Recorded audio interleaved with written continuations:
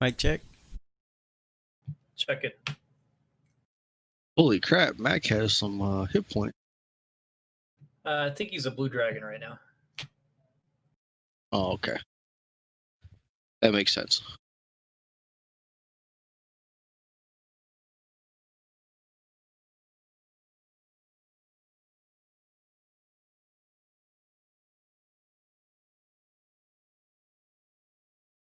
All right.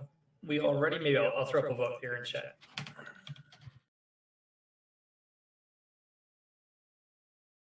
Are we Reezy?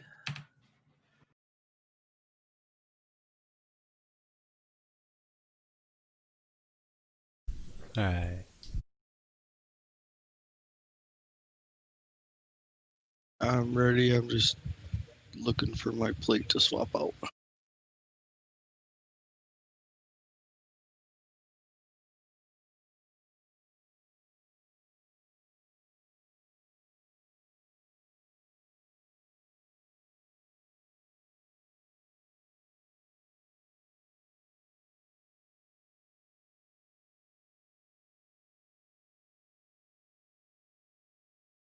All right. I hope you guys enjoyed your vacation in Mithranor. May or may not be going back. You have been summoned by SEER back to the Sword Coast, though, for an urgent matter. The weather is fine with light clouds drifting over the blue sky, and the sun is beaming down. Its rays illuminated the dark tresses of SEER, who stands with her back to you, contemplating the ocean view. It is out there, somewhere, she says, her voice hushed. It fell from the sky many years ago, but my agents tell me that Baron Rajiram has located it. He's moving to claim it now. Times have rarely been so desperate, but now I implore you for aid. She turns to you and you see the strain in Seer's elderly face. Indeed, the artifact that Baron Rajiram seeks could scarcely be more powerful. Seer has described it as a remnant of Xxiphu, a great skyship of the aboleths sovereignty, capable of untold chaos and destruction. The Eye of Xxiphu. What could Rajiram want with such an artifact? Perhaps he wishes to make a new skyship, but it may have other, darker uses. Regardless, the hands of such power as Rajiram, no good could come of it. Seer has asked you, the greatest heroes she could contact in Faerun, to find the artifact before Baron Rajiram. She awaits your answer.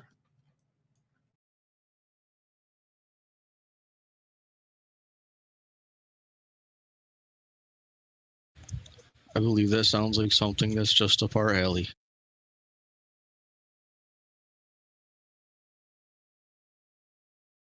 Should be fun.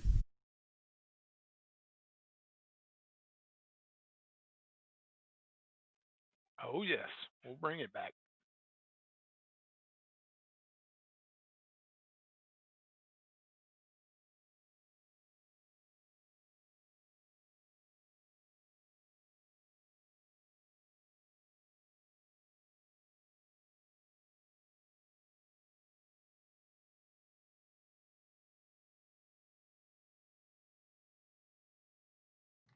Okay, and like that, you guys just agree then?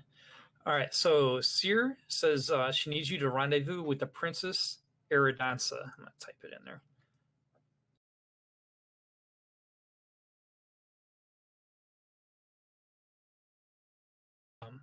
She should be able to give you more information to the current state of affairs, as well as provide you guys with a magic to travel beneath the water if such becomes necessary.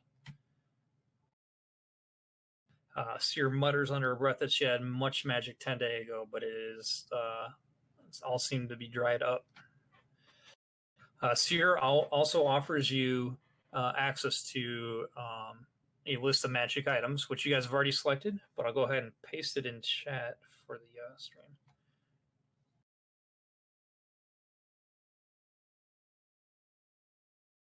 So those are the free pre-session goodies. These are gifts from Seer that you may keep even after this session concludes. My humble thanks. I don't know if you guys want to say out loud what you took. The ring of shooting stars. Thank you, Seer. I too will take a ring of shooting stars. The scimitar would be nice. I took a +2 full plate armor. Oh, a +3 scimitar. All right, cool. So after she hands you guys the stuff, it does become attuned for the module. No need for a long rest if it requires it. All right, so suddenly Hasing, Seer's blind pseudo-dragon familiar, flies through the window, looking quite pleased with himself, and lands on Seer's shoulder. Several shadows pass over the window, and Seer smiles. It seems that Hasing has been able to acquire some mounts for you. I had hoped he would be persuasive. Coming to the window, you see several large metallic dragons, the sun shining brightly on their bronze scales. Teleportation magic is unstable here. I am unable to just send you there, but the dragons are old enemies of the giants. They will aid you against the foe.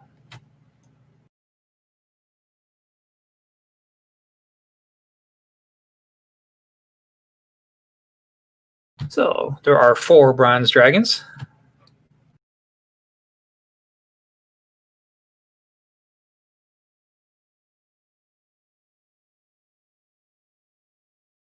Awesome.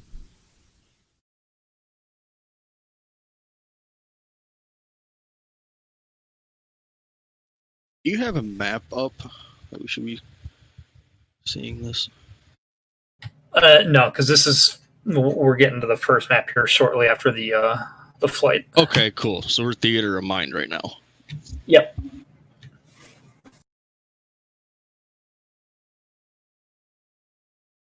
Yeah, I'm okay with riding a dragon. This is so cool. I mean, not that I haven't, not that I don't love riding you every now and again, Mac. Don't get me wrong. You're still my favorite, but this is new.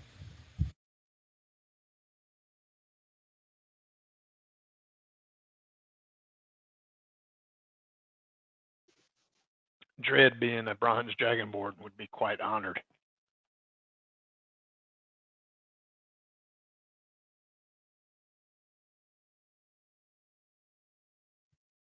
Yeah, Thomas is the same way. He thinks this is just cool as hell. This is just really awesome. Yeah, Kelmo's super giddy right now, like a schoolgirl.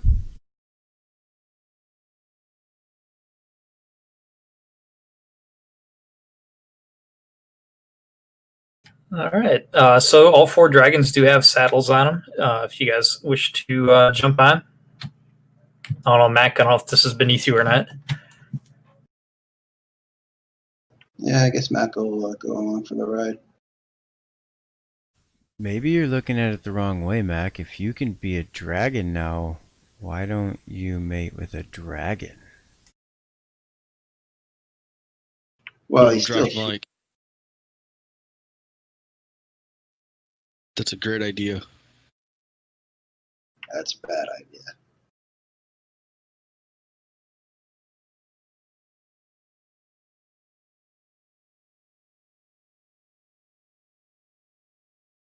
All right.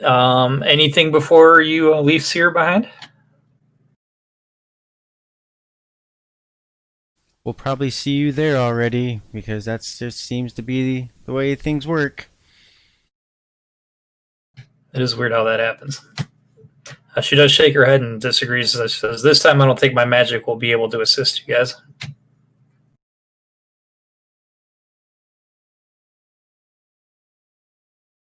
All right. So with that, you guys take off on the backs of 4 bronze dragons. The dragons are inquisitive about the 4 of you, and how Seer came to know you. If you guys would care to share some of your exploits, they do seem genuinely interested. It is a 3-hour flight. You're flying over ocean, open ocean. I'd say about 50 to 100 feet above the water. Yeah, we'll totally tell them about some of our past run-ins with the Giants. And relay how we've met Seer and have known the other pseudo dragon for a little while now, And then, well, I'd ask them the same thing. Yeah, they seem pretty excited that they're able to help you guys thwart some giants, mortal enemies of the dragonkin.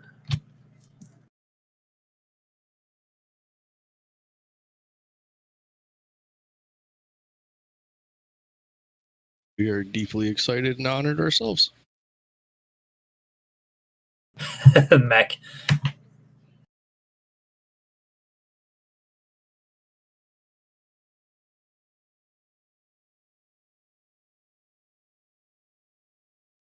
One of them may be a connoisseur of storm and frost giants themselves, but I don't think it'll be in the same way. Different appetite. Different appetite.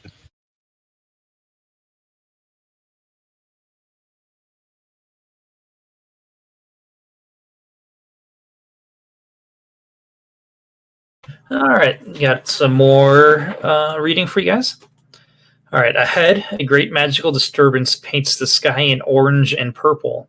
As you get closer, you begin to make out details. A great cloud castle floats over a small island, with magical energies causing great displays of light around both.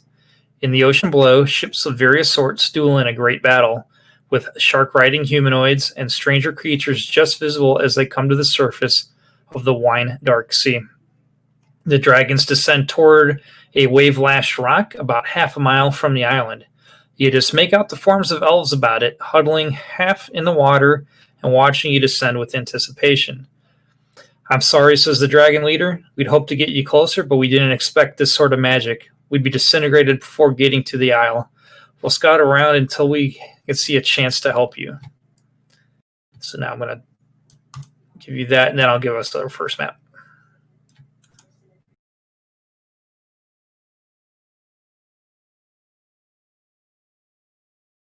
So this one I just made real quick, the Paint Studio, just to use the water effects. Share sheet. So we're just going to start off with this 10-foot diameter. You guys are literally on a rock, not even an island. Kill all your tokens out of. Yeah, there we go. That does look good. All right, surrounding you guys are a bunch of sea elves, armed, ready for combat. They seem to be using this island as a rally point, or just hunk of rock here in the water.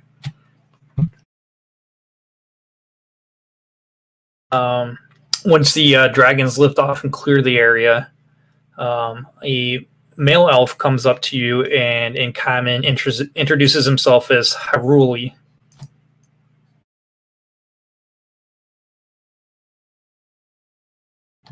Haruliel. Haruliel. Yeah, we'll go with that. Haruliel.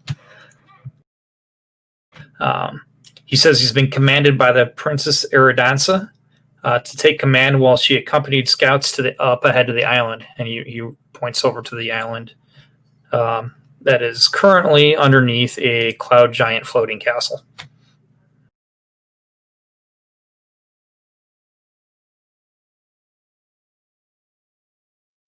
Well, that's super ominous. Yeah. Not even trying to be subtle about it. Oh, not at all.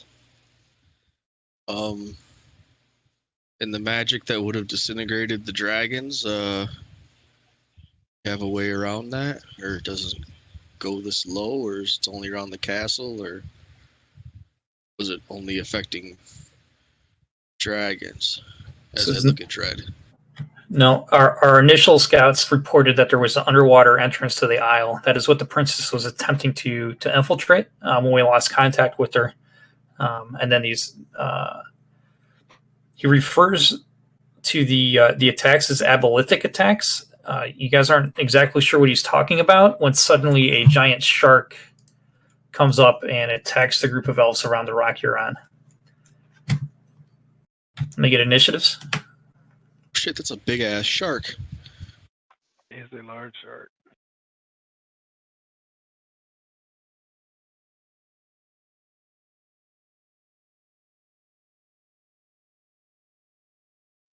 So Haruliel dives in the water. He's got about 16 sea elves with him, and they're going to start circling around the rock, trying to keep themselves between them and the giant shark there. I just want to go back to like what Julio said. He said stuff was aboleth-ish. Abolithic. This is actually right now. That's why this was a good segue. If you want to give me this, I do have an just says Arcana check. I'll take a group one.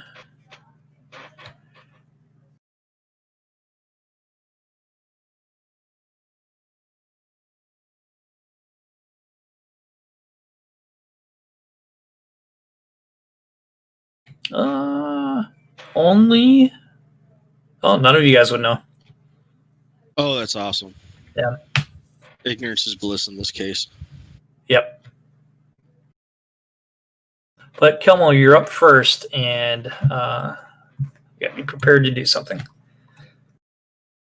Yeah, I am. I'm gonna try and talk to the shark and ask him why he's being so aggressive. I am gonna cast Speak with Animal and be like, "Hold on, dude, calm down. What's going on? Why are you just coming at us like that?"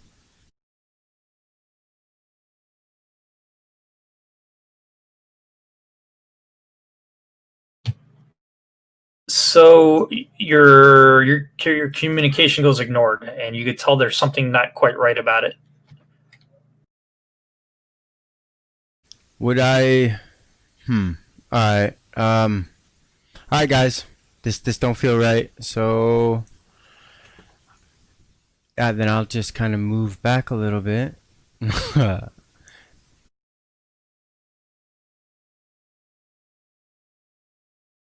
All right, Thomas.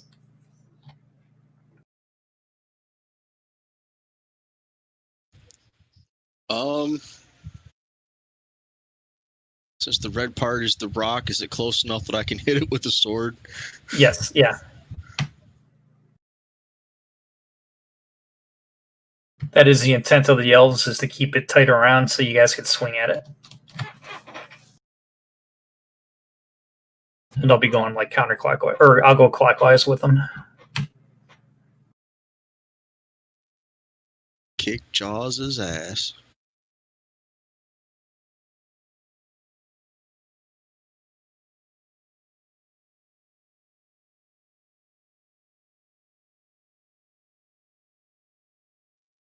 I am not fitting to kick Jaws' ass. I should ask this now because it matters for the next two adventures. Does anybody have, you know how you get any kind of bonuses to like undead or fiends? Does anybody have anything bonuses to aboleth keyword? Well, aboleth is an aberration, right? So wouldn't it be an aberration? Let me look that up real quick.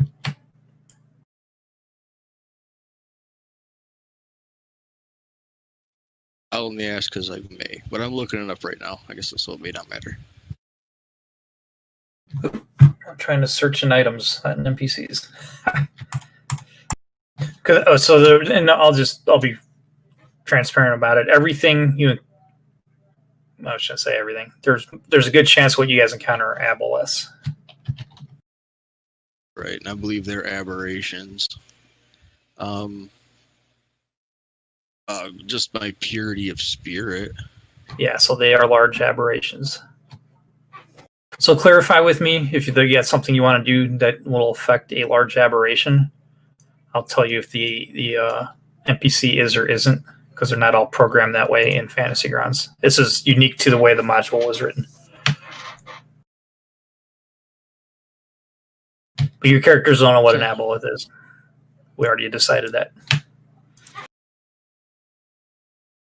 Yep, I can't get scared, but I would be nervous if I knew what one was. Did I pass yet? I didn't. There you go. That. All right, yep, you're up good.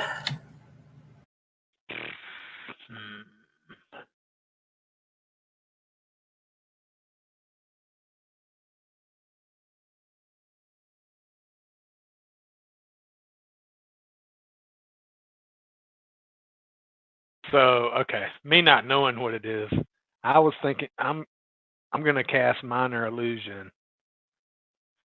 and make it look like the rock that we're standing on doesn't exist. It's just more ocean.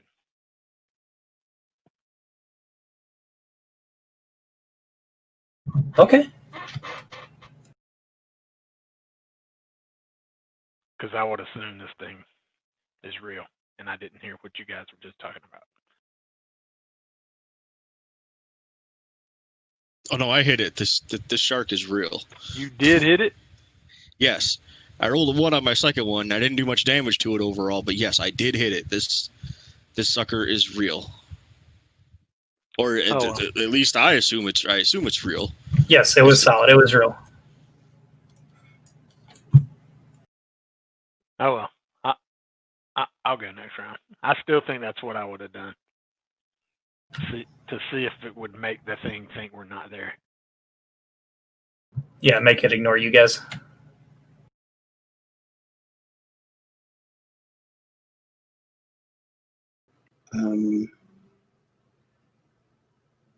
So like you casted, anyone casted a spell on it yet, or?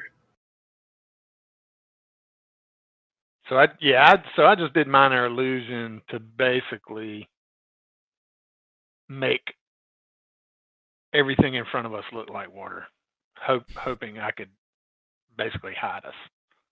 Okay. Is it working? Does the shark look like it's We'll know after you go. Yeah, he is currently chasing all these seals. That's why I did throw him in there. Oh, how does... That's an ability, right, Dread? Minor illusion? Yeah, so it's a cantrip that I have as part of one of my features. Okay.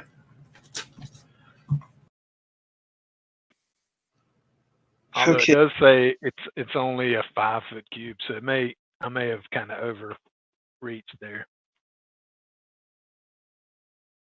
Yeah, you just made more of that rock just seem like it's part of the water now instead of a perfect circle.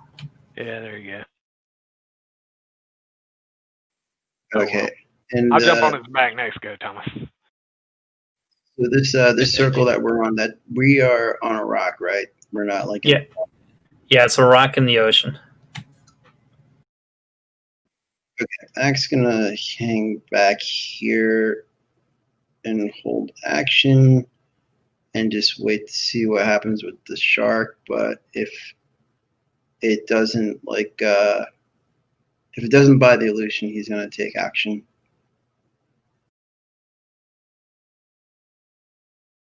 Okay.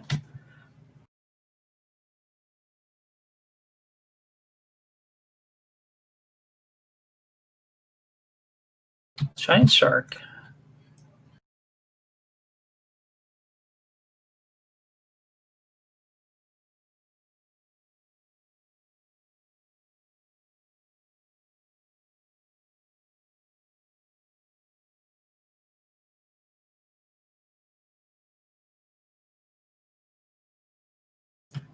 All right, H is going to keep swimming. We got H. All right, and I'm just going to go through these seals. They're just going to try to get away from this shark.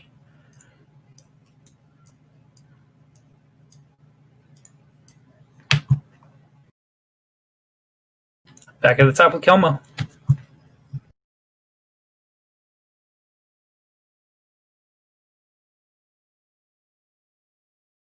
Yeah, after I saw Thomas swing on him, I'll move in and swing on him.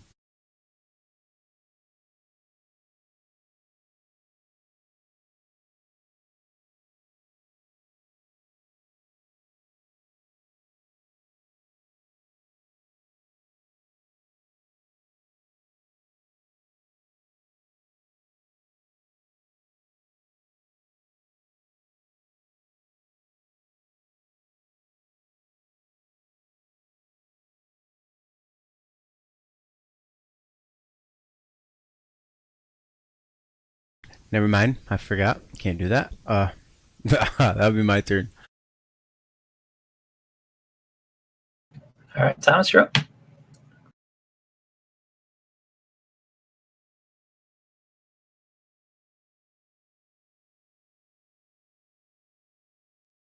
Oh, cool.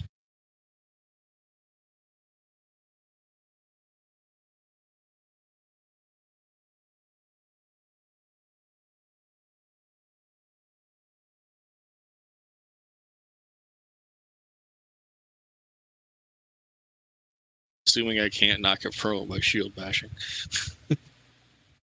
Nah, I mean, I want to do you. They just go underwater for a round and then surface again. I'm just joking.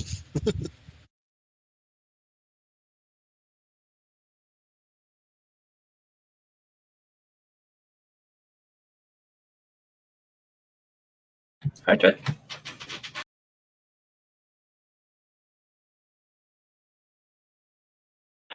Dread's gonna jump on the shark's back, assuming that thing is breaking the water.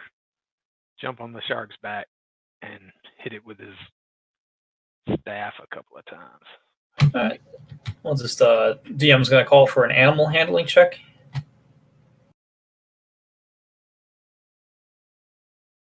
That won't go well. Oh, that's good. So you'll so no disadvantage on your attack. Nice.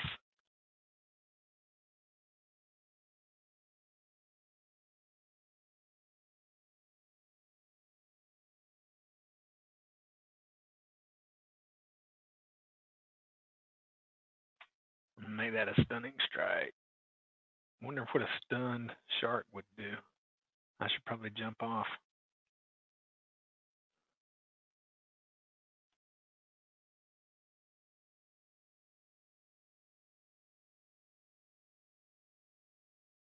Or not.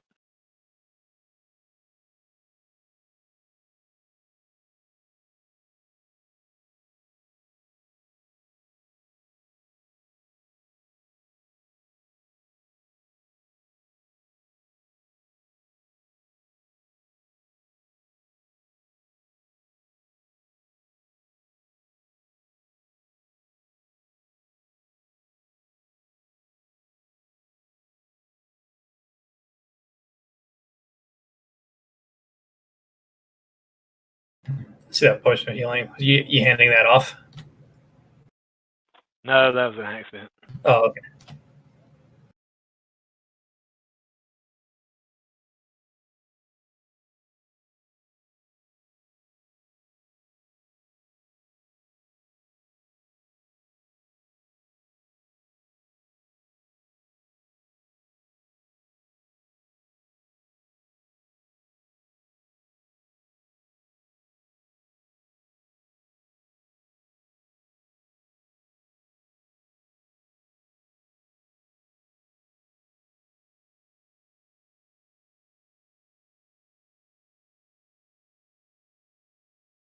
Okay. This isn't going to disrupt anything, but now I'm going to share this with you.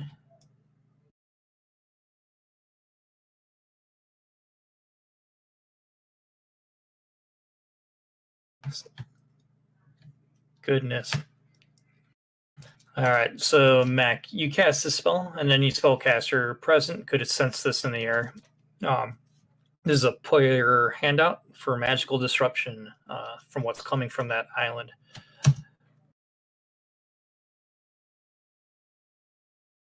I don't know why the quotations, it's bullet points, though.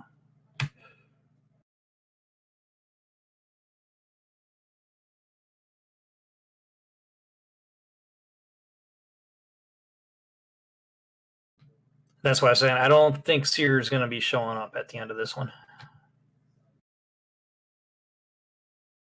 Wow. Yeah, definitely not. So mostly for this party, the concentration. We got to remember that they're at disadvantage. Well, it wouldn't really affect me since I have the Warcaster feat, so it'd just be like It just negates it, right? It's just you have a standard concentration. Yeah, I think either you turn yours off or you keep it on and then roll with disadvantage. It'll do the same effect one way or the other. Well, let's just give you a single die roll. So like throughout the whole, so it's just in this area, or is it like throughout the whole thing? It's coming from the island where the princess went to, and where the the Eye of Xxiphu is, essentially. Right, because the bronze dragons couldn't get you any closer. They were afraid of the magical energies emanating from there.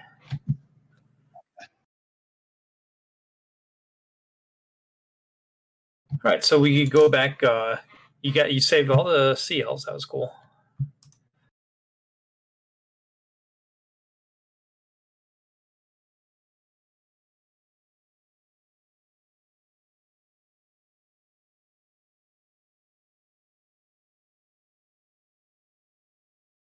So Haruliel, let's see if I get him back up here. He'll jump up on the rock with you guys. He thanks you for saving him and his companions. So as I was saying, the princess, we had initial scouts report that there was an underground entrance that will lead up into the island proper. We're not sure where that entrance comes out. That's why she took more of my kin with her.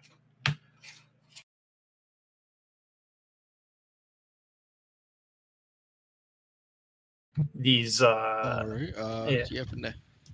Oh, Go ahead. I was going to ask, so he can lead us to this underground entrance? Yeah, he could do that. They do not have any mode of transportation, so to speak. These are just, elves. So that is something you guys will have to decide how you're going to go.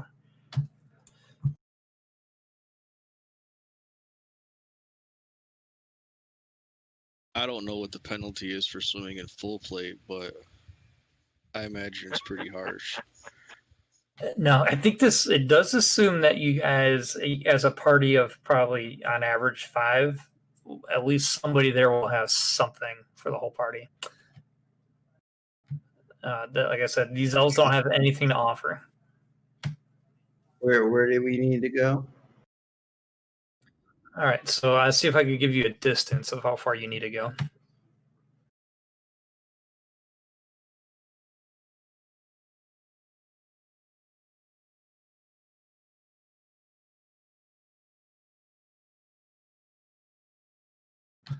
Okay, 2,100 feet away.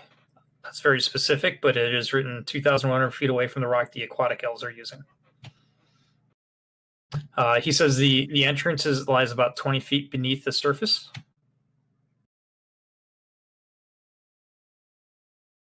All right, so Vec's gonna jump in the water. This is the water, right? Yeah, you're what now?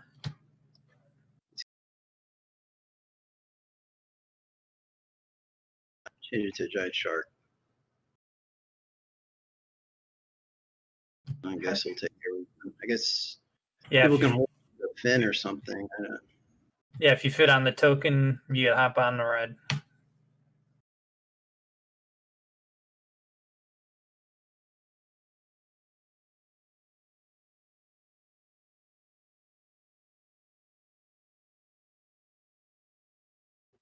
Anything about anybody's water breathing, but I can definitely take you there.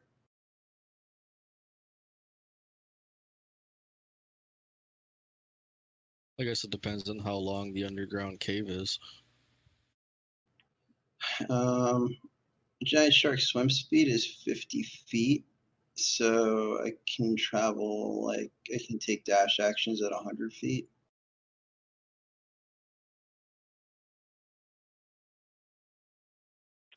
Dread could run across the water, but only for 55 feet. So I have to step up on your back every so often for a breather. So I can swim on top, and then when we reach the bottom, I can submerge. We could polymorph them into little fish. Yeah, but she'd waste like 4 spell slots, I think.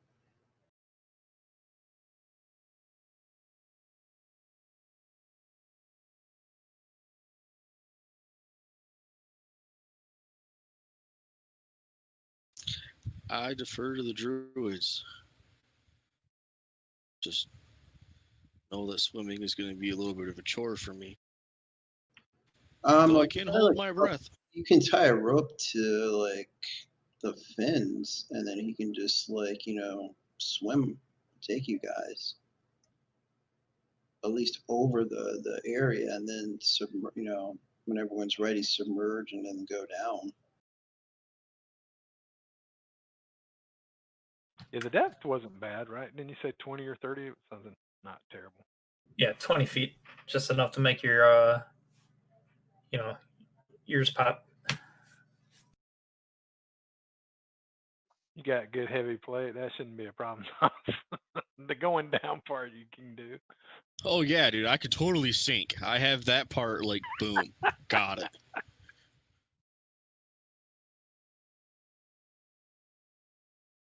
You'll just have to stay holding on to the shark until you get to the hole.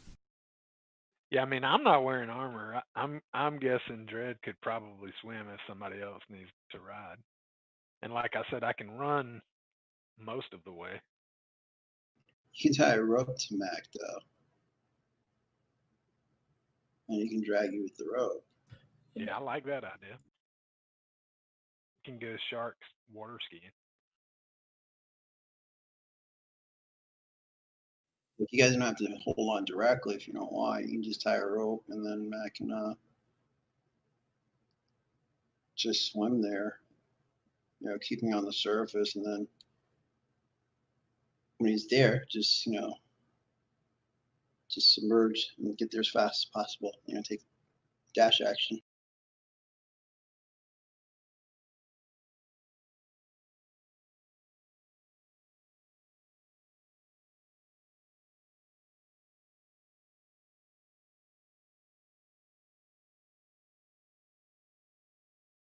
Sounds good to me. I will just hold on.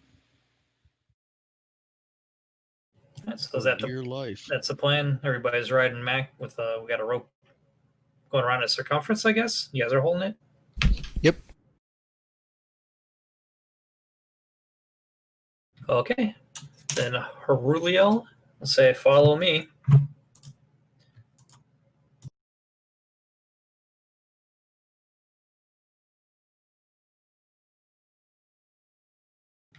All right, open ocean now. All right, so this is the fun part.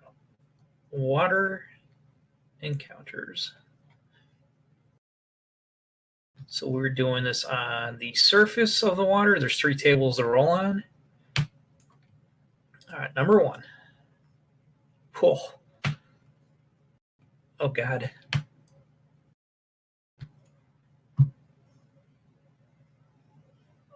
This is bad. All right.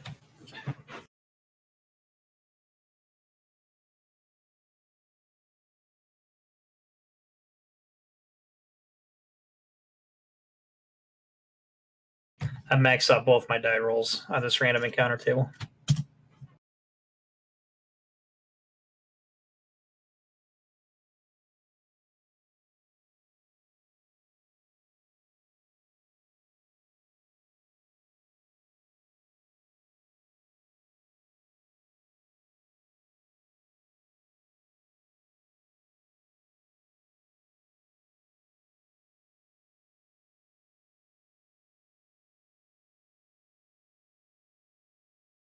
Still dropping tokens before I do the reveal.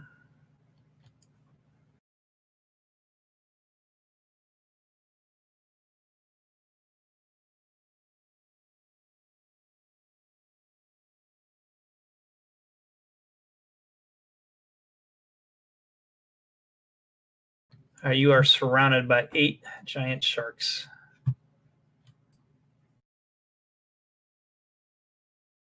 I say we try and outrun this encounter. Just keep swimming. Just keep swimming. Okay, I can take a dash action away from the pack. So that'd be like 100 feet. Assuming everyone's still holding on to me. Okay. These. Well, I'm damn sure not letting go.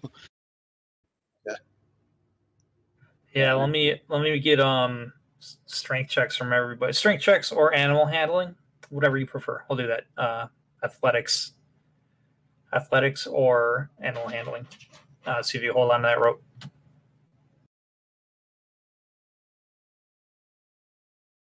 Okay, we're all holding on to the rope. All right, they make their dash action. They go 100 feet. I guess this just left this dude way behind. He can't swim that fast. Oh snap! He's gonna get eaten. They kept up with you guys. His swim speed is good, but it's not great. 40 feet, so he's about 20 feet behind you guys now. But I guess that's right. What I just lagged.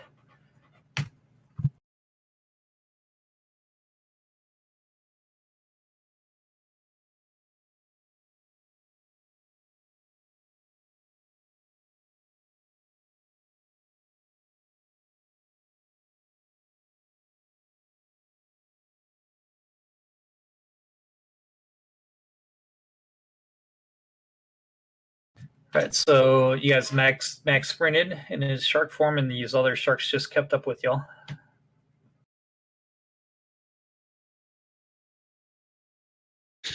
We had 2,100 feet to go. How far did we go before we hit this encounter-ish? We'll say a third of the way. So that means, I guess that's what you're trying to do, is figure out how much. So you still got 1,400 feet minus this 100, so 13.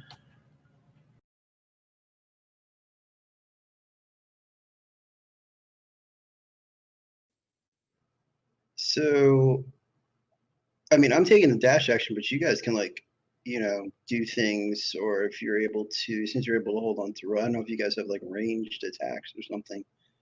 You can do something to, like, maybe shoot, like, ranged attacks at the sharks as he's taking the dash actions. Oh, yeah.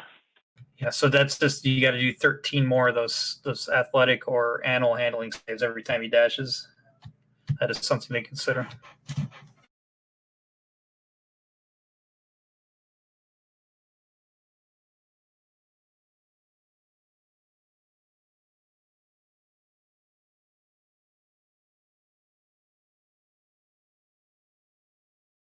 Can you make an athletic swim check and still have an attack action in a round? Yeah, I'm just doing that to see if you guys hold on when it's Mac's turn.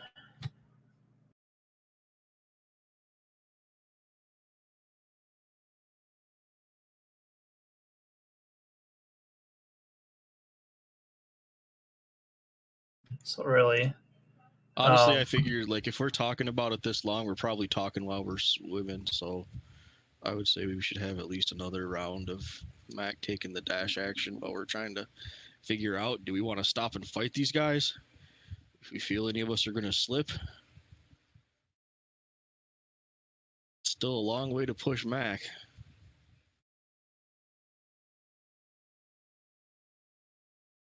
Well, if he falls, I can always turn and take over.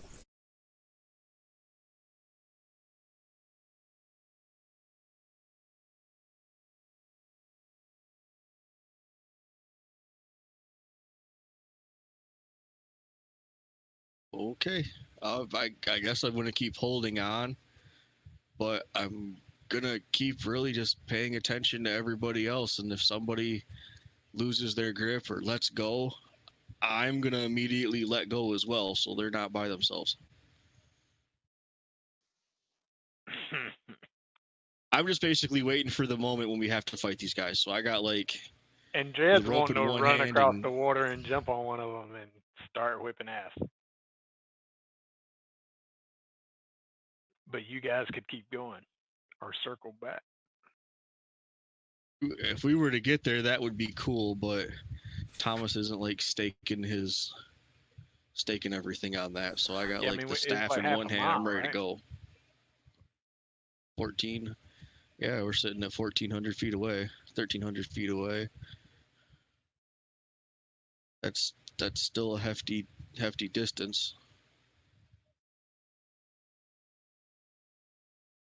So I guess let's take our swim act or take our dash action and take our athletic checks. I already got one from Kelmo. Thanks. I was really hoping you weren't going to make me do that one over. I really liked it. Yeah, it's a good one.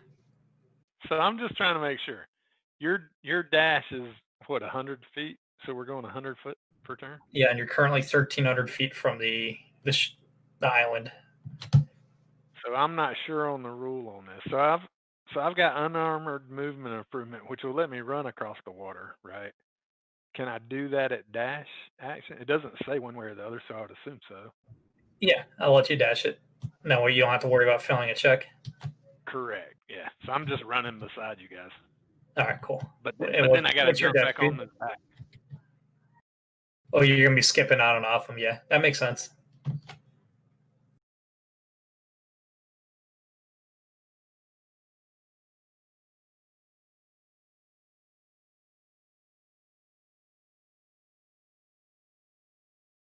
What's your speed at? 40? Mine's 55. So I can... Oh, 55. Oh, yeah, you can actually outpace them. Yeah, you'd use that extra 10 feet to jump on and off. No questions asked. Yep. Cool. All right, so Dread doesn't got to do it. And then Thomas, I just saw you're 23. So then that's it. So that gets you guys down to 1,200. Obviously, these guys are keeping pace. If you guys want to keep going. Yeah, keep going until we fail, I guess. I mean, if we make it, that's awesome, but that's a lot of checks. How long until we start hitting into max exhaustion, though? That's a fair point. Giant sharks could do this for more than 2,000 feet. I mean, Mac would know that, but I don't know. Well, and you would probably, Kelmo. You're a druid. Yeah, sharks have been known to sprint for miles.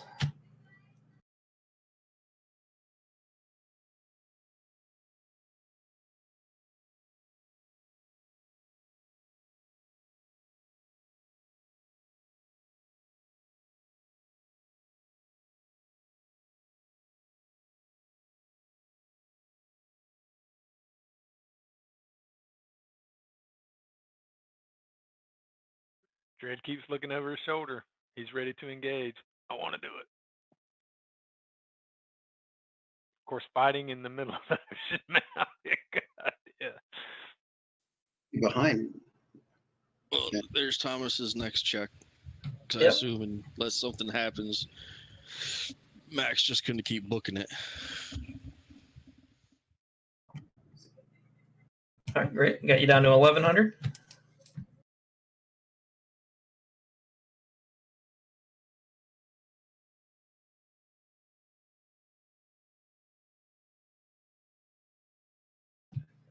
$1,000.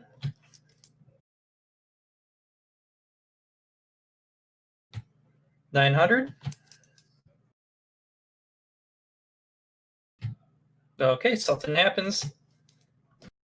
Your checks are good, but I got to make this roll twice. So this is the final third of the way. I'll make my second die roll. This could be really good or really bad for you guys. Well, it could be really good or really interesting. No, I said that wrong again. It could be really bad or really interesting. That's the right way to say it. Either of those choices sound rough. Right. Yeah. Okay. No. This is good. It got really interesting.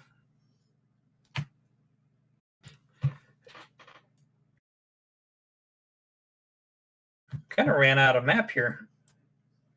Tell you what, guys, I'm going to replace everything. I'm just going to relayer this so I got smaller grid squares. So you just use more map. Problems.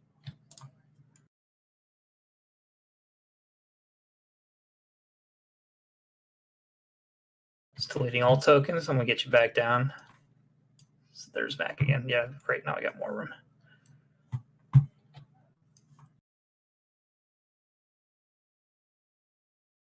Dread running alongside, skipping on and off. Old poor H is way back here.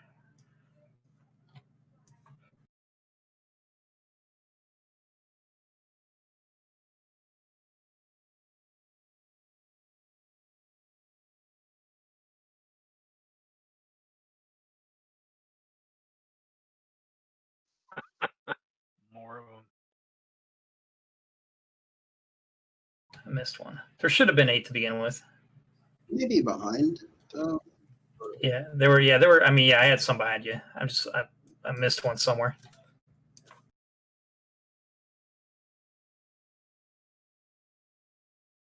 There it is. I've been meaning to turn off that stupid random number.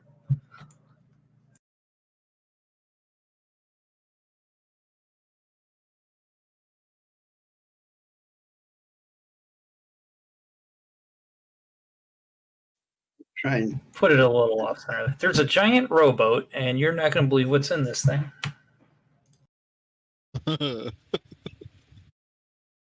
Giant rowboat carrying a cloud giant, 4 trolls, and 2 ogres. I hope they're fishing for shark. Show 'em the water. So it's got to be skinny enough for him to row, I guess. Or maybe I'll have the ogres rolling.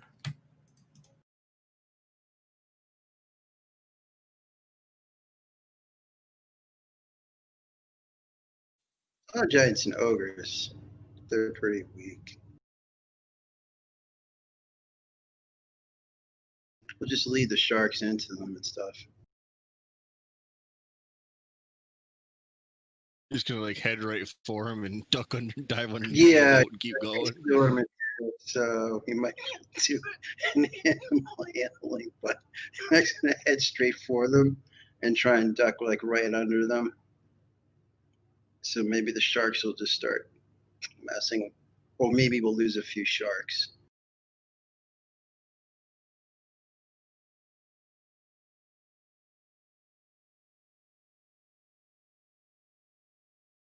All right, so there's a rowboat with a cloud giant, 2 ogres rowing, and 4 trolls. Cloud giant set the helm there. How much? What time of day is it? How much light's going on? I would say it's midday. That's no good. Oh, yeah. There. Okay. Can Mac communicate with Kelmo and Druid?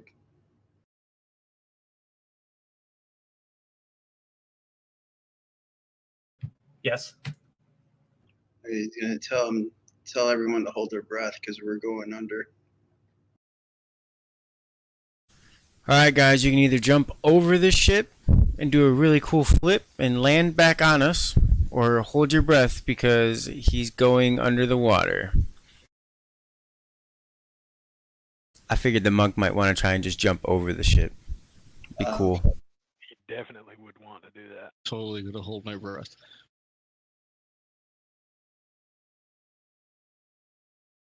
Mac's descending under the water and heading for the boat. All right, so With the all dash actions. yeah, go ahead and put your token up there. You guys start moving with them. I'm gonna start getting where we do the theater of mind order. This will be closer to here. I'll get these guys. Go ahead and clear that, Mac. Because what I'm doing is these giant sharks are following you guys, and they're gonna end up here. So will mine be here? Or? Yeah, clear it. Yep. And then everybody going under, give me animal handling or athletics. And then anybody going over, just give me a pure acrobatics.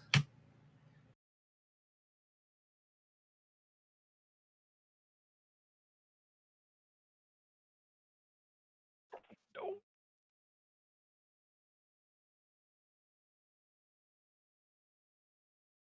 It's good. Maybe not Dread. Where you at, Dread? Here you are, Dread. Roll a 12. So you can put me where you would like. Oh, you were Did there. I fall in the boat? Yeah, you're in the boat. What's up? And then I was just doing DC 10 on the rope holding, so Thomas, you're good.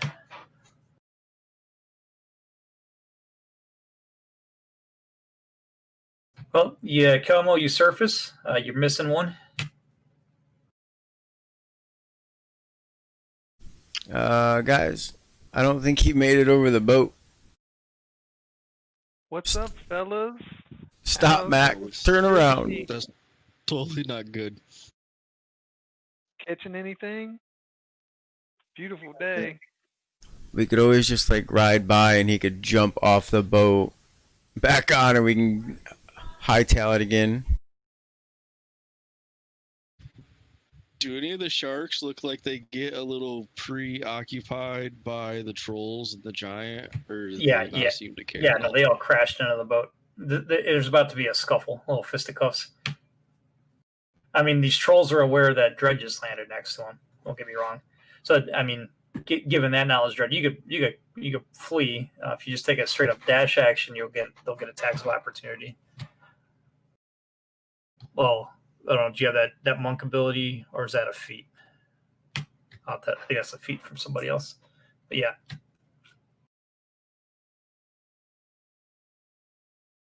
Yeah, I mean, I can. Yeah, I've got something that lets me leave. I'm trying to find it.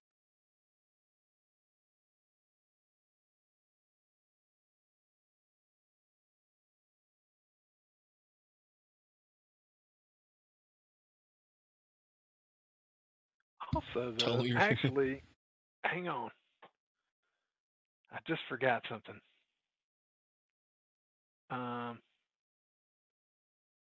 I just gained something last game that I didn't get to use. There's something that will let me spend a key point to re-roll a check.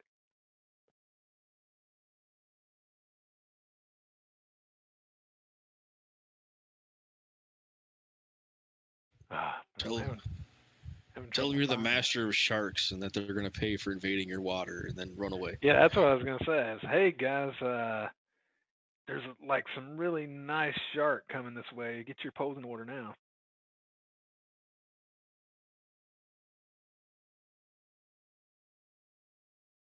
Oh yeah, so I have Diamond Soul, proficient in all saving throws, and if you make a saving throw and fail, I can spend the key point and re-roll it. So I'm gonna re-roll that acrobat. Is that okay? Or we can just go with I landed in the boat because I think it'll be fun. yeah. No, you re-roll it.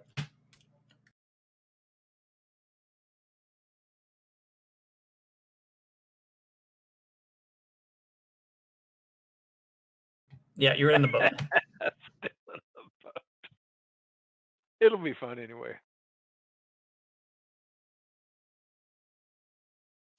So the sharks are preoccupied with the boat. They are. They are. They just all started banging into that big rowboat now. Okay, Mac's gonna, circle around and try to see if he can, I guess, position himself here so that if Dred wants to jump off, he can grab onto him and can try to take dash actions again. Dred's gonna say, "Hey, I know you guys didn't invite me, but if you want a little help with these sharks, I'll be glad to help you out."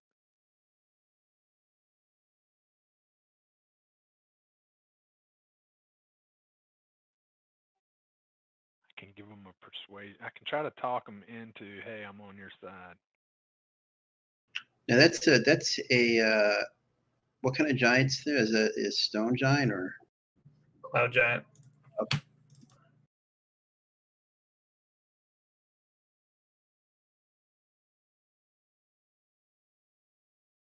Do you give me a persuasion roll if you want, Dred?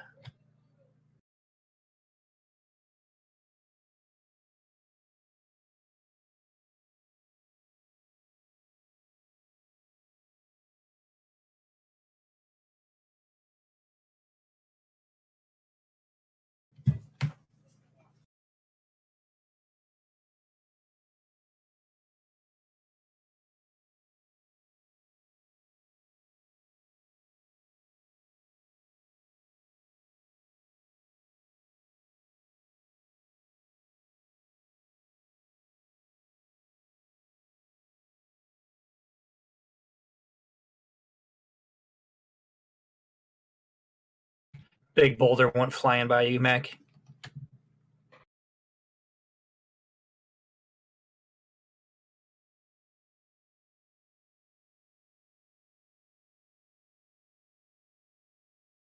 We're still on him, right? Yeah. We close enough to jump on? But so you gotta be within 5 feet. I think that token is kind of a weird token, right? I'd say yeah, because the way the green, from the green where the green of the token is, yes. I'll look at Thomas and be like, well, yeah, at least want to go ride until the ship sinks. Oh wow, you sound like you're in an airport or something.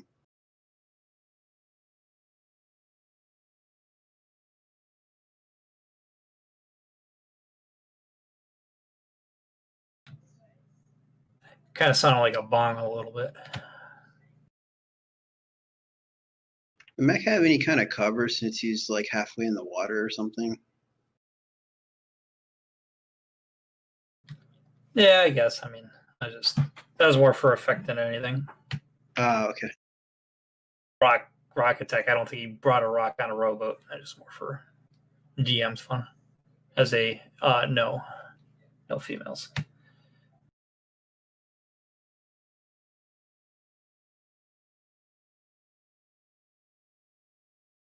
I guess we'll. I'm gonna need initiative because I'm gonna start playing these guys out. Don't want to get too hung up on this.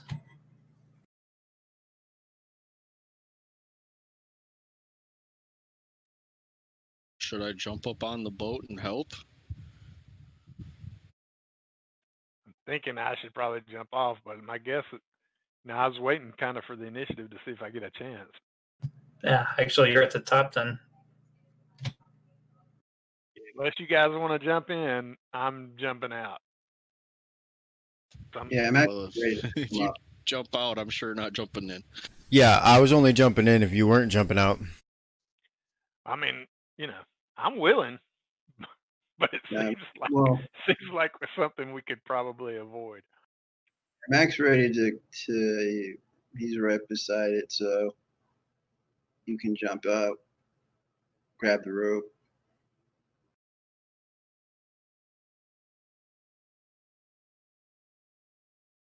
So I'm gonna spend a key point, do step of the wind, and rush off because I'm guessing they would get an attack of opportunity if I did not do that. Correct. I got 3 trolls queued up for that.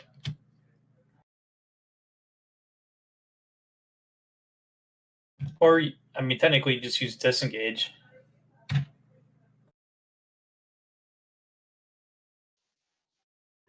All right, Mac's gonna take a dash action again. All right. Everybody that's holding on, I will need the roll. I think Kelmo was already good. He had rolled one without me asking already. Yeah, that 22. Yep. Thomas is good. And then I'm assuming Dread was just getting enough to start a sprint. Yep. All right, moving on. I'll ask you guys. You guys want to watch the battle or no? Well, Mac's like looking forward, but the other guys can watch it and stuff. Well, I mean, like I could roll this out and you guys can see how it goes. I don't know if you guys want to watch. I would totally rather you just describe it. Yeah. Okay. All right, guys. As Mac's sprinting away, the giant sharks start attacking this rowboat. The hill giant is doing some good work on these giant sharks. Once suddenly you see a big water plume come out the middle of the ship or rowboat, and it starts sinking. It does not look like it's going to end well for these trolls, ogres, and storm giant. Wonder what's going to happen to the sharks that eat the troll. Ugh, Thomas shudders.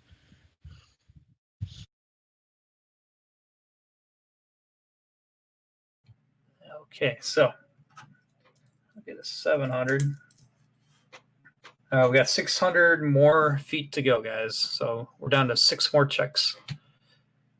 But currently nothing chasing your asses. And little boy shows back up.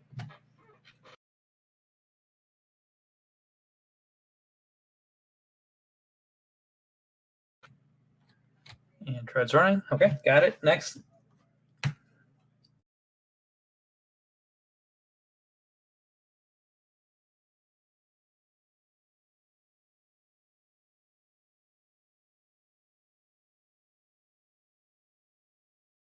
I think we're down my last 100 feet now.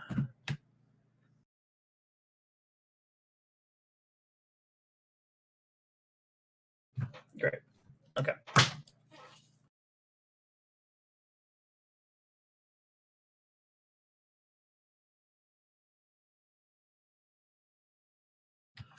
All right.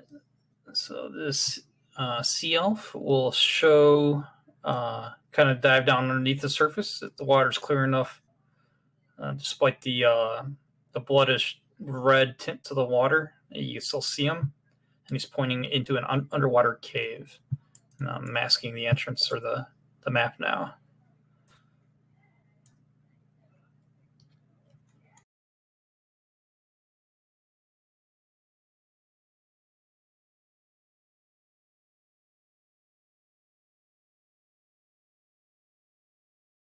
So how do you guys want to approach?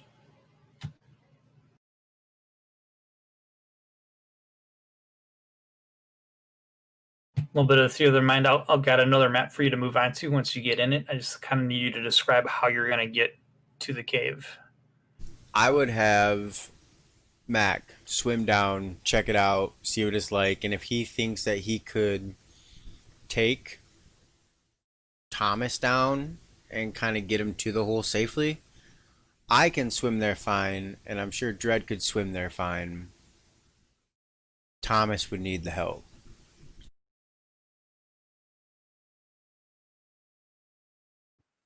Okay, let me see. Yeah, it really kind of depends on how long it takes you to get to air.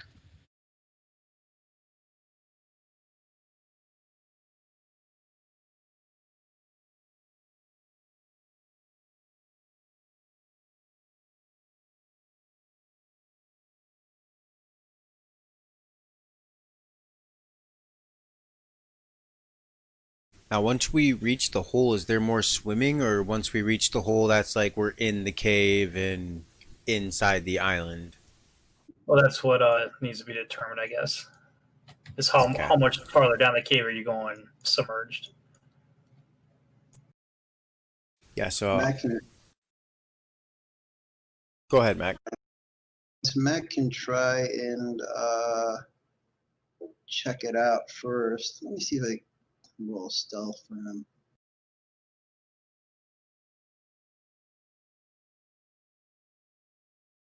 You can go down and try and as stealthily and shark-like as you can. Just check it out and see if there's anything there. And since he can communicate to Kalman Druid, just relay what he saw. So we're gonna have the other three tread in the water. Yep. It's gonna be an extremely high DC for Thomas athletics. What about the other two are helping? And this other fish guy. The fish guy could help Thomas. I'll give him advantage on that. Sea elf. I could just transform into like a stingray or something, and they can just ride on top of me for a minute. I'll waste a wild shape for that. Yeah, Mac's gonna need a break. Well, we're by a shore, or we're by a rock face, or so. I mean, we're assuming we're by something, or we still Maybe you could hold on drive to on or water? find a step up on the side or something like that. Yeah, so it is a you guys didn't get the aerial view because you didn't elect to go that route, but it is a cliff, sheer cliff face that appears to go all the way around this island.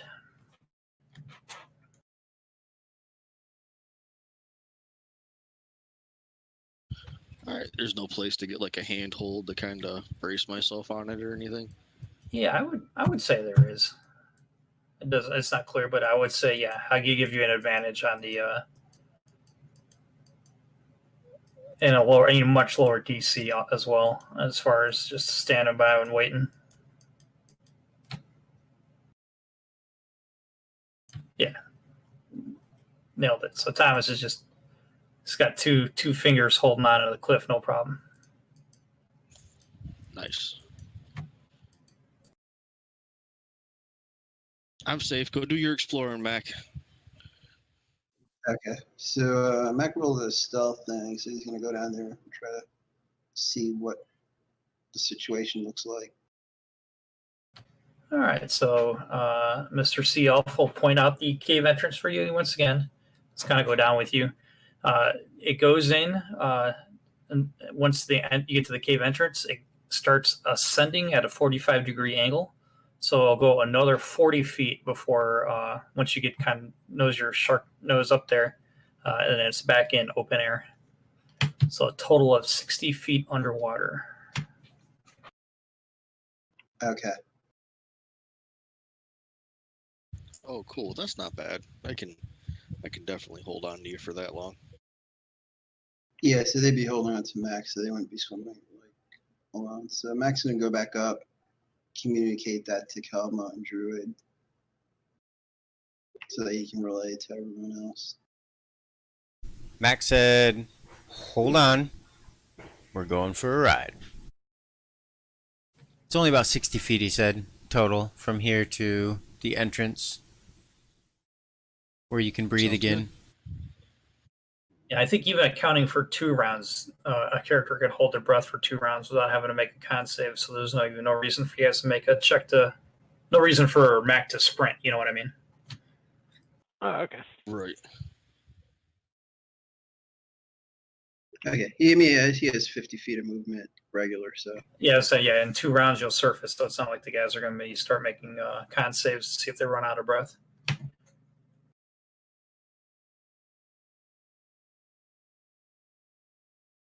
All right, so I'm gonna this is in the southwest corner of this map is where you're surfacing. I'll get your tokens moved over. The Sea Elf he wishes you good luck. Thank you, good sir. Be safe as well. You sure you don't want to come with us? No, he's been tasked to fight the battle by the princess. He prays that you can find her.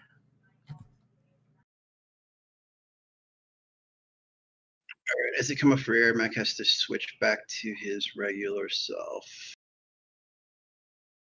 So sharks can't breathe outside of water.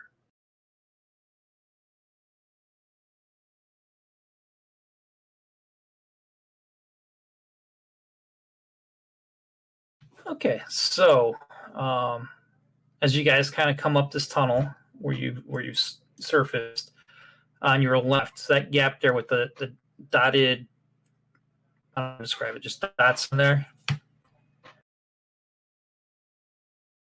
Mine's still loading. Oh.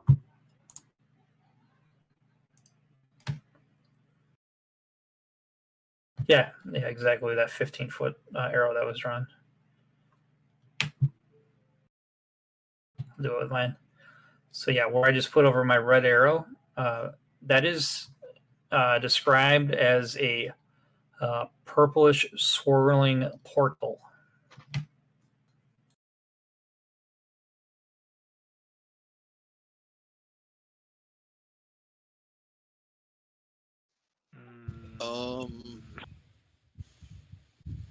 Purples. Stay away from that. And we can't see anything through it, right? No, it is not transparent. Anyone got a now, wall of fire? They just want to put a wall of fire in front of it? Kelmo, you hear with the sounds of 2 webbed feet coming down the tunnel, much farther ahead. Guys, I hear web feet coming ahead of me. I can't tell you which direction because I can't see it, but I hear them. You still don't have your map, or you just don't see yourself on it? I don't have my map up yet. Oh. Okay, Mac. Thomas is gonna pull out the staff and the shield and be like, duck people. Okay, Mac's gonna pass without tracing everyone.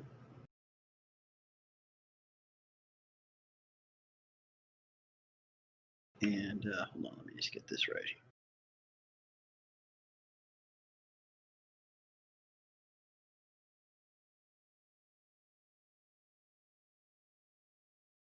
So if we want to like try and hide, we should be able to do it. I should still go in the back if we're going to try and be stealthy, even with pass without trace.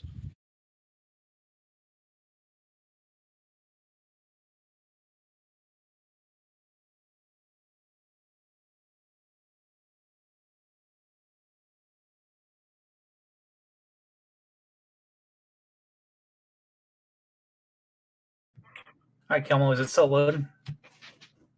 Yep. That's interesting. What's the light like? Sure, it's just not zoomed in a weird area. No, it still says the loading right in the bottom middle of the left. screen.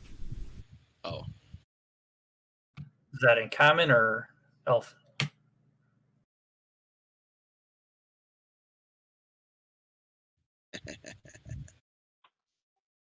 Is it dim light in here?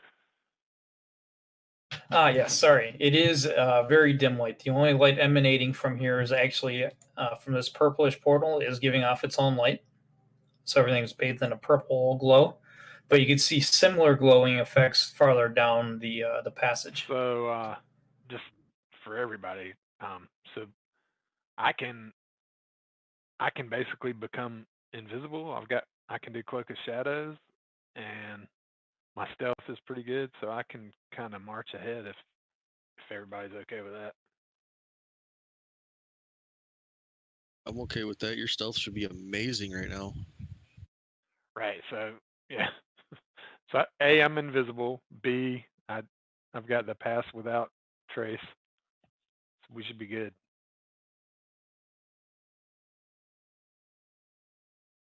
Yeah, you got a good chance of not being seen, even if they got C invisibility. Look out for blind sense.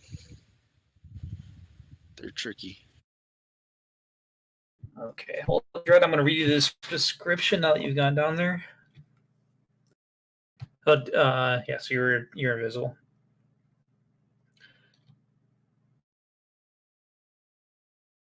I'm going to reveal more of the map and then describe what you see. Does Mac or Kelmo have prestidigitation?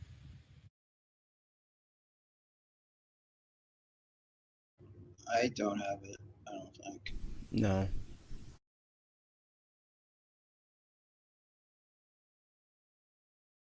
Okay, so you see the two more portals. I'm assuming, Dread. I'm going to read this now. All right, you navigate your way into the underwater passage that you hope leads to the artifact you must retrieve. Immediately, you notice the walls hold up a nacreous quality. I don't even know that word. Intermixed with dark rock. A short way down the tunnel, a human male stands dressed in formal wear, holding a small metal implement in his hand. A glass helmet encloses his entire head. A metal pipe leads from it to the wall. As you see, he speaks, "Tickets, please. Show me your tickets and enter the House of Wonder." This guy is standing right here. So you want right by him? Actually sea dredge? Or is he like looking at us or referring to? No, he's not looking at Dread. He's looking at you, Thomas. Thomas and Kelmo would be who he's addressing.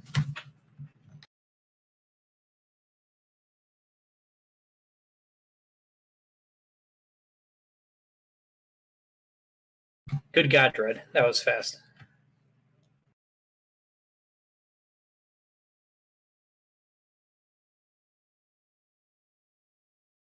Yeah, that was a cool word. So I'm kind of like, I got to look that up.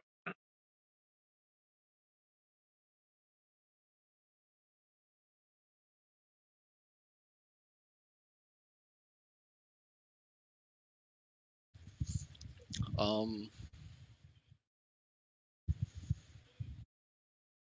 right, again, he speaks, "Tickets, please. Show me your tickets and enter the House of Wonder." You can't see me, Ninja Bandit.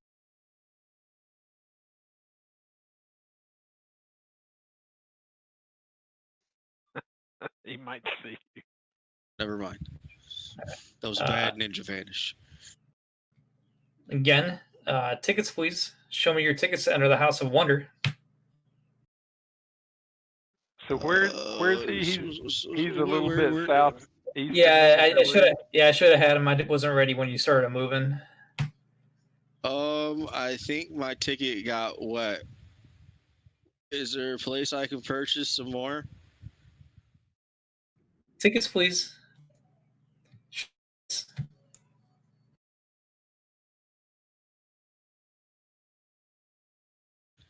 I don't think this guy is all there. Yeah, I think he's just talking. Dang it. Just give him a piece of paper. There you go. That's a good idea. All right, Thomas, he pulls something out on you, and it is a hole punch, and he starts punching holes in the paper you give him. Just put holes in my pamphlet of helm. That's okay. Is there any pattern to the holes he put in your pamphlet?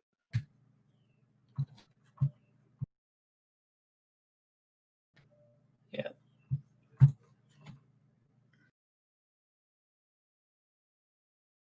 As he punches the ticket, you guys hear a large impact. Sounds like it came from the surface. Likely from the battle, but you're not sure. Rocks kind of, just small debris. Small rocks start raining down on you. I'm going to stay here and occupy this guy's time.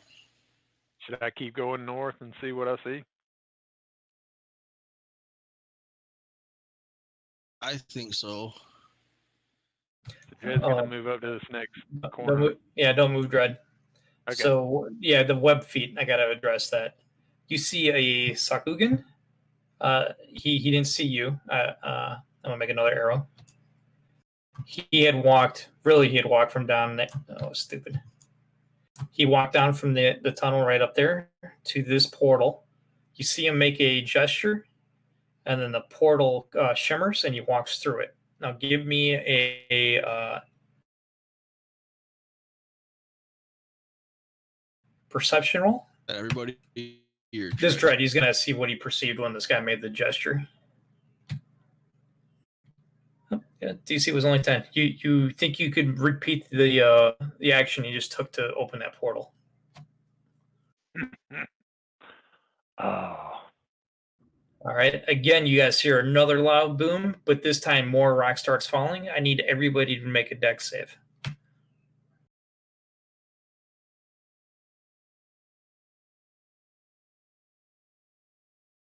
Wow, really good saves. All right. Como, with all that rock falling and your past perception, you feel like you guys are due for a tunnel collapse with one more boom. Yeah, guys, we better run really fast because this place is going to collapse like right now.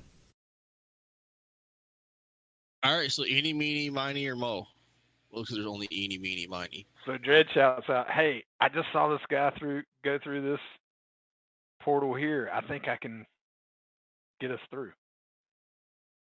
You guys hear the guy the guy that's punching tickets. You hear him repeat, "Tickets, please. Show me your tickets to enter the House of Wonder."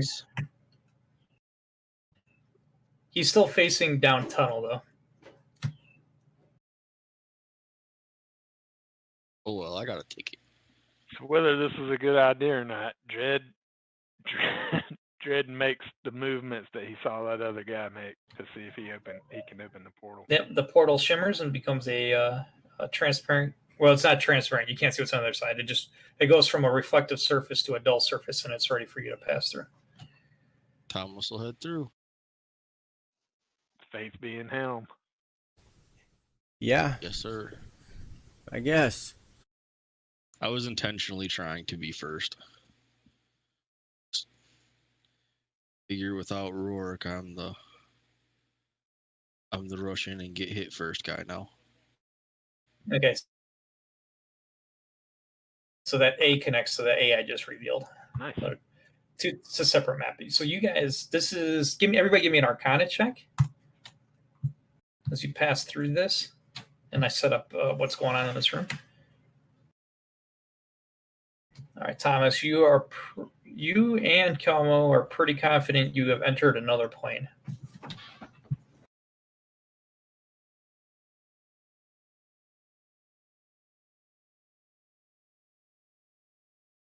And don't go too much past that portal.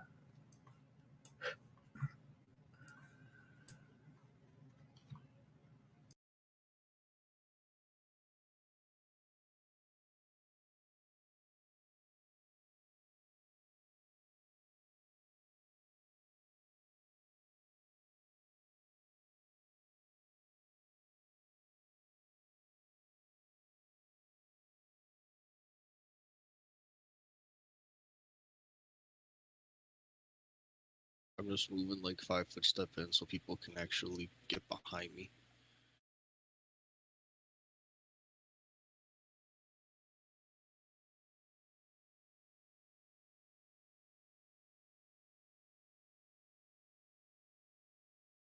I think you guys are on the wrong side of the portal. Okay, I am ready. Oh no, I just did this all wrong. I put the tokens down out of the encounter, not out of the combat tracker. They're gonna be untargetable.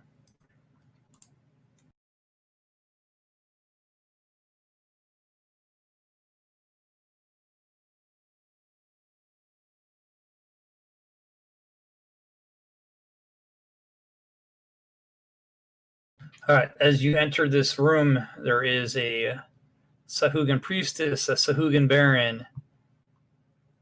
Now, these are not supposed to be here because this is not immersed. A Sahugan war priest and a Sahugan warlord. Initiatives.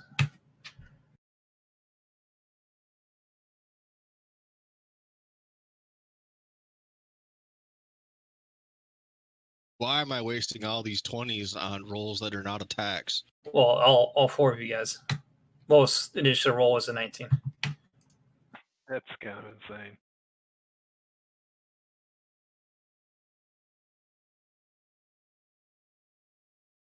No, just let me snap this guy into an actual square. There we go. Okay, starting from the top, Kalma.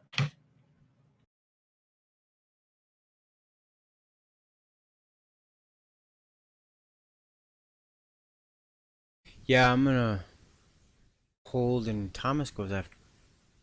Oh. I definitely want to go after Thomas because I want him to run in and then I'm gonna try and follow. But I guess I could do this first. It would help him out. I'm gonna cast Entangle out there. Got it.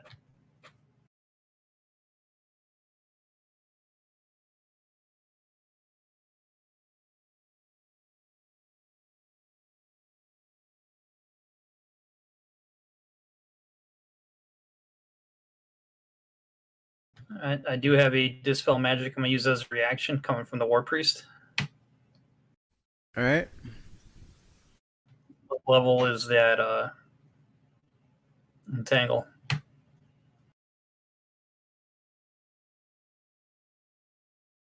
First level. Okay, so it is Dispelled.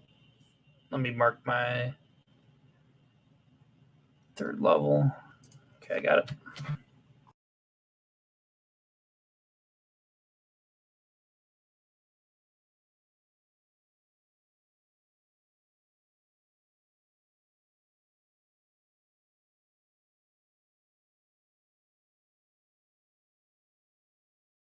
I think it would dispel the whole spell, not just the effect on her.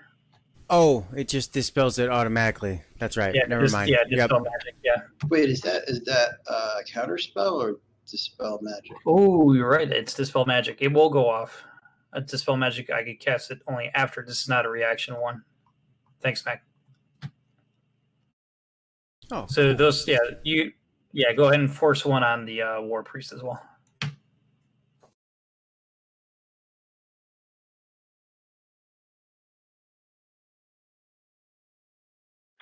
So what? I got. Oh, go ahead, Dred. I was just gonna make sure. Is the light? Are we still in dim light? Same deal. Same purplish light coming from these 3 portals.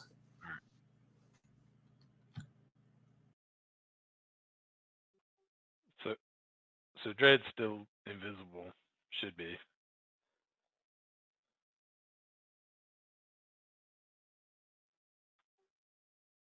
So he's just gonna go there and Dang, should I reach out? I guess I'll go ahead and attack. Maybe a bad idea. But sorry, somebody was saying something.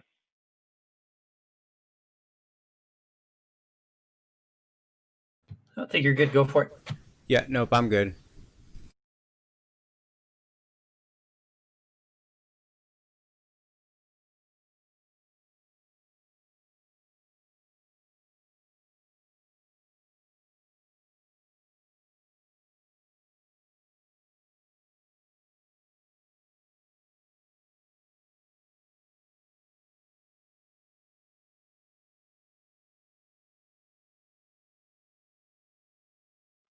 Wait, are they all entangled, or is?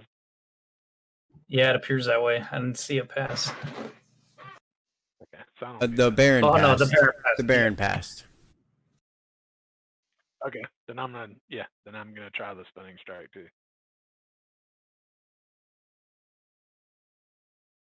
Dang it, or not. Do got a picture for the Baron, so excuse my excessive window share.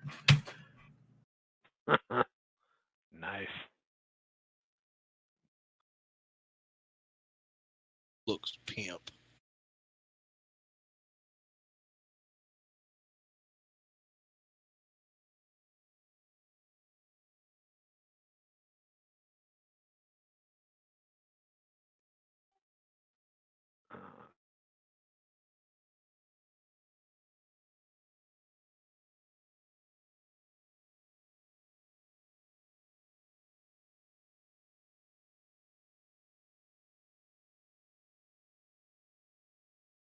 Suspect.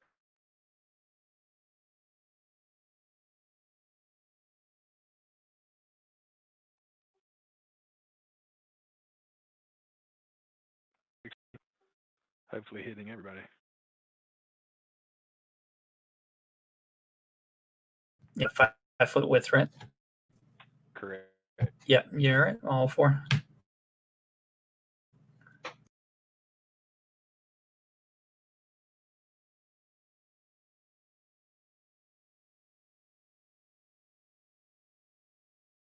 I don't know how to do it on all 3 of them. So, can I drag? You want to apply that same roll, or you want me to roll? Usually the saves will go for each one individually.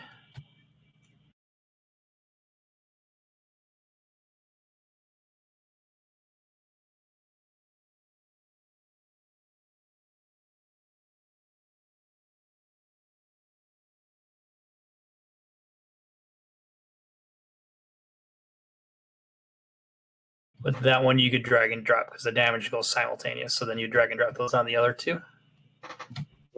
The second one passed, right? Yeah, the Warlord passed. Yeah, you drag and drop it. I think it'll do it. I'll watch it. Okay, I'll try it. Yeah, put 32. Okay, so I'll just half it.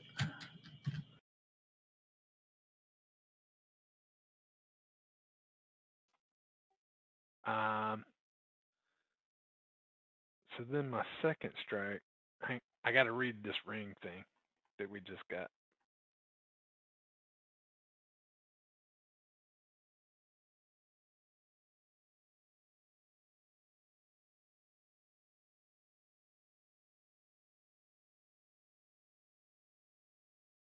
A 15-foot cube.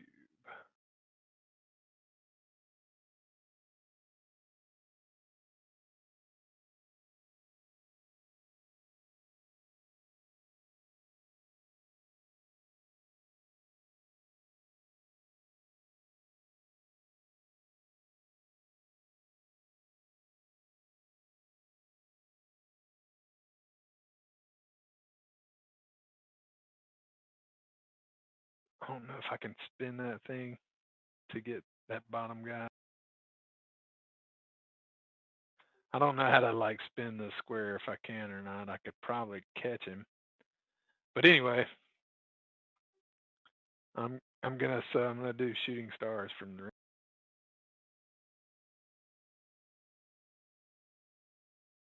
Yeah, I think you'd get that priestess.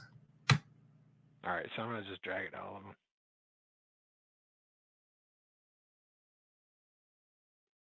Pass.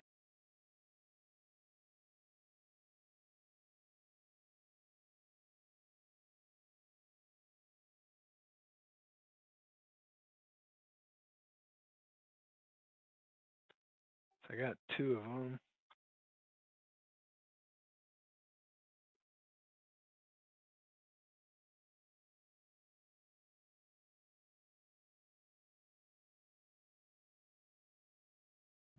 Goodness.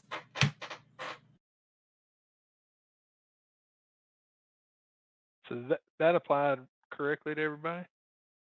It should have done half to 2 of them. 13th. Yeah, so I think the bottom 2, the War Priest and the Baron, should really just be 6.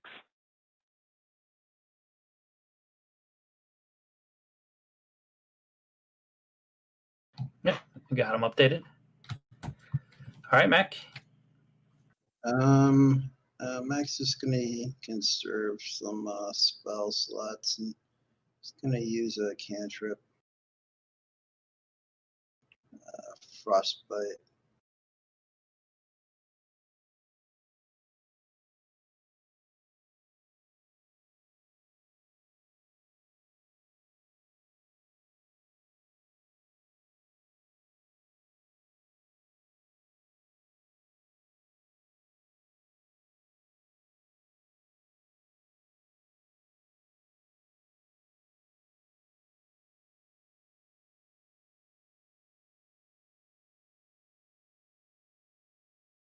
Sorry, I'm just trying to see how far I can actually go.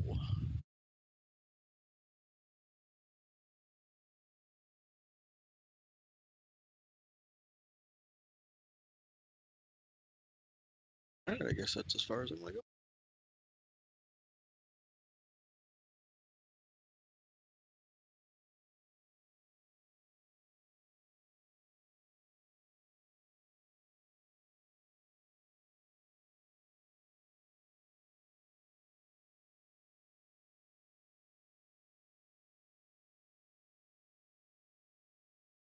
Well, that was unexpected. I guess I'm gonna pass my turn because I have no movement left. Yeah, that really screws things up for them.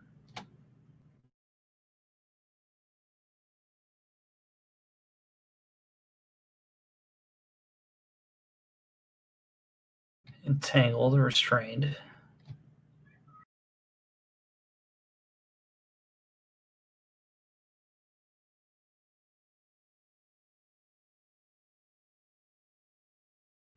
I think they know they're gonna die. Just man, if they're not gonna get another round off. Well, maybe.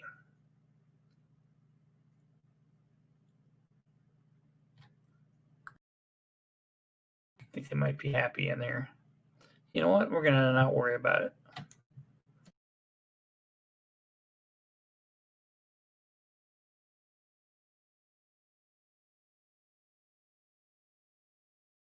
$10-foot radius. I mean, we could grant them clemency, for some information, maybe. I was gonna say the same thing. All right, so Dread and Thomas, a pillar of flame just erupts between the two of you.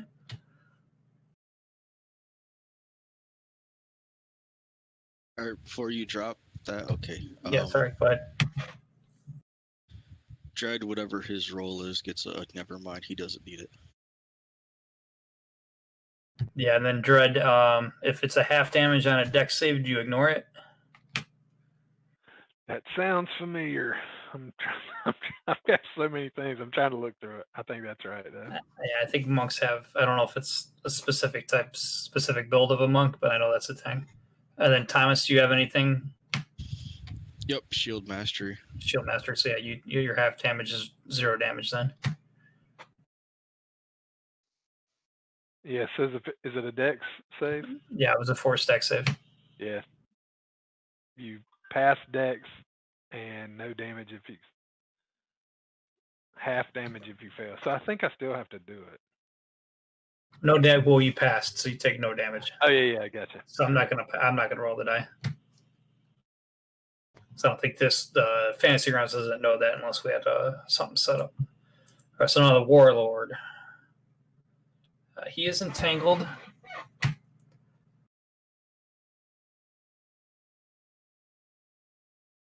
He's not hurt, so he's going to try to break out of this entanglement. It's just a strength save, I believe. DC, do you have a DC for me, Kilma? 18. Okay, he's still going to do it. You want me to roll it? Okay. I force it. Shit. I screened it. It is an 18.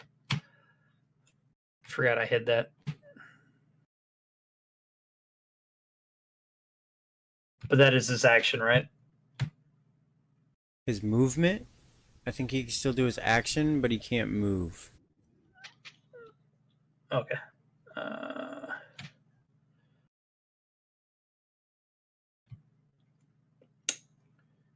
Then he'll just do this.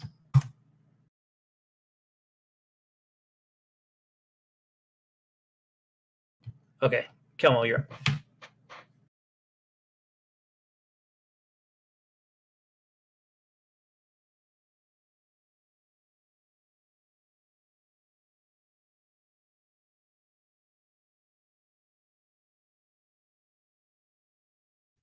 Run up and swing on him.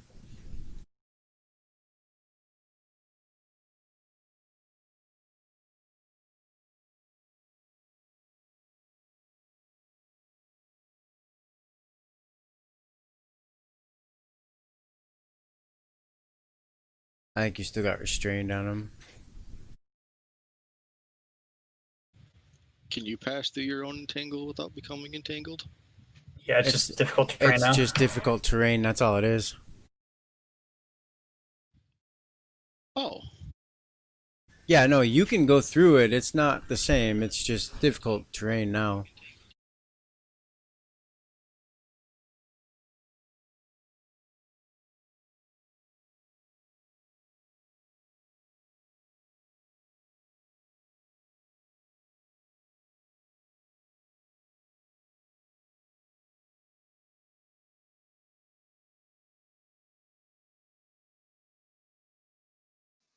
So did we try to tell these two that we'd be glad to? Nope, they fireballed you guys, and I said no. Yeah. So this legendary action, he's gonna make a great sword attack on you, Kelmo. Okay. All right, Dread, you're up.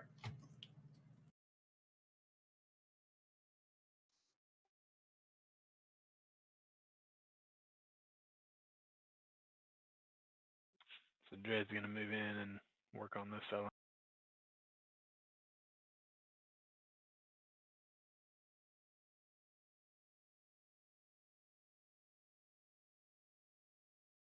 Wow.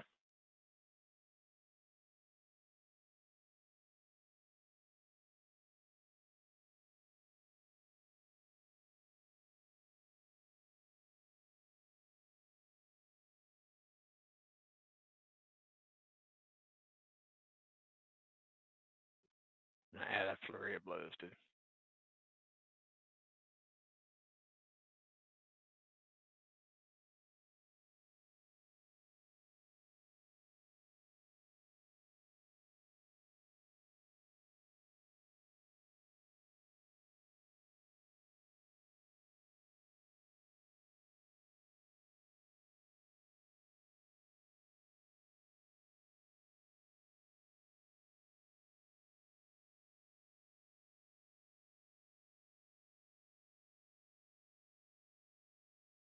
All right, back.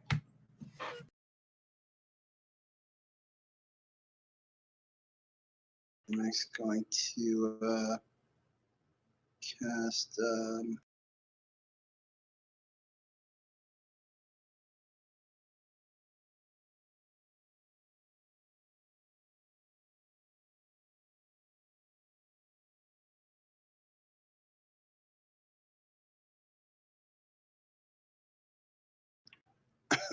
He's going to cast Blight on the war, please.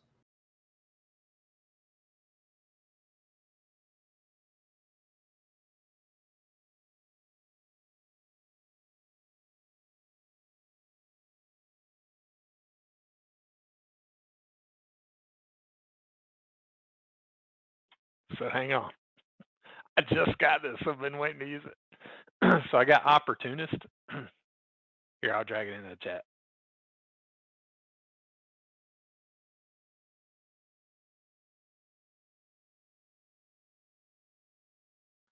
Well, maybe not. But anyway, when a creature gets hit by an attack and they're within 5 feet of me, I can use a reaction to make an attack. Oh, cool. Attack of opportunity.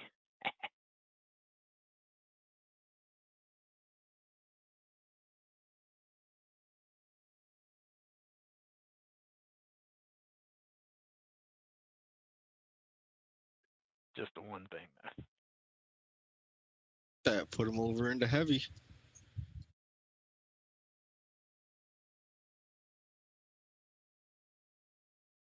All yours, good Thomas. Well, that priest is restrained, so I think I'm going to go after this warlord. Yeah, I'd appreciate some help.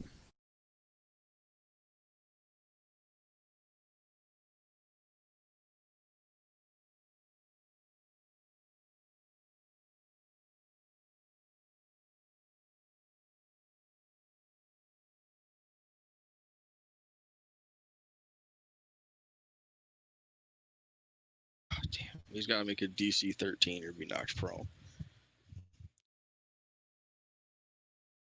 That was a low roll. Where's them 20s now?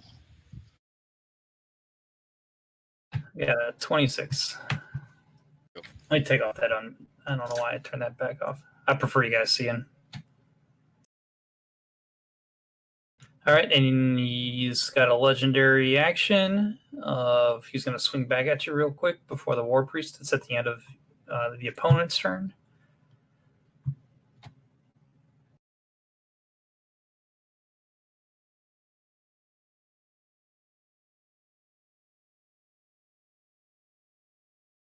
Okay. Now the War Priest.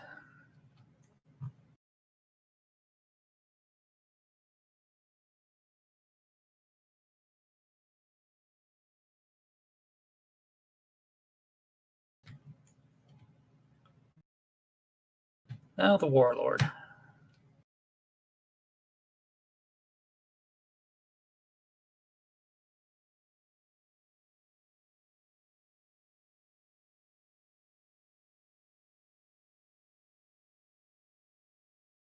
He resets his action. All right, here we go.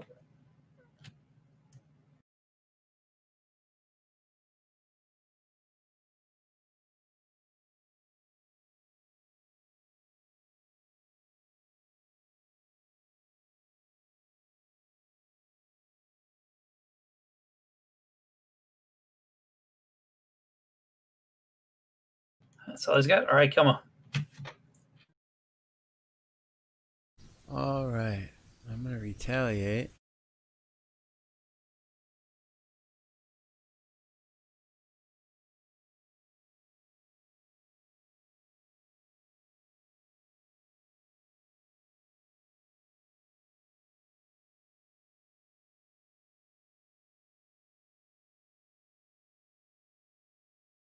And then I'm gonna spend a key point. I keep forgetting I can do this, and I'm gonna try and do a stunning strike.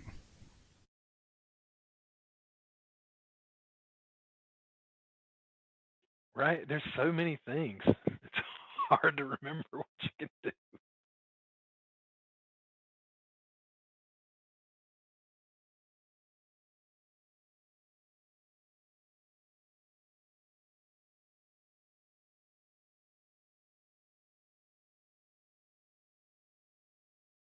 And that's it. And it's Dread's turn.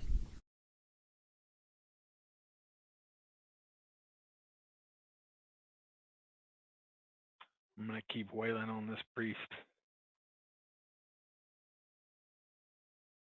Ooh, kind or not. of misread this, how this works for the Warlord's legendary actions. You're the DM. I wasn't gonna say anything. Yeah, I get to do it at the end of anybody's turn. I get to use the legendary action. I get 3 of them. Then they reset at the start of its turn. So even though Dread's not pounding on him, I could still, at the end of his turn, I can still attack Kilmo. Try my stunning strike again.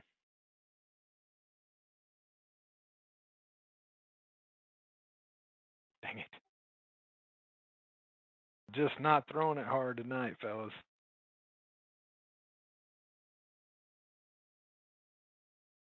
I got to do the flurry of blows, though.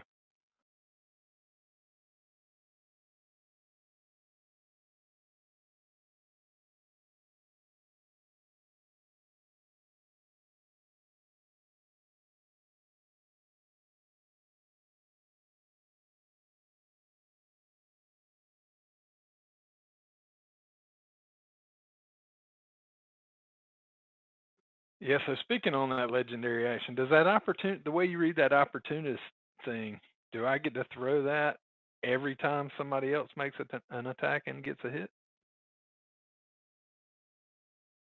Let me see. Max gonna use frostbite again. Yeah. Let me get this attacking real quick. All right. But you get to make it against that creature. Right. But so like for Thomas's attack, Kelmo's attack, Max attack, each time if they hit, I get an attack of opportunity. Yeah, as long as that creature's within 5 feet of you. So yeah. Nice.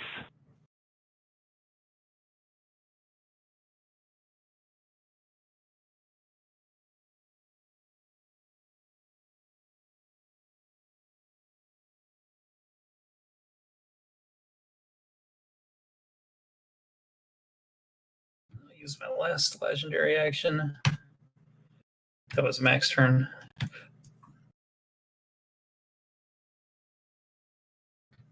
All right, Thomas.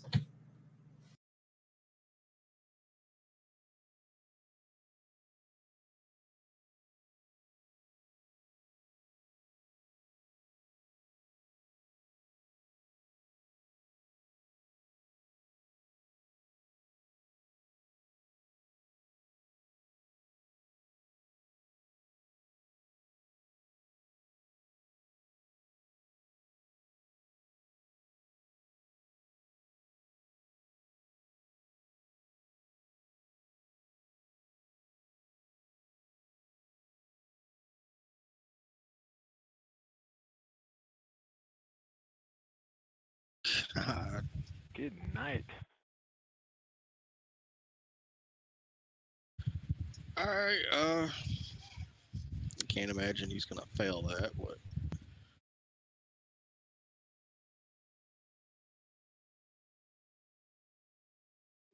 So wait, I'm gonna throw my opportunity attack. You got it.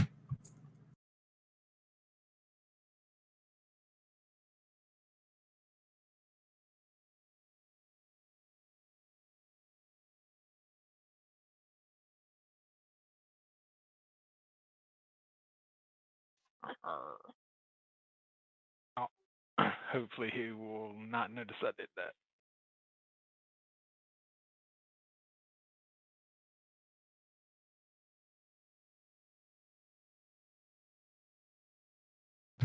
All right.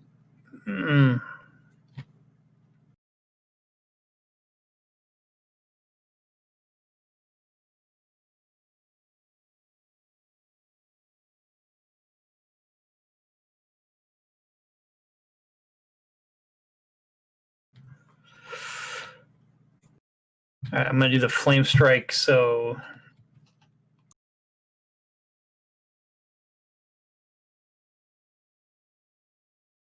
just so it's Thomas and Kelmo.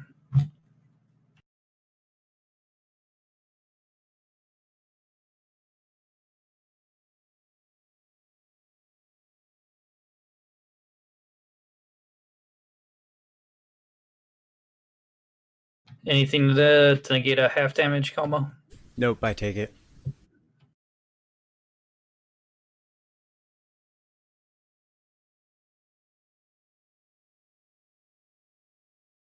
All right, Warlord's up. Legendary actions are reset. Don't you understand, you evil fiend? Helm protects.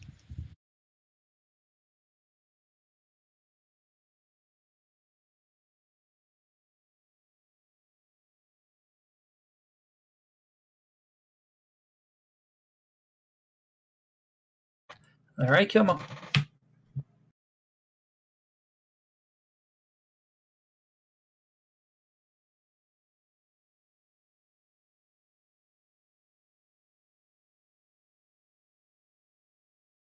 I can still try my stunning strike because I hit him with one, right? Yeah.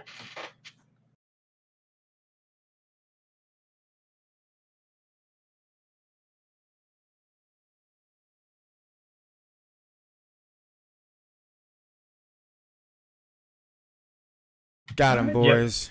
Yeah. Let me put the effect on him. All right. Oh, I got it. You got it. Okay.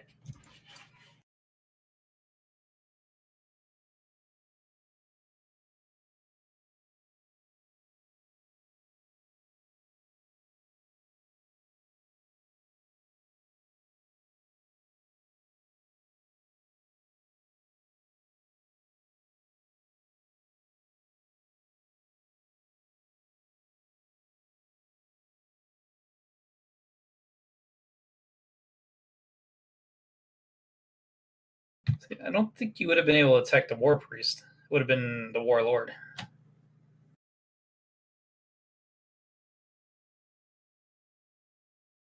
I can move him. Yeah. Well, yeah, I was, and it's only almost better for you because you get to roll again to see if you got a crit because he's now stunned. So you want me to just re-roll?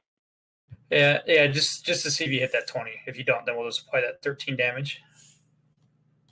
Yeah, so just drop that 13 on the Warlord, and I'll give the 13 back to the War Priest. All right, looks good.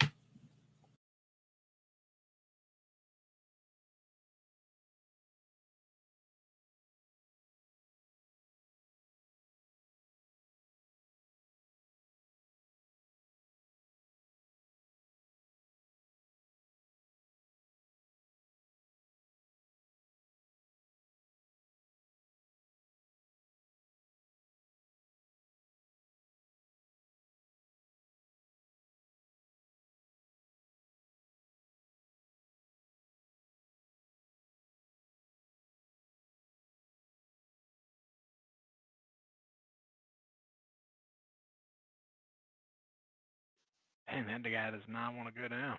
Yeah, this dude is a beast.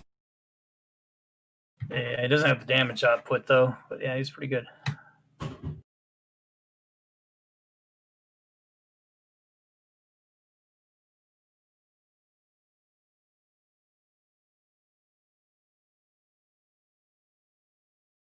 I guess Max can go up here. Attack the warlord directly with primal savagery.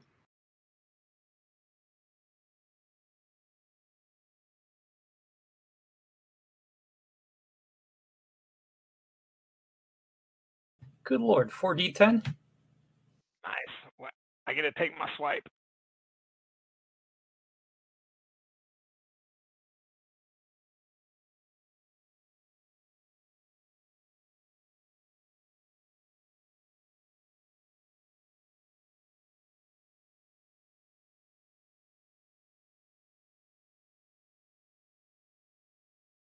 Hit him again, Thomas.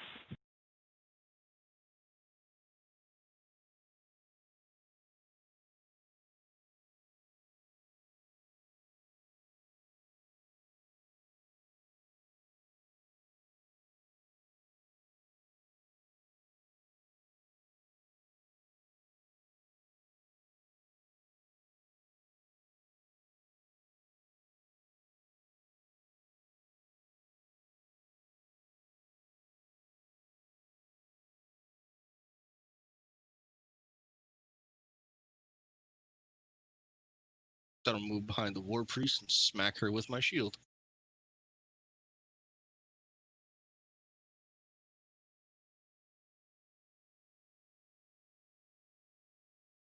There it Or an is. Athletics or acrobatics check.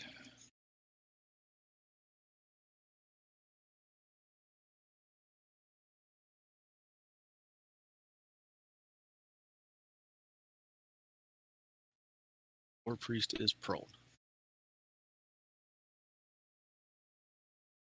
I guess it doesn't help much when it's their turn next, but Yeah. All right. She's standing. Let me clear that run.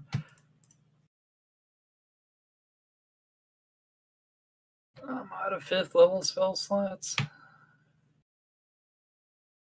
She's so dead.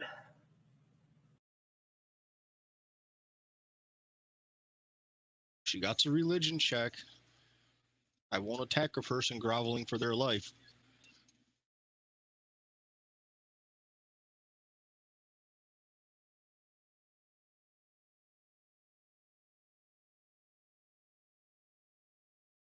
That's all she's got. All right, Kelmo.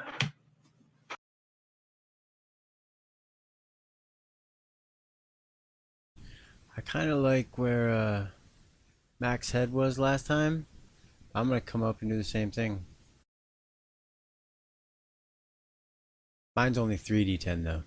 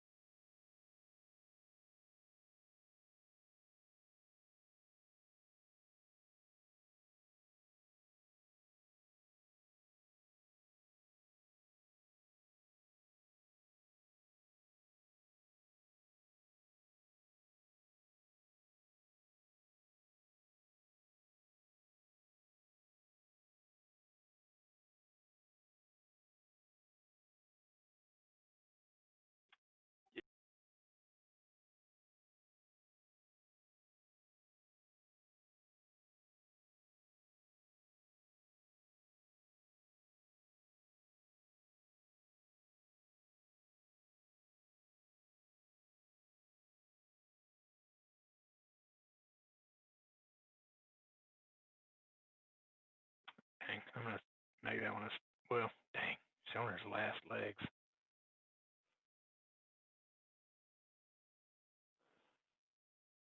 All right, I'll pass. Okay, next I'm gonna go up, do the same to the war priest.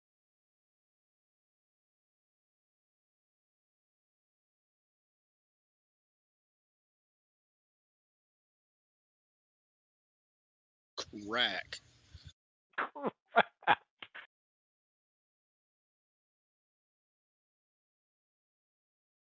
Okay. That's acid damage too.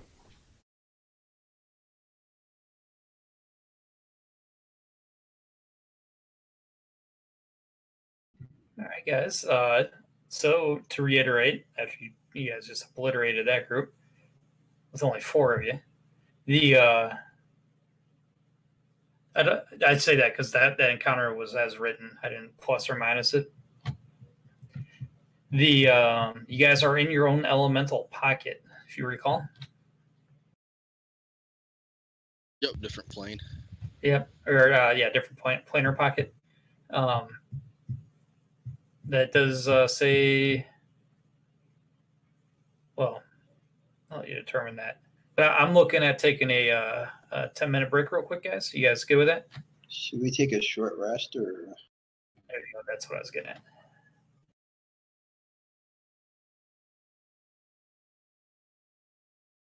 Yeah, let's take. Yeah, I'm definitely down for that. Needs to heal up. Yep.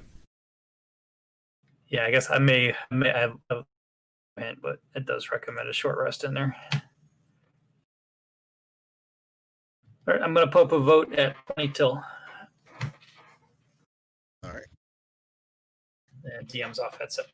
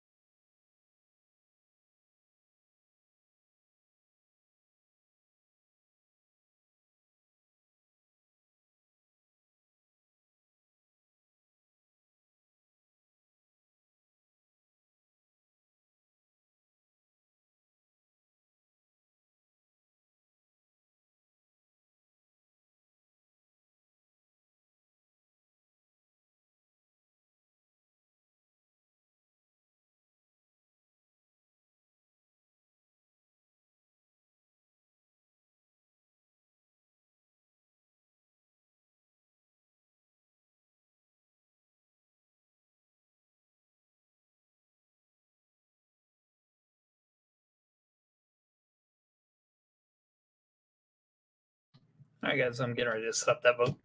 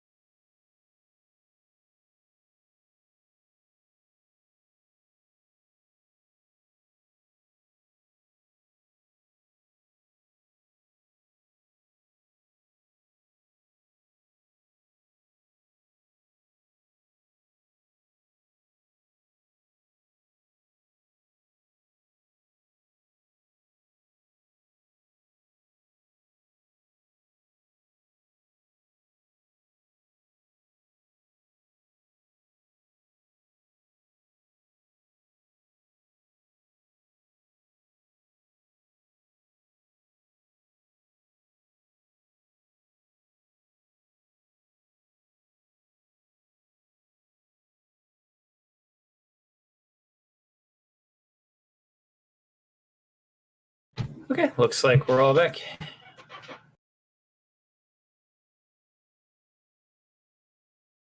You got the short rest in. You guys still got the 3 portals shimmering here in the room.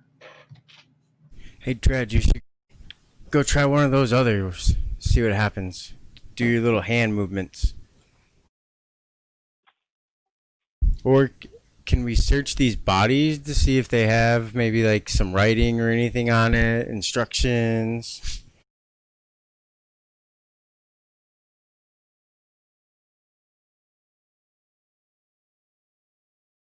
Maybe something cool that I can just use during this adventure. Yeah, I was gonna say. Yeah, say, we should definitely search for. Yeah, give me a investigation.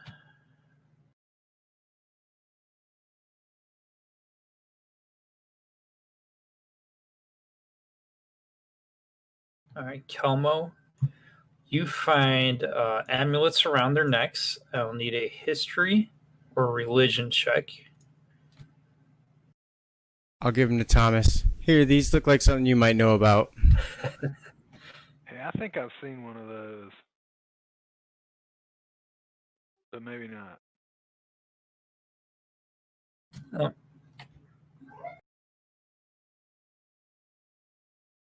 Nope.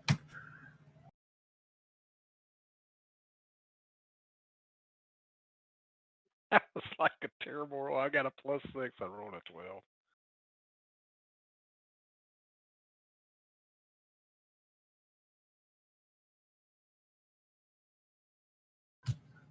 Is Thomas back?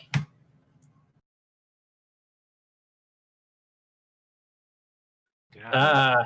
I figured the 4 check marks was everybody minus the feed. No, I make sure to do that one too, so that way it doesn't confuse us. But it looks like he's back now. Yeah, so hey Thomas, they found an amulet. I asked for a history or a religion check of your choice. Oh, I didn't know we could do religion.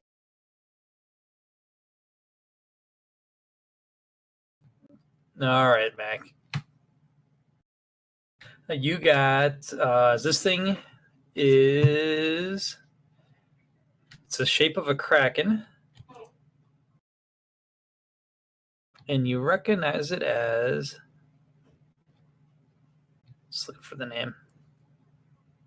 Kraken Society. That's what it stands for. You know, they worship an aboleth. Looks like it's the Kraken Society, and Make they're it really fond of aboleths.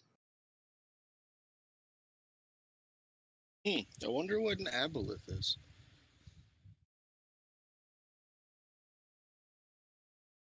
Page 1 of the master manual. Oh no, that's just Thomas. I know exactly what Yeah. an aboleth is and how Yeah. screwed like you would be. I believe it's some sort of spiced rum. I recall something about that. I'll ask the bartender when we get back. Ooh, I was wrong. It's a second creature in the master manual. So Dred goes up to this northeast quadrant and does the wavy arm thing. Okay, so yes, that same motion does open this. I'll just guess where that leads. Hey, Thomas, I think this thing might lead to another place where we get to meet interesting people. I think it really will. You think it'll lead back to that hallway that has 3 of them?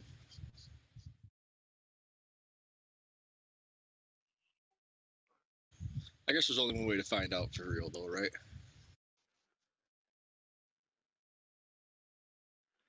Yep. So Dred's going to do Cloak of Shadows again before he steps through, so he's invisible. All right, Thomas, you step through. Tickets, please. Back to the hall.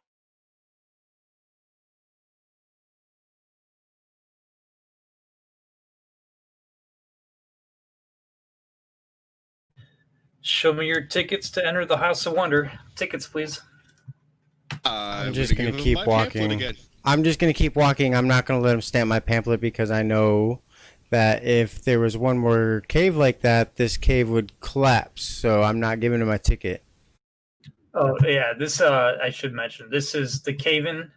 There's much of this cave that is now in rubble. So it did happen. Oh, okay, cool. You can get it stamped if you want to then. Totally getting my pamphlet stamped again. Dred's still invisible, so I'm marching onward. Will he stamp it a second time? He will. It's just like it punches. It's a hole punch thing. I wonder if we get anything cool for multiple visits. Like frequent, I don't know, visitors. You get free attacks.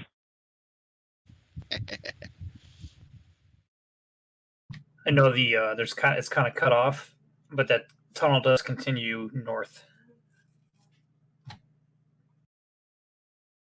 following the red arrow. So I guess I would have waited for Dred to do the hand signal thingy if he thinks we were going to come back through here. Yeah, we may as well. I'll do the hand signal thingy. I'm still invisible too, so I'm guessing that takes us back into. Yeah, I say Thomas is covering his sea.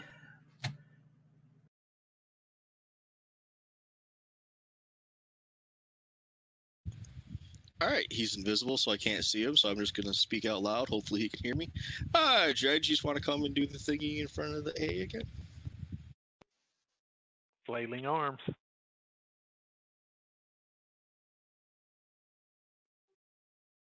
I'm just going to go out on a limb and place myself over there.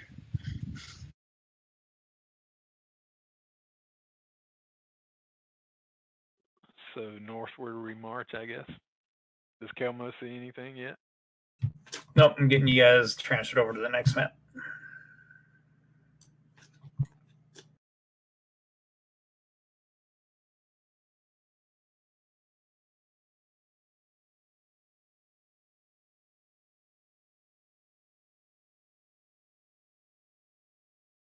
All right, new map coming.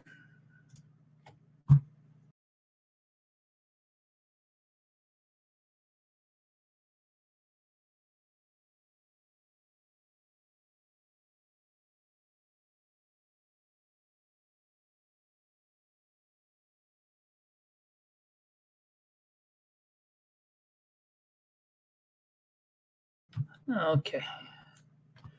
You guys should be, I know Kelmo had a little bit of our time waiting for this map, but southwest of this map is where your token should be. So the tunnel goes down for about 100 feet before it circles around this bend here.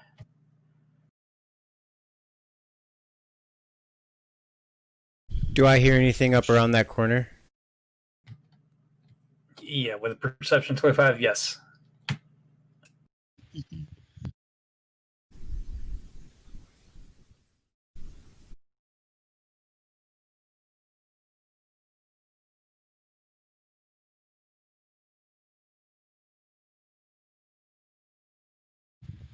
Is Dread still going ahead?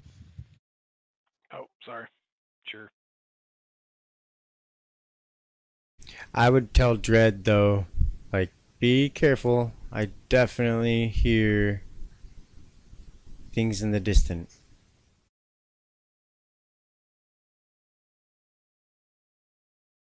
Yeah, so if you need a stealth check, let me know. I'm still invisible until I attack something. Okay, you're fine then. Let me start revealing what you see. Don't move. Don't move. Fair enough.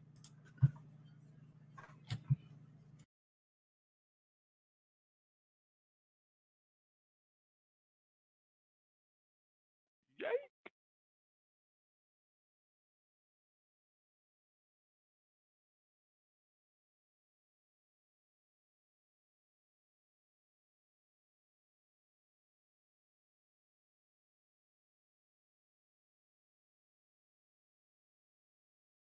Okay, I think I'm set. Oh, I got one more guy you can see. So Dread halts in his tracks, runs down the hall real quick, and says, "Hey, lots of things ahead." And you guys want to magically start it off, or would you like me to head down there and just start hitting shit?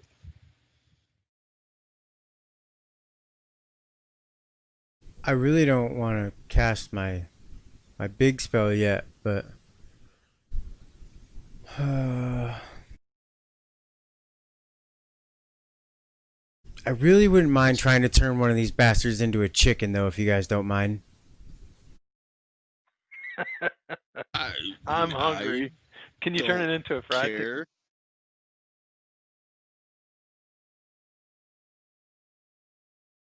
I think it'd just be cool.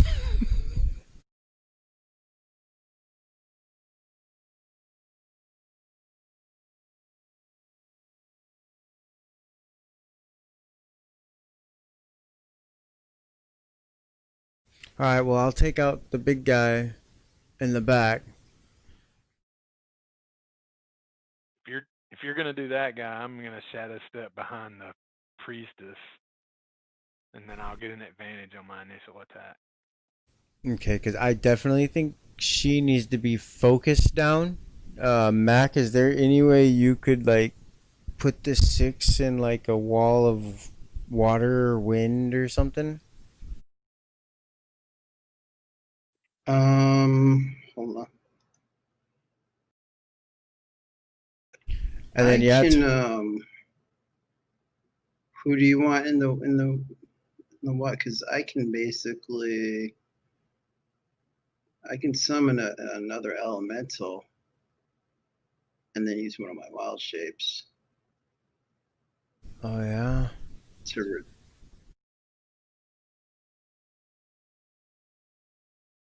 Maybe an elemental, like, right in the middle of the 6 Sahuagin. And yeah, like a wind elemental.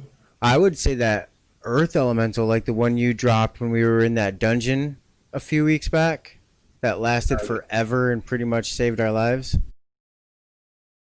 Okay. Yeah, I can do that.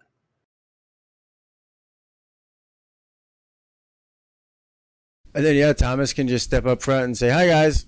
And then we'll just blow everything, like, right there as soon as they look at Thomas.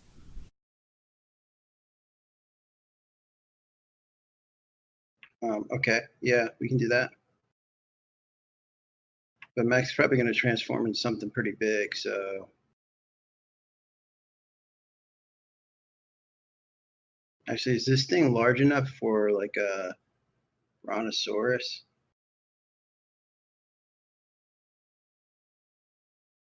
I would say, let me do something.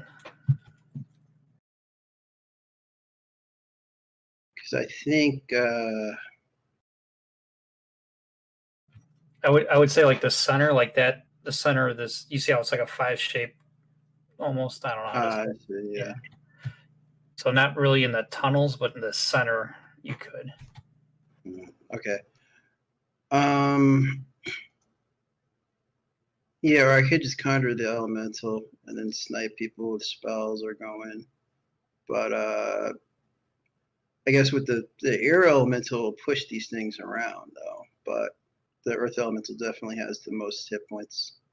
Is the tankiest.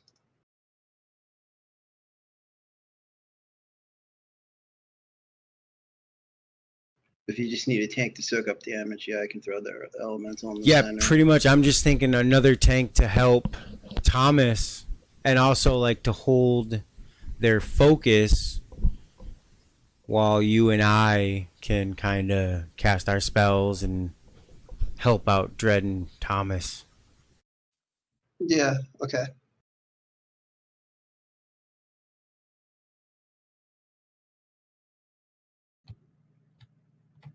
Is that Earth Elemental then, Mac? Is that? Yeah, but I thought I was just gonna wait until Thomas or Dread just yells, and then I could like throw it in the middle.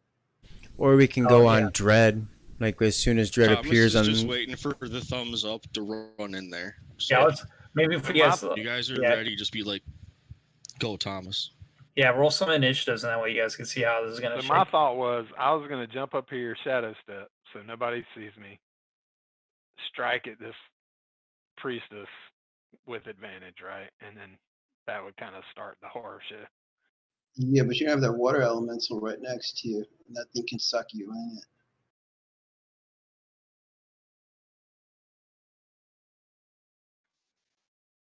Bad idea then. So the reason I was going here was I was going to try to let loose that lightning streak down.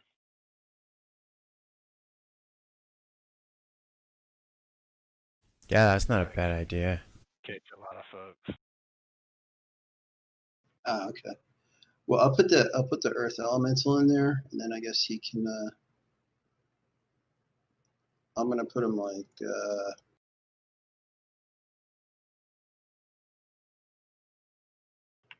Put him like here, or up here, so that maybe like these three will be focused on it.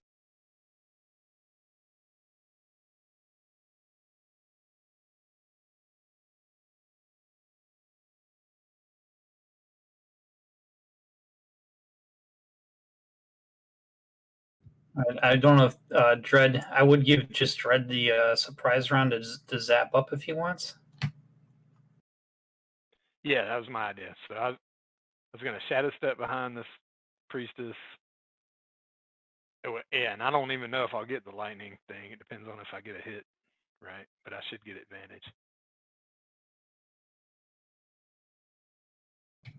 If you guys are good, I'll let Dread get one round surprise round, and then we'll start from the top.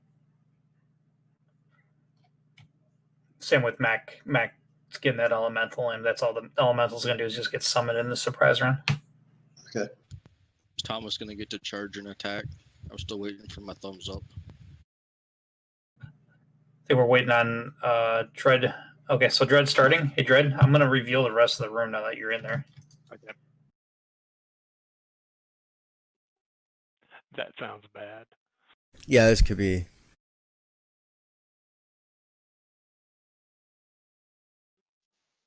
Hey, it's a starfish. Oh, that's pretty. Starfish full of bad things. You may have noticed an NPC named Princess.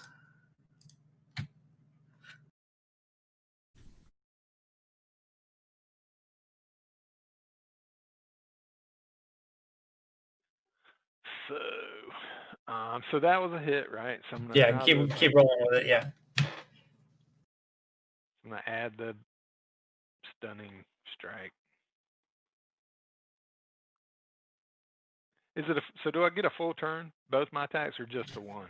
Yeah, I'm giving you a full surprise round.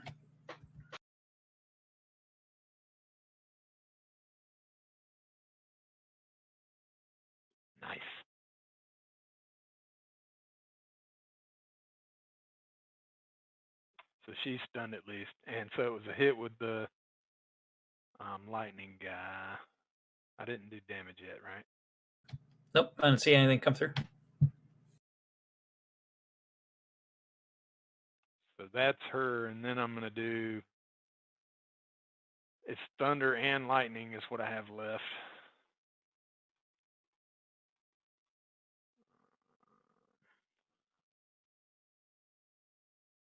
So there's the thunderclap part. I'm trying to read the thunderclap part. Da-da-da. Okay, they have a con save for the thunder, dex save for the lightning. So I'm going to get everybody targeted.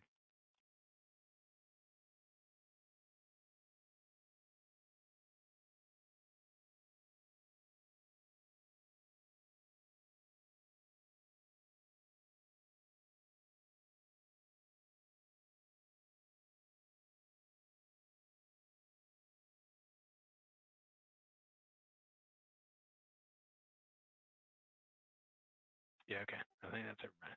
Thunder first.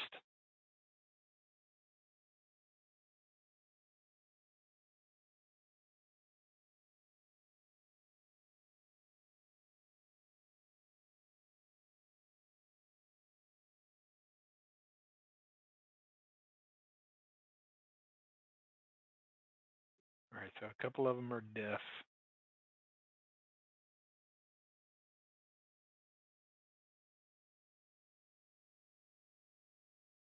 Man, it's so much. I'm having trouble reading it. Did anybody fail? Fail. A couple. Yeah.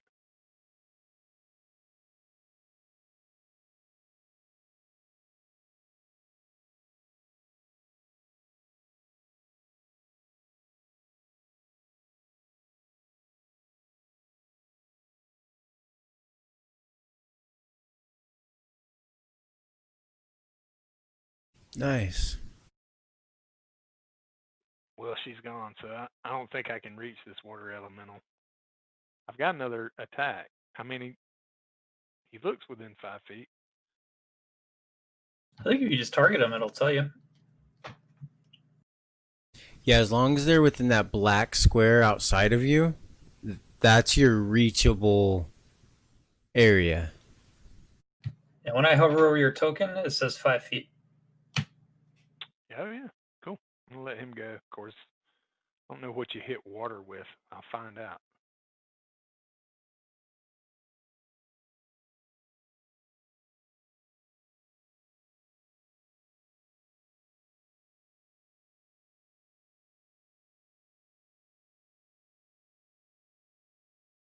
Might as well do the flurry of blows while I'm here hitting things.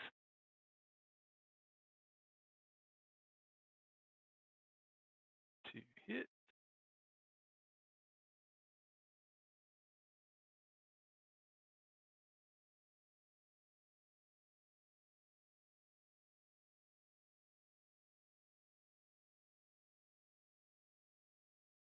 And now we start.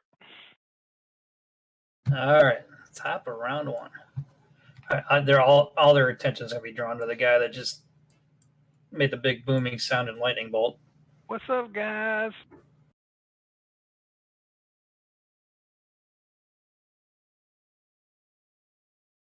Yeah, I may be in trouble.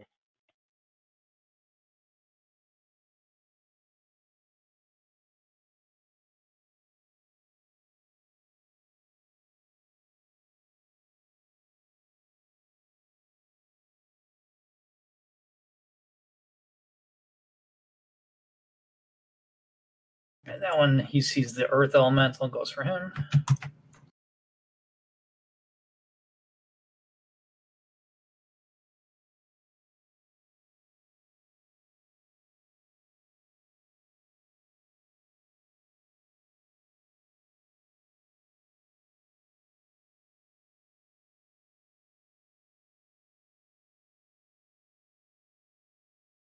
Ford is gonna sidestep that dude.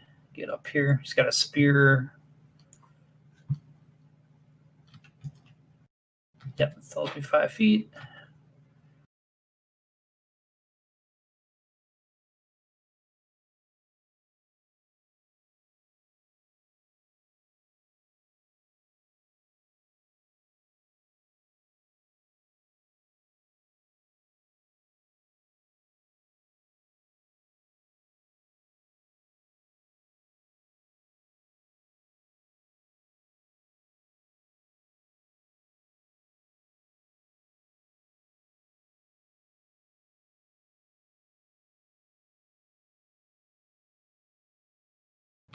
Okay, Kelmo.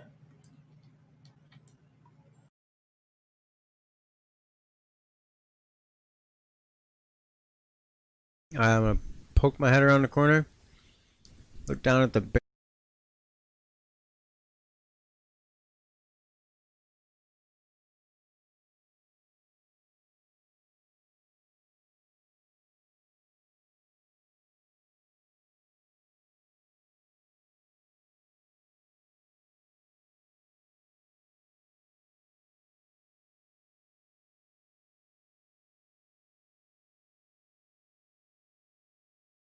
I just gotta get the chicken.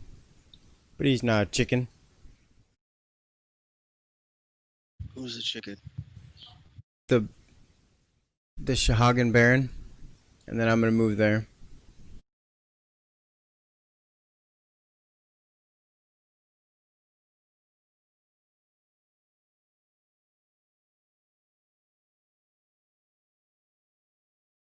All right, Dread.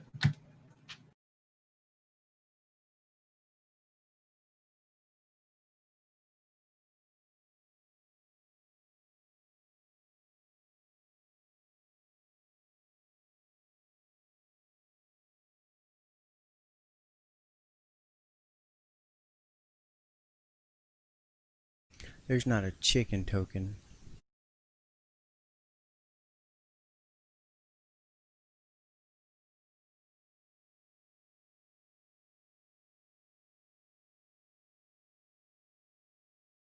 Ha ha!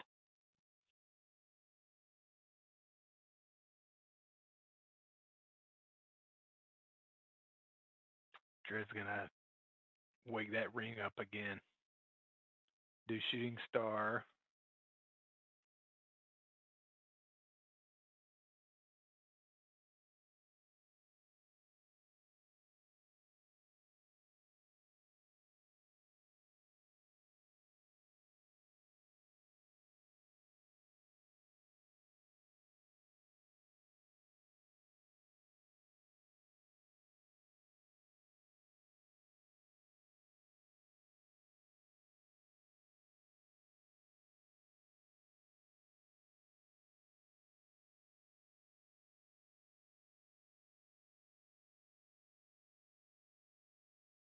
And then try to finish off one of these guys.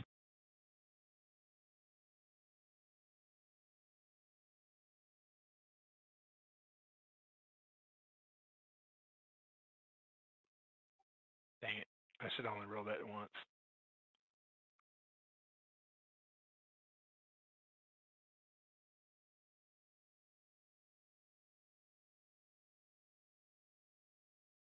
So ignore that other. Okay.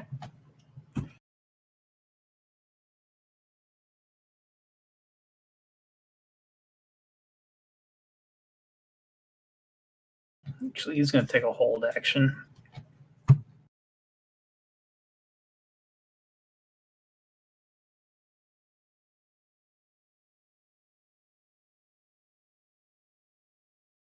Wait, did I miss something? Did somebody turn that guy into a frog? Yeah, it's not a chicken. Yeah, we don't have they that don't have a drive. chicken, so it's a frog. Tastes just like chicken. I think it tastes better.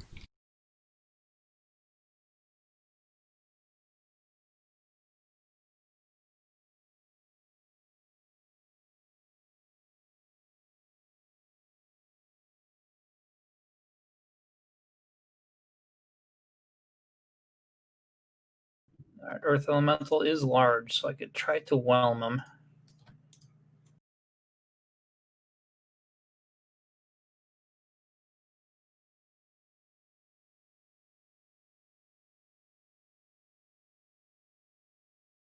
Ooh, Earth Elemental failed.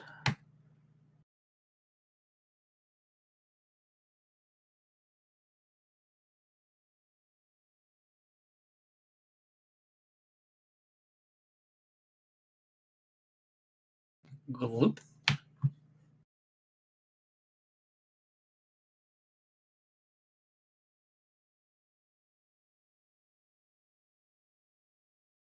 Don't worry about it breathing.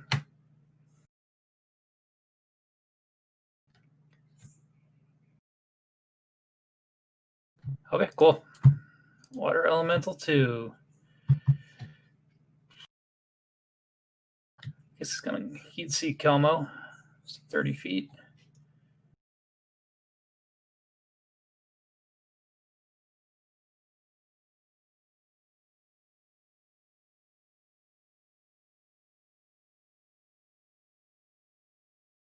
Success. That's all he gets.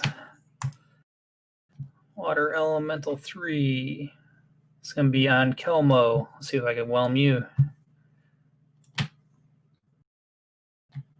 Success.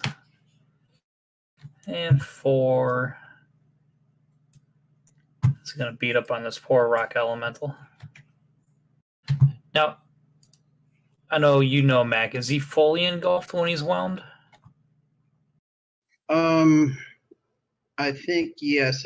I think it's able to restrain him. But I don't. They're about the same size. That's the thing. So I think it'd probably be able to restrain him, but I don't think it would be like you're all over him. Yeah, I feel the same way because it says it could do a large creature or smaller. Technically, do 2 medium. Is grappled, and a creature within 5 feet can pull a creature or object out by taking an action. The earth elemental doesn't need to breathe, so he's not going to drown. Yeah, I'm not worried about that. Yeah. All right. Yeah, I'm just going to attack him. I don't think I can envelop him at all, or 100%. But let's take slam attacks.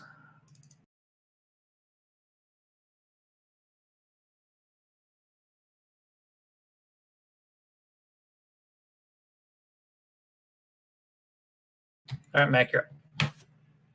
Okay, so a quick question. My wild shape feature is a bonus action since I'm circle the moon. Can I take a dash as my action, and then use that as my bonus action?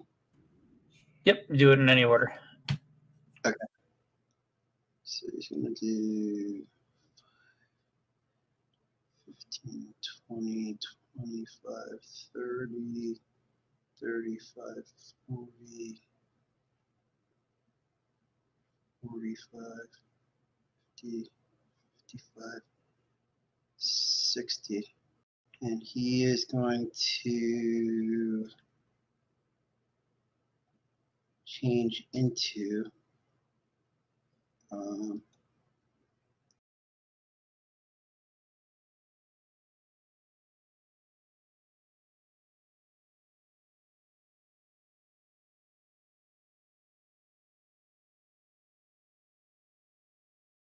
I'm gonna just move you, Mac.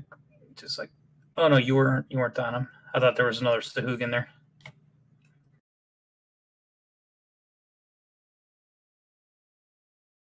All right, Thomas, you're up.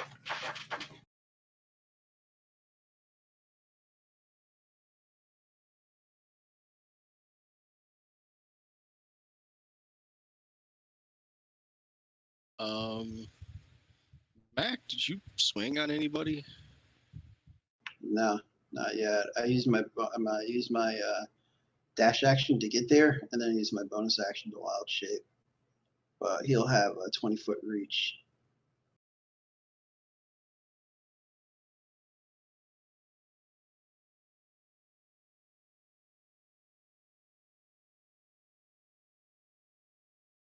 Too far.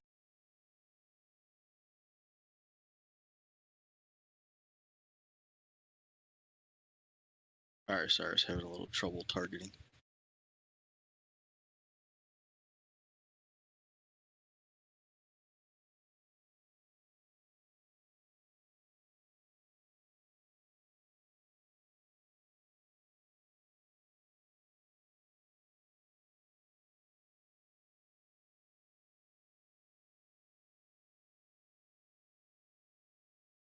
Can a water elemental be knocked prone? You find out. I'll tell you when you apply it if it's resistant or immune or whatever. Then it becomes a puddle. I was with a shot. 2.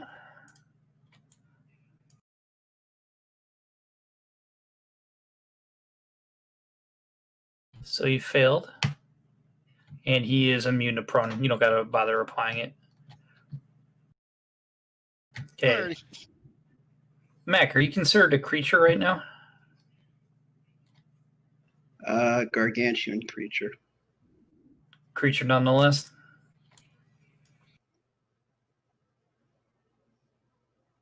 Gargantuan beast. Semantics. Need to know. Do you guys know the difference between creature and beast? Is that interchangeable in 5th edition, or is it 2 unique items? No, beast is unique. So it's like an animal. Anything within the animal kingdom is considered a beast. If you open up your NPC tab and you go down to type, is there a creature type and a beast type? There is no creature type, just beast. I would say it falls under that then. Yeah. The spell in mind. I'm gonna cast Hold Monster on Mac.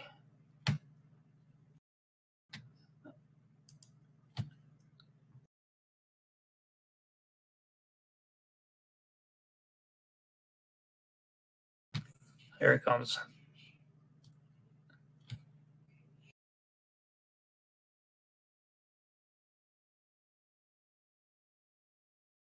He succeeded. That war priest is gonna get his ass stomped once more.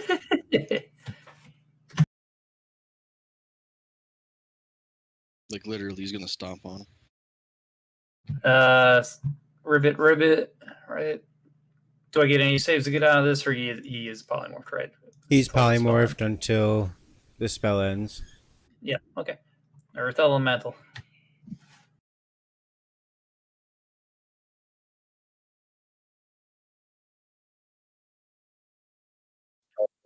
I guess the Earth Elemental is going to probably try to break out.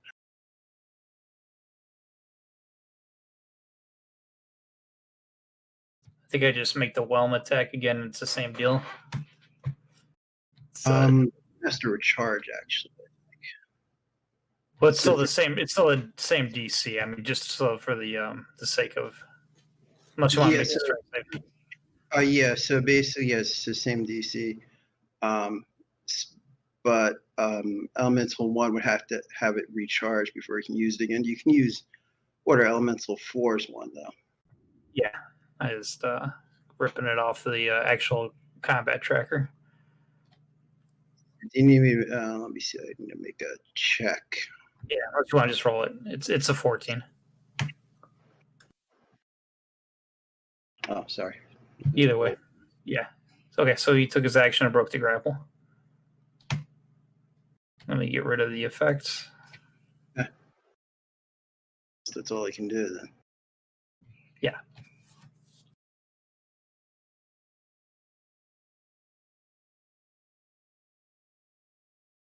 All right, you hear the princess scream in pain.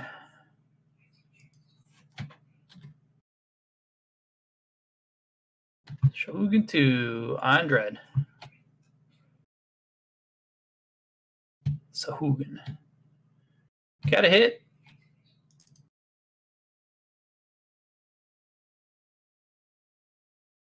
Dread, you want to turn off the grant disadvantage? Yep. One sec.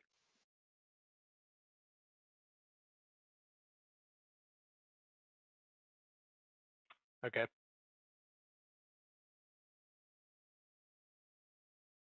Oh, and I followed up with a crit. Nice.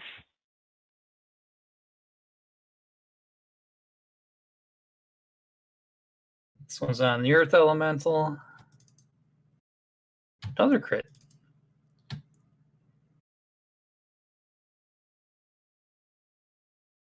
On Dread.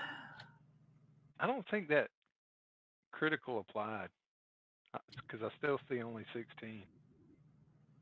Really? Let me go back up to it. I was showing 12 on you. Okay. So and 4 miss with its bite, still has a spear attack.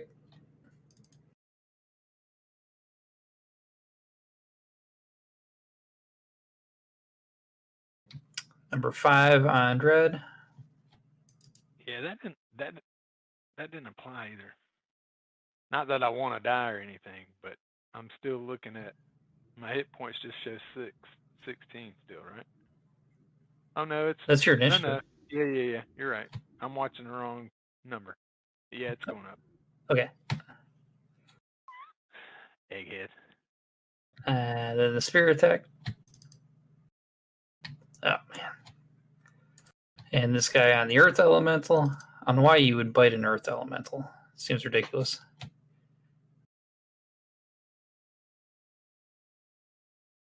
And Kill, you're up.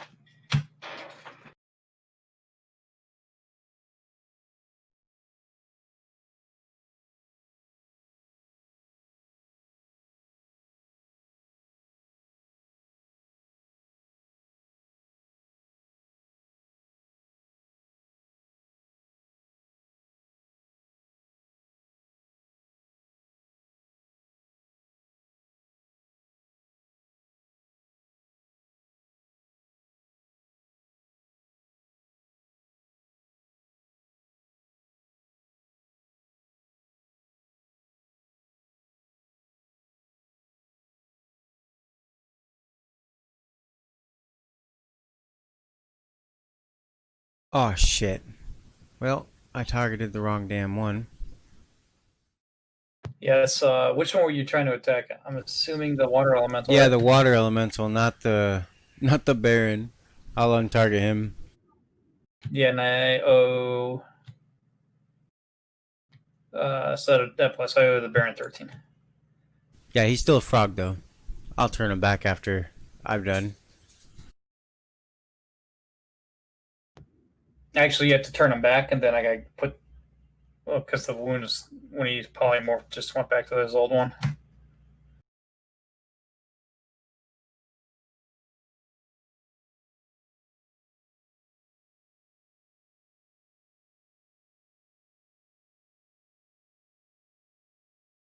All right, Judd, you're up.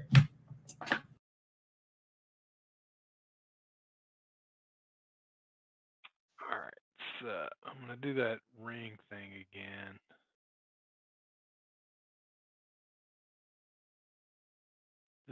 Do these two guys seem engaged at all? This priest and this warlord. Yeah, the war priest is the one that tried to do hold monster on Mac, and the warlord is doing he's in a defensive posture. I have him with a held action. Okay, so I'm gonna let loose with that ring again and do 2 charges of shooting star. Whoops. I undid one accidentally. So I'm gonna do 1 square here.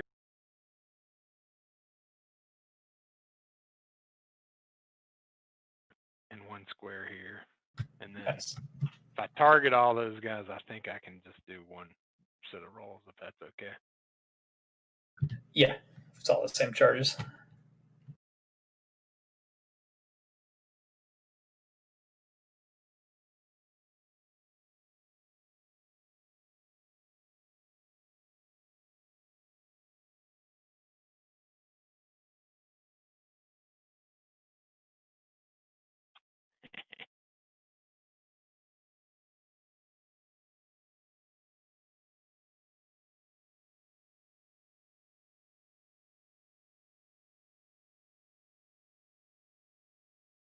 Him I'm meant to keep. So then I'm gonna work on this guy a little bit.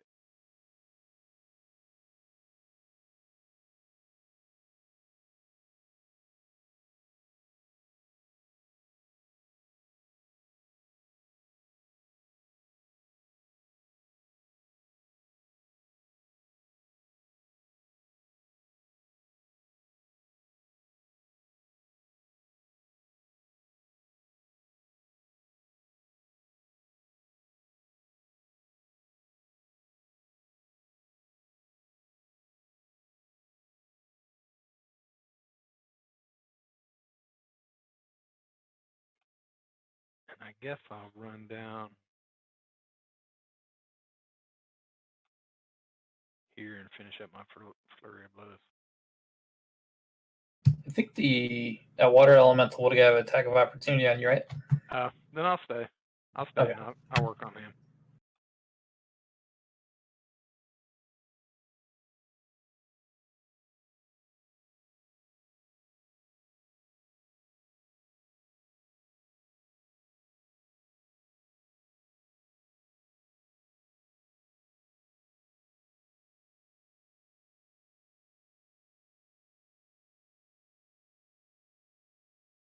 I need to get down where other people are hitting things. It'll help. Then I get that extra hit.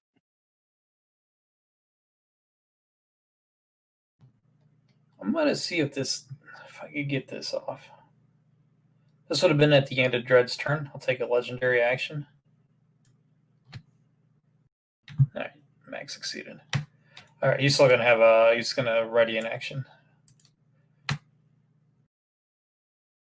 I did not recharge, so he's just pounding on Earth Elemental.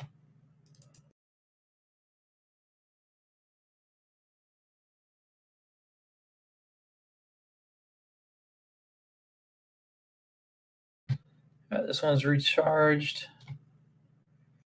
I guess I'm gonna try to suck up Kelmo again.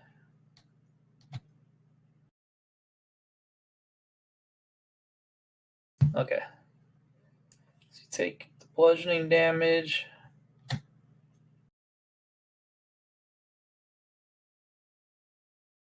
And you are now grappled, Kelmo.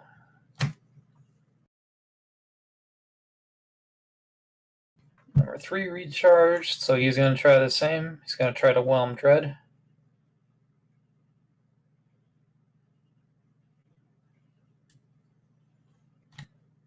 Oh, success. And 4 is going to try to whelm Earth Elemental. Failure again.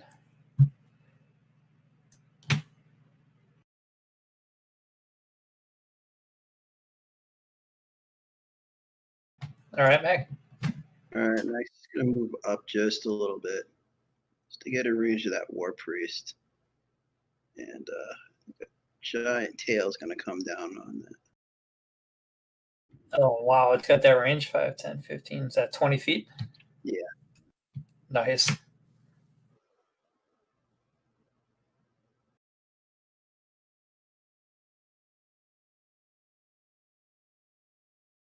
Good God. All right, Thomas.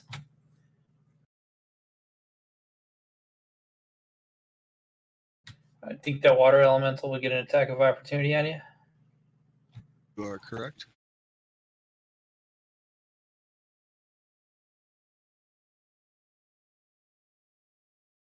Carry on. And I am headed directly that way as soon as I heard the princess scream. Is she just screaming in terror, or did she actually get attacked? She was harmed. That's all I'll say about that. This warlord did have a ready action. So he's going to react with Thomas getting in his threat range. All right. If she looked injured, Thomas would have casted a spell as soon as he rounded the corner. But it won't have anything to do with what you're doing. Yes, she You is. still get all your stuff. Yep, I'm done. But yes, she is.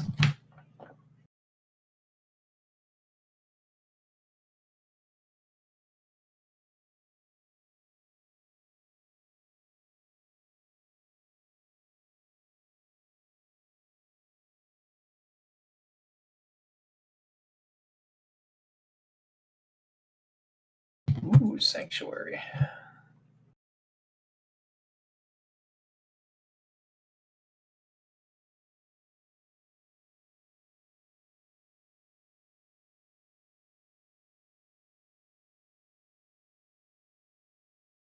You have Sanctuary on the Warlord. I shouldn't. I should have Sanctuary on the princess. Well, I know what you should. I'm just telling you what you do. I applied it by accident. Yeah, the princess definitely has sanctuary on her. All right, I took it off the warlord. And I missed all my attacks on the warlord. I didn't know if it would affect that. That's why I said that.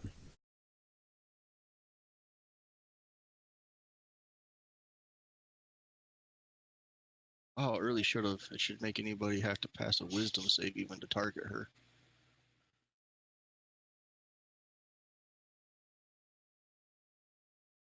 Either way,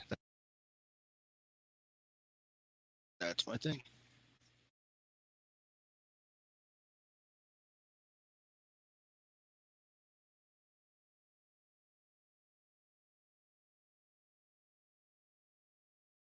All right, War Priest.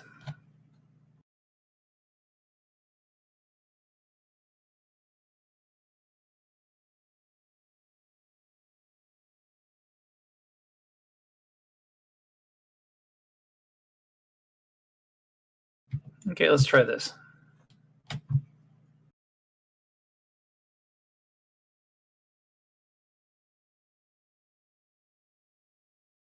All right, I just banished the Earth Elemental. Might put my concentration.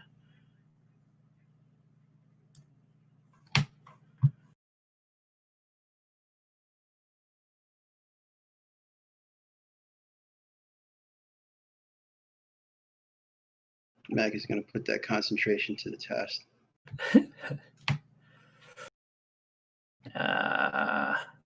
So here we go. Earth Elemental is currently banished.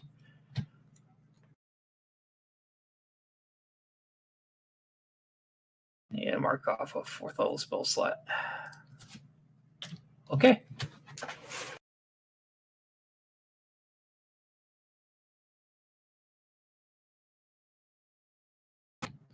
Frog. Princess. Ooh, top of the round. So Princess she screams again in pain.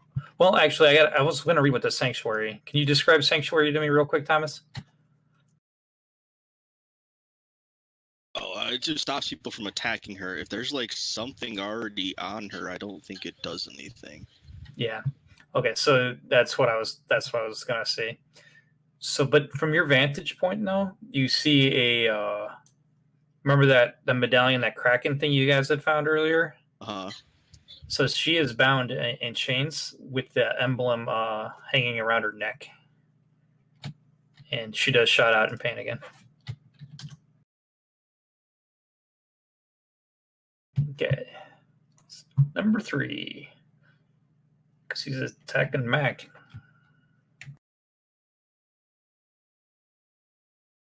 This is probably a weird question, but I know in 3rd edition, to do things like that, an item had an attack, and it also technically had like a saving throws. Is that still a thing in 5th edition? It could be, but I'm going off the literal how this is written. Okay. Yeah, there's just they have the key events.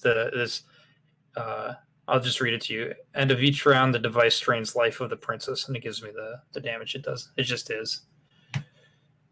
So you guys are on the clock.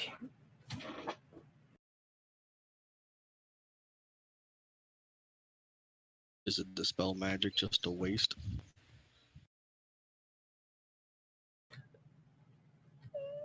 I was like I say, there's only one way to find out. Whoa, got a hit.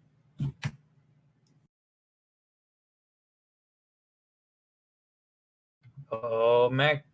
I don't know. I guess the other dice would have done it. You have to turn off your advantage on. Oh, I did. I think it's automatically. I have to remove the feet. I think I already have it turned off. So I had it turned off a while ago, but I guess since I have the feet,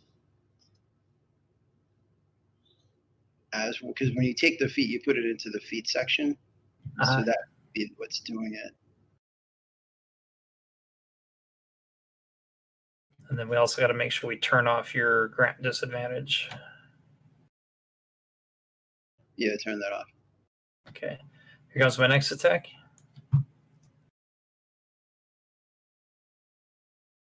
Big ol' miss. All right, kill him.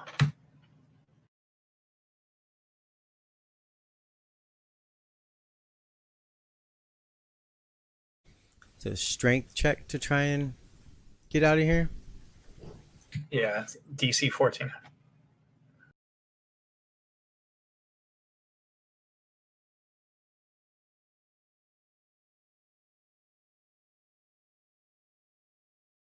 What if I casted like that wind spell that I casted the other day? It's not wind wall, but it was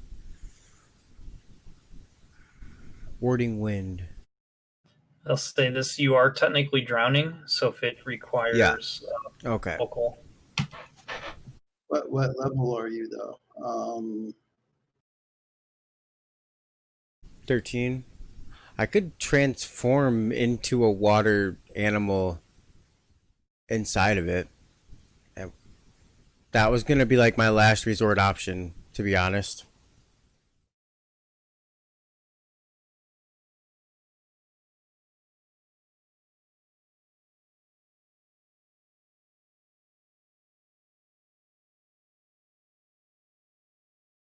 I actually read that the giant octopus was a really good one because it can walk on land too.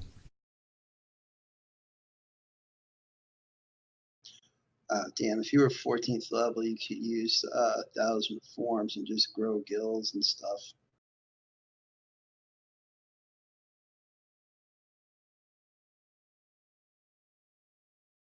It's okay, Mac will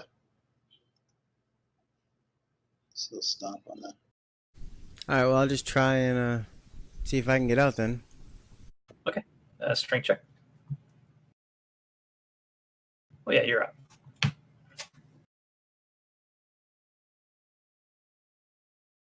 That's just my movement, right? I Or believe is that- breaking the grapple's an action. Okay. Alright, well then I'm not going to do anything else. I'm not trying to get caught back up. Okay. All right, Dread.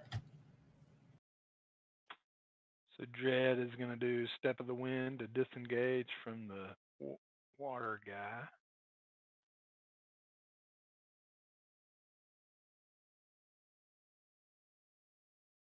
Run over here and help Thomas.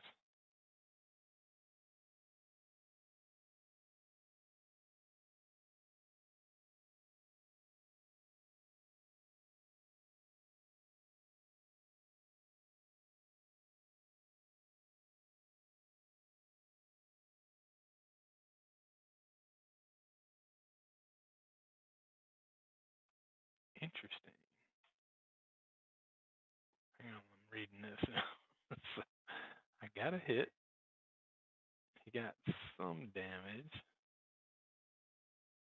You lost a concentration. Ah, sweet. Okay.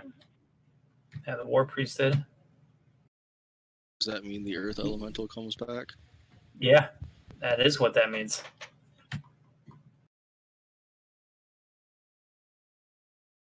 I missed that. But add the flurry of blows.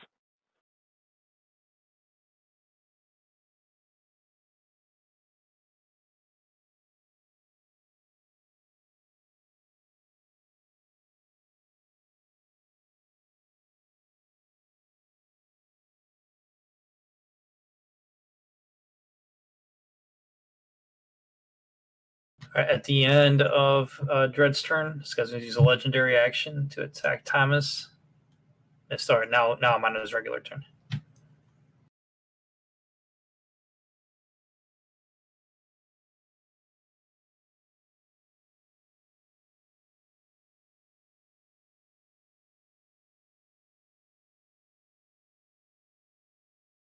Recharge.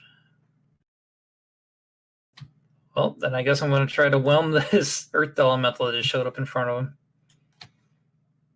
Success. Nice. Not recharged. He's going to pound on Kelmo. 2 slam attacks.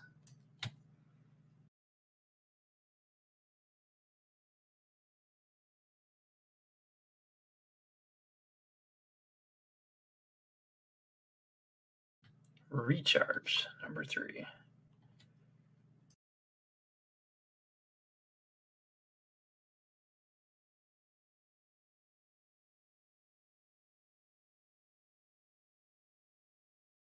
Gotta try to Whelm Dread.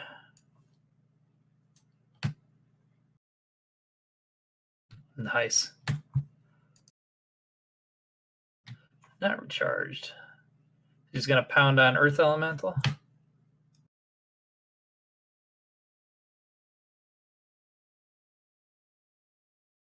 Shoot. So the effects on from the last time he was we were the restrained, grappled, and I'll just reroll.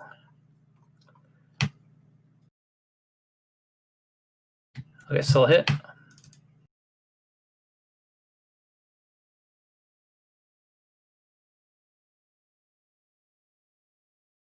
And a miss.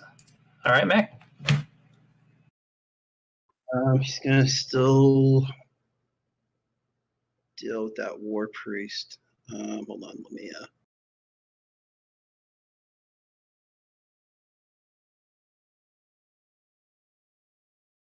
He's gonna stomp. Let me just see.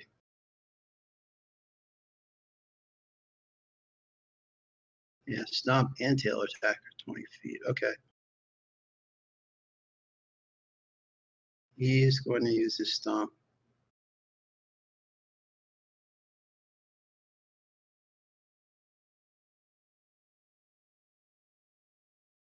I'm going to use a luck point to re-roll that.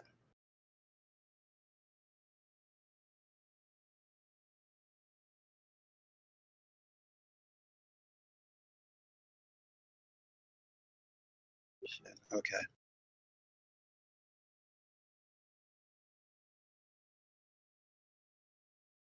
All right, Thomas. I should use my Warlord's legendary action because I keep forgetting them. He's going to attack you at the end of Mac's turn real quick. Okay, go ahead.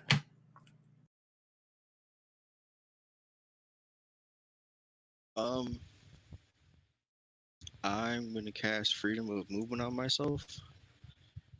Slide through this difficult terrain up to the princess and try and take the amulet off her. Okay. Let me see what it tells me about that.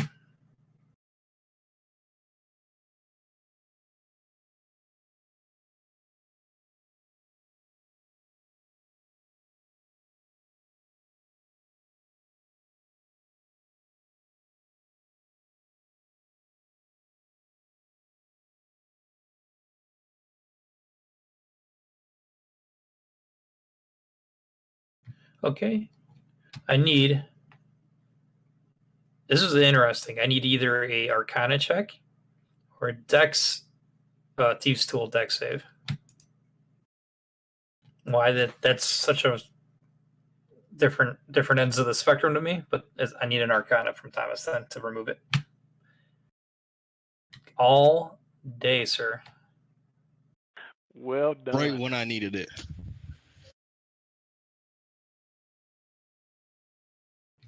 You got the device off of her. She's no longer taking necrotic damage.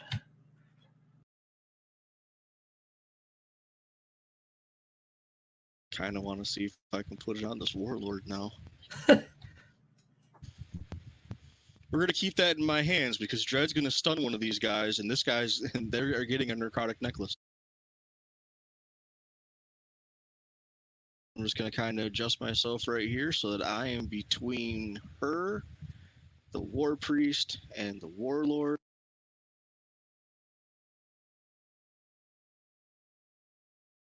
I think that's about every action I can take in 6 seconds. All right, sounds good. I'm going to take my Warlord's legendary action to swing at Dread. Miss. Okay. War Priest running out.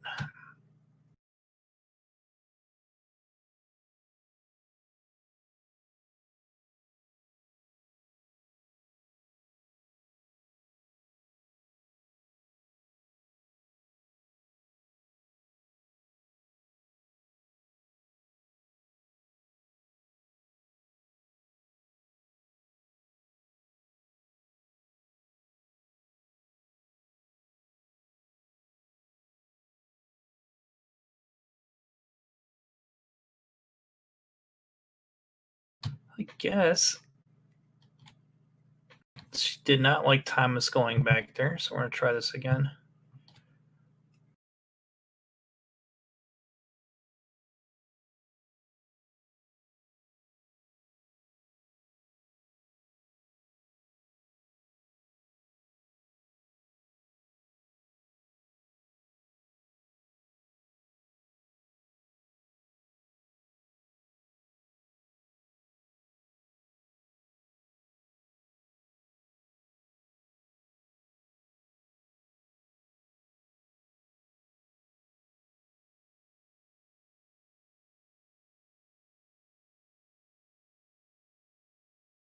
Nope.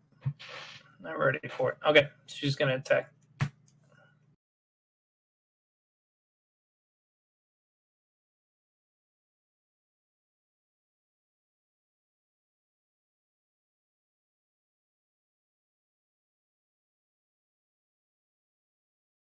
Okay, Earth Elemental.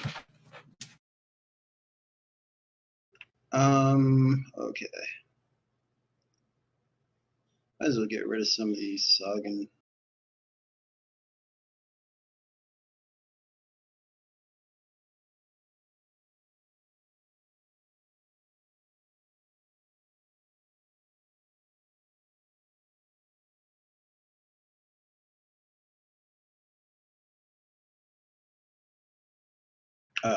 That's crap. Had the War Priest targeted. Should have gone to the Sagan. Go ahead and transfer it, and I'll give it back to the War Priest.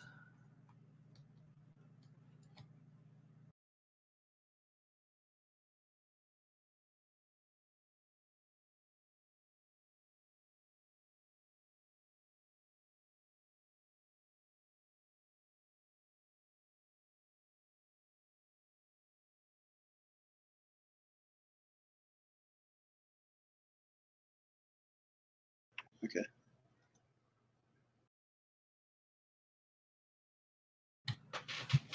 Princess. All right, no longer on her. This guy's attacking Mac.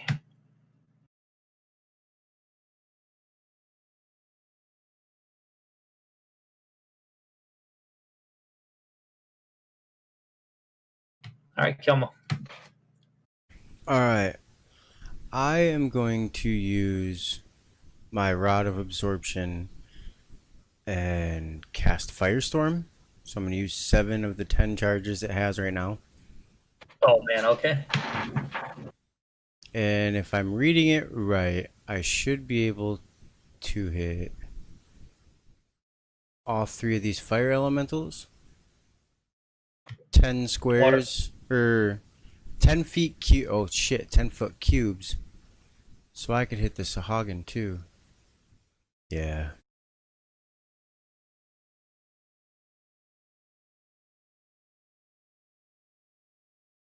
I can do up to 10 of those. You gotta overlay it on the Earth Elemental. Sometimes things happen. Hopefully it resists fire.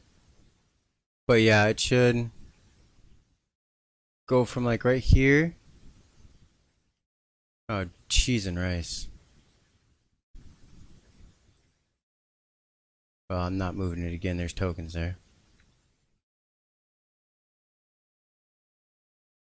Go ahead.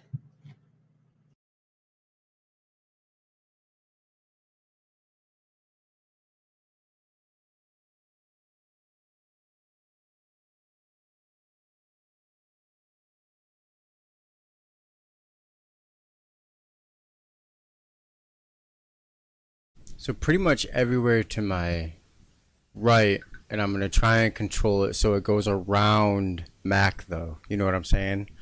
Instead of making the bullet bend, I'm gonna make the flame bend. I gotcha.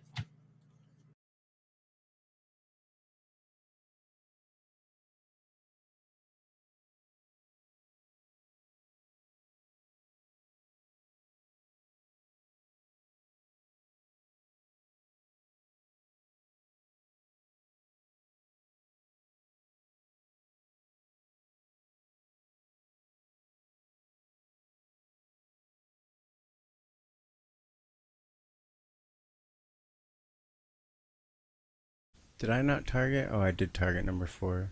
It's saved.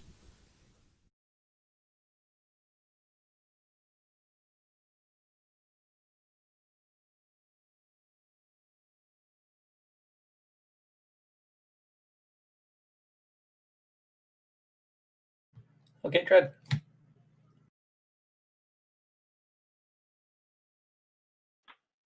How high is the ceiling in this room? The middle of it's about 80 feet. Where you're at's maybe 20. Kind of narrows down in that little.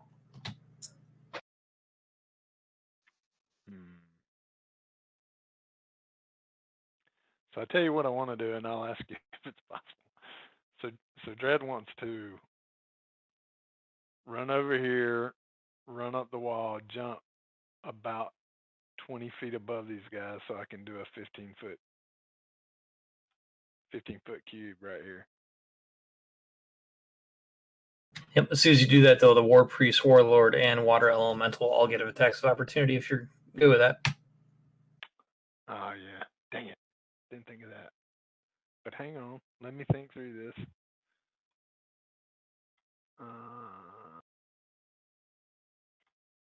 Key to do an automatic disengage. Yep, correct. I can do a step of the wind to ignore that, go jump up, and then let loose that ring of shooting stars. And then feather fall behind them. Yeah, and then I'll fall back down and take my second attack. What is it? Monk's got slow fall or something like that. Slow fall, yeah. Yeah.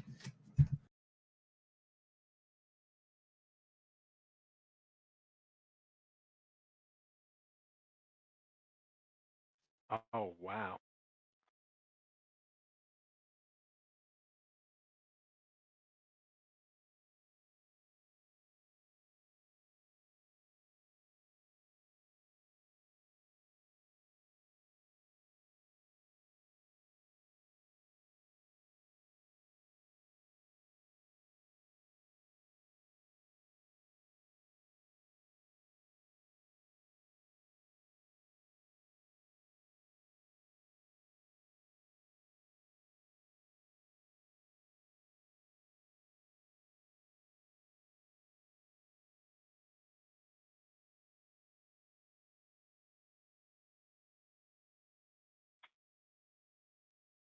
It really looked cool too.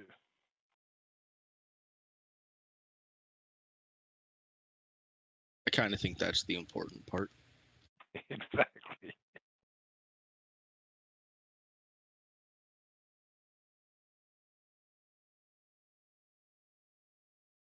All right, number 1, recharged.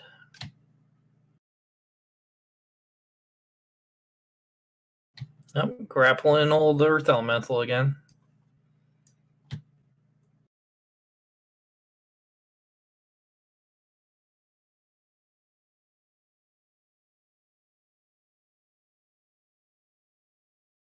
Number 2's attacking Kelmo.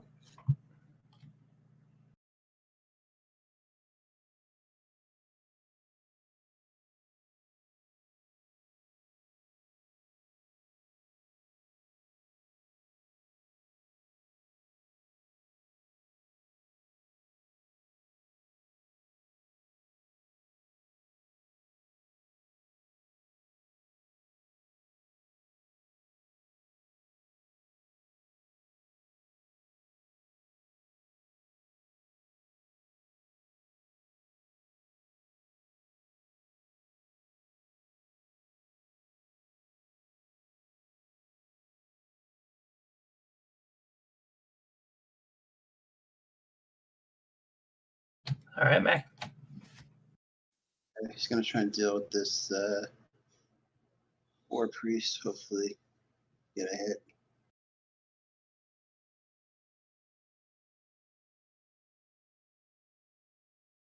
I'm going to use a luck point.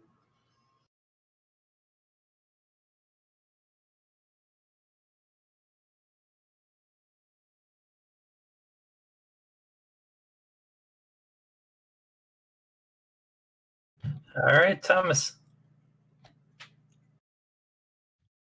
This priest is looking a little worse for wear and a spellcaster, so Thomas doesn't like that.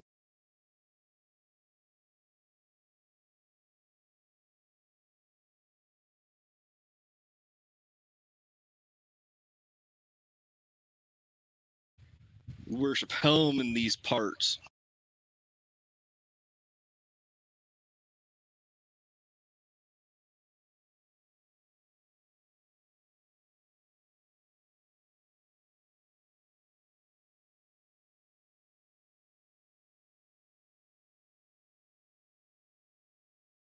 Strength, athletics, or acrobatics 27 to not fall prone at the warlord.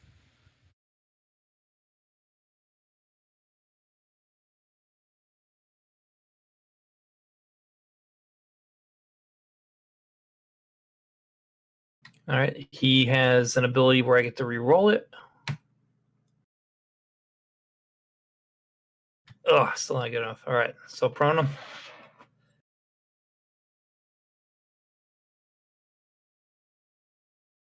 Sorry, I gotta find it real quick. Yeah, indomitable.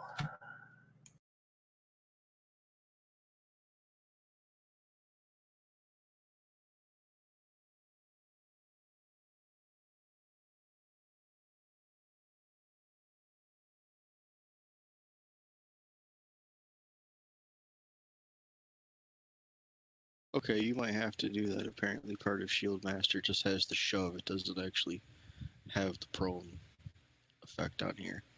Gotcha. Thank you, sir.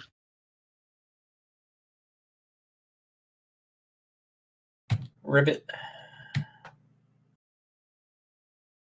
The Earth Elemental is currently restrained. Okay, I guess I'll make a strength check. Jared, I'm counting on you this upcoming round, buddy. Oh, 20. no worries. Yeah, I'm unrestraining him now.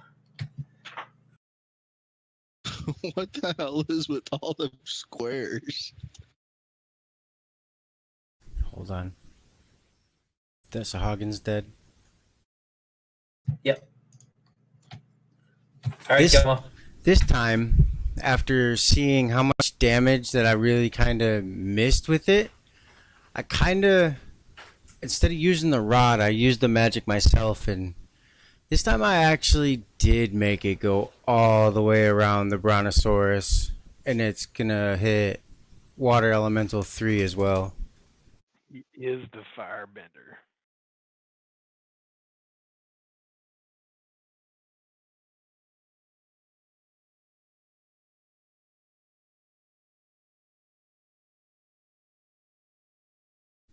And they all failed.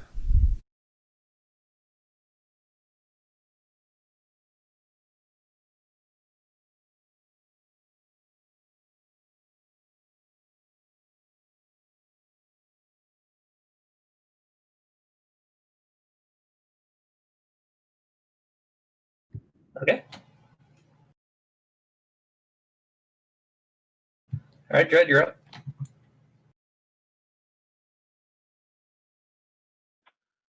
Well, Mr. Warlord,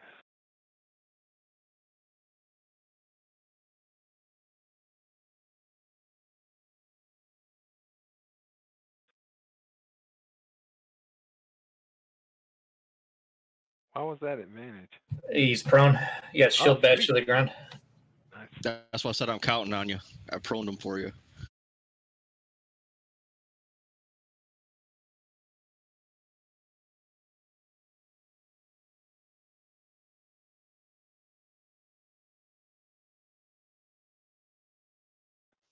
Man, he's serious business though, huh? You gonna try and stun them? Yeah, good idea. I totally want to put this necklace on them. Ah, dang it. Damn. No dice. Yeah, we No. tried. Do my flurry of blows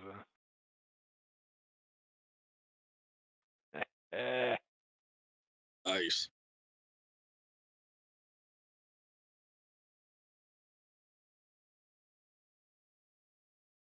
Almost. Max damage. Can't ask for better than that.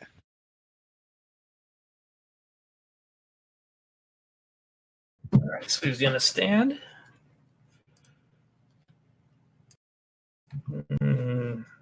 Swing out Thomas.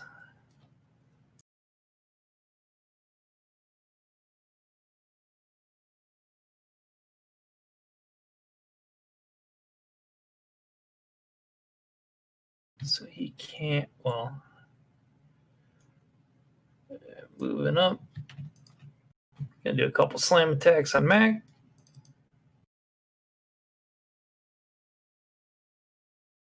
Like, how small is that cloak on you? I can take it off. Hold on. No. You're allowed to wear it. I could just see this little tiny red cape from your long ass neck.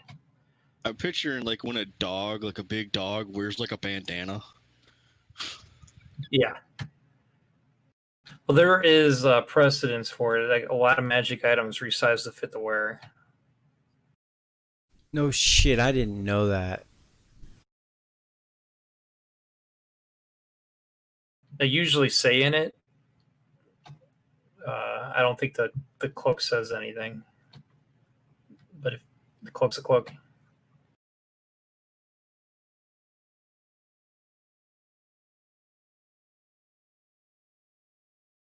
Like if you look at like any of that magic armor plus whatever, it'll tell you it resizes to fit the wearer.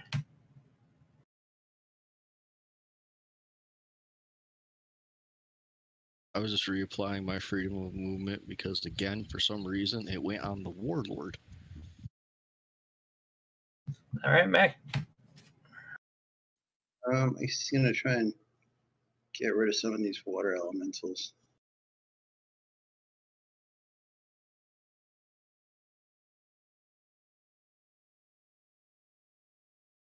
Guess not. The chicken over there is just hanging out, I guess. Doing nothing. I was eventually going to say, like, I really hope somebody kills that chicken, because, like, if we go through this whole battle and that's the guy that lives,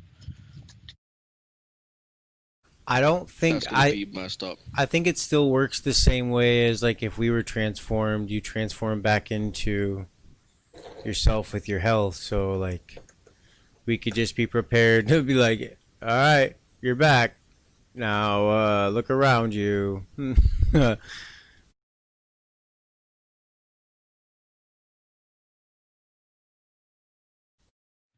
I mean, we could just tie a rope around him and take him to the entrance of the cave and, like, tie him underwater. Oh, wait, it was a saw with the breathe underwater. Damn it. I don't know. That was my idea.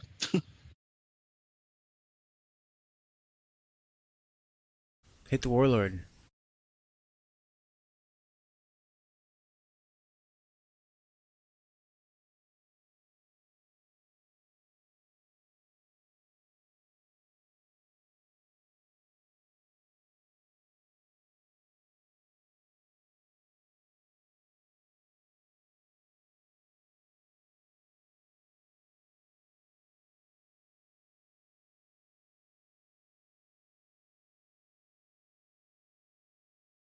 All right, 1 second.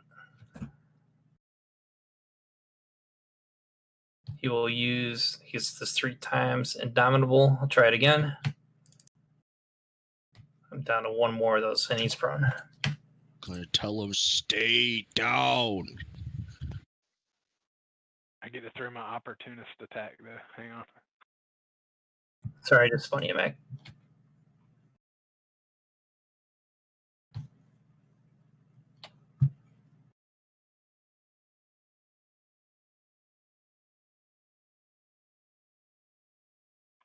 Love that.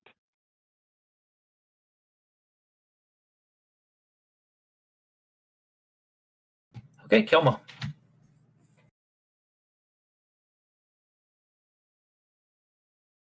Alright, I'm going to blight elemental 4.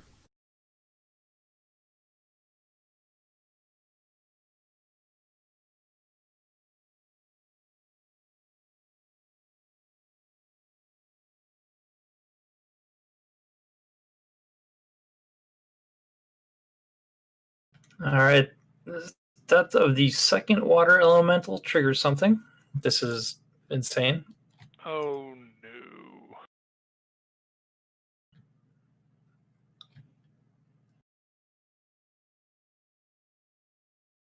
All right. Their essence combines to create a planar overlay that merges this section of the tunnels with something else. Don't worry what it's called.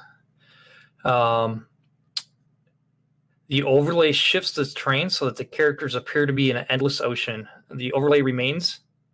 Don't worry about that. So you guys, there's a dimensional shift now that just overlaid this cave. You guys are now somewhere else with the death of a second water elemental, and effects will go accordingly.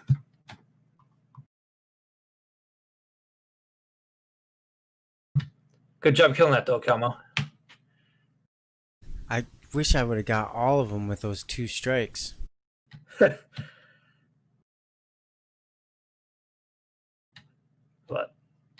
it tells me when it happens, and yeah, okay, Dread, you're up. Dread feels a little woozy, but he keeps his feet about him.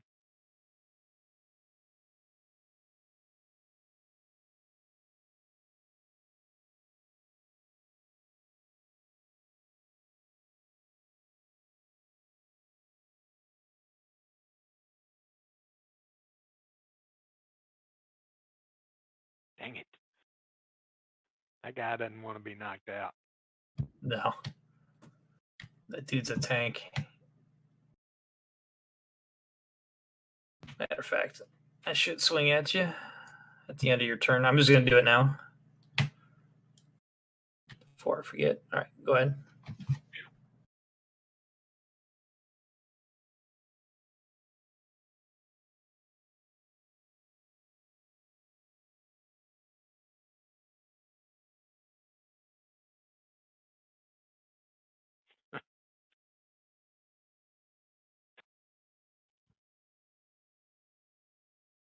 I can't knock him out, Thomas. That sucks. We're just gonna keep this necklace for a while. We're using this necklace eventually. Ooh, we should put the necklace on the chicken.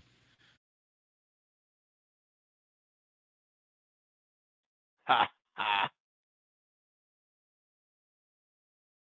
Dang it. That guy's insane. Yeah.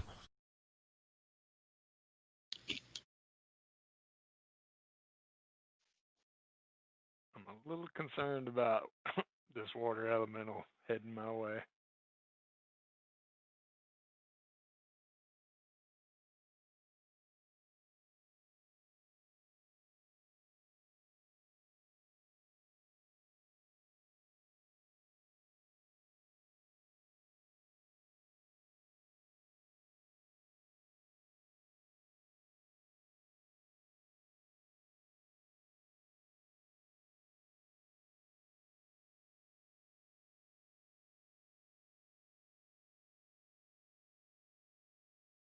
Nope.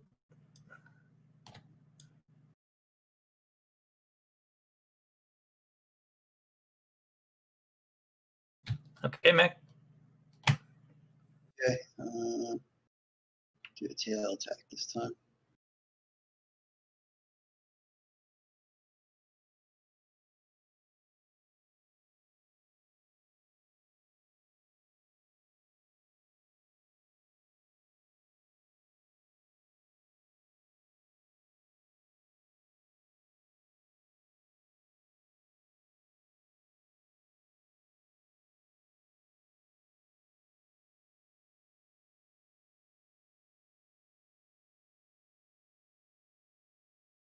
There we go. I might be able to make that one.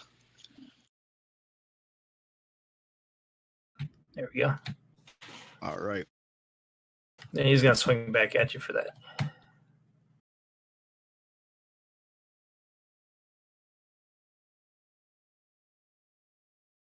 Okay.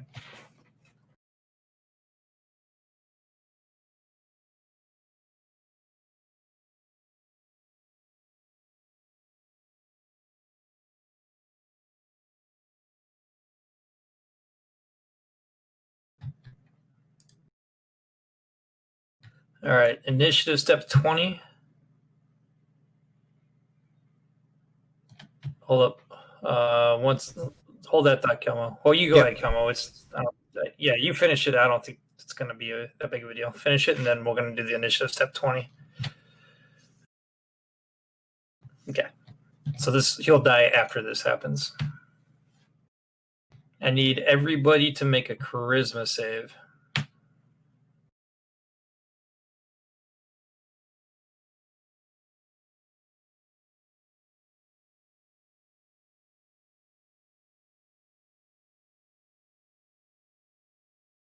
And I got to roll 1 for the princess as well. She no longer has that locket on her protecting her.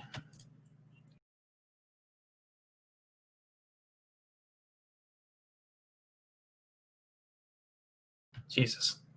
I'm going to stop rolling. There we go. So the first one was a success for her, and you guys all failed.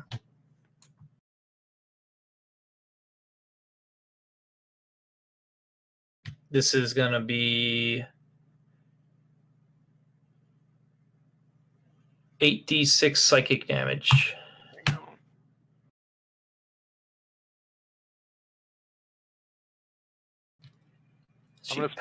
I'm gonna spend a key and re-roll mine. Go for it.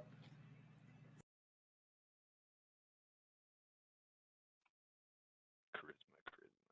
Where did you go?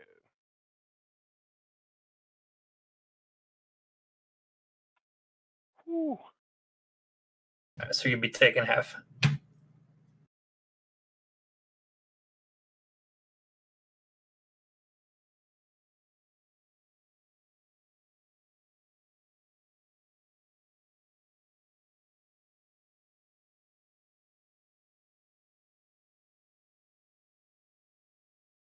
Just curious, what was the DC? It's 18. Damn, one off. Yeah, because Dread might be going down here. Yep, it's a race.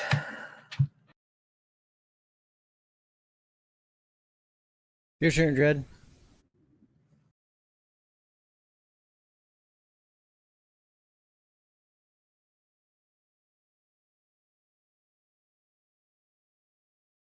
All right, one more time here, Thomas. We'll see if I can get him.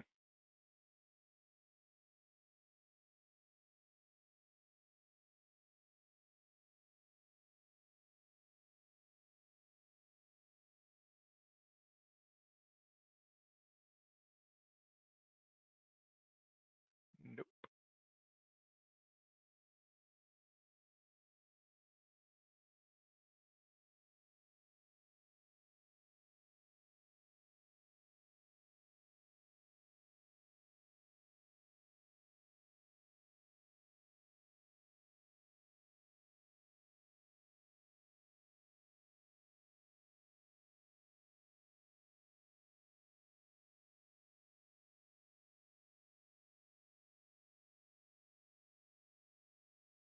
Man, that guy. Oh yeah, he's just soaking damage. Yeah, and he would have, at the end of your turn, Dread, he would have attacked. Using one of his. And then I'm going to keep rolling. Goodness, just quit rolling. All right, and then his normal attacks.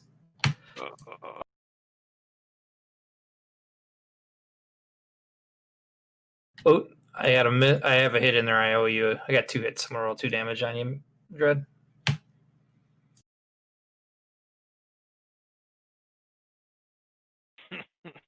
Oh, Yeah, Dread's down. down. Yeah. All right, Mac, you're up. Okay, Mac the Dread's down. He is shifting out of wild shape. Well, he's, Swap the shit out this warlord. and he is. Yeah, no kidding. Surely you can do it in a couple of turns. He's gonna cast. I knew I should have drank a potion real quick, but oh well.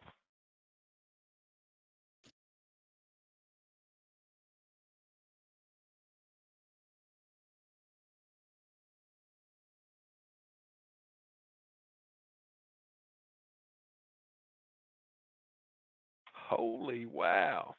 That was amazing.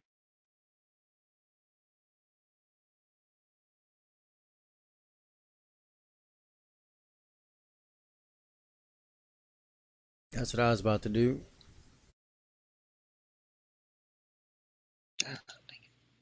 Alright, it's a DC 12. Might be able to make that one too. Yeah, he's gonna swing at you too.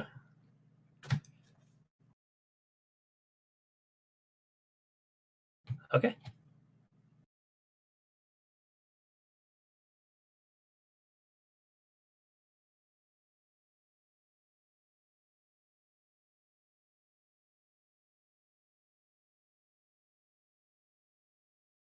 Kelmo, you're up. Oh, wait, initiative step 20. Everybody give me a charisma save.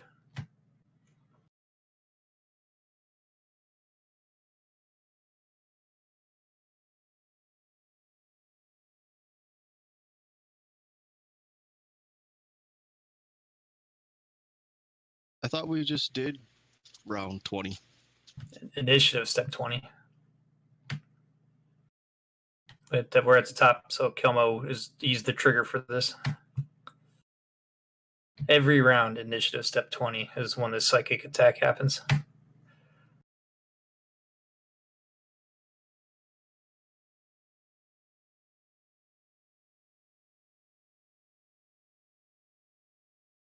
I guess, Tread, this won't really apply to you. You're unconscious.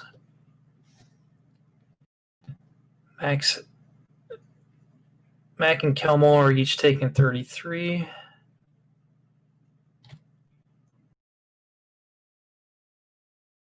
Am I still unconscious? I don't know if I'm unconscious. Oh, no, you're right. Yeah, I forgot. You are up. Yeah, they brought you up. Yeah. So, Dread, but you, okay, so you're going to take half damage. So then Mac, so you 33. Thomas, I owe, call it 16.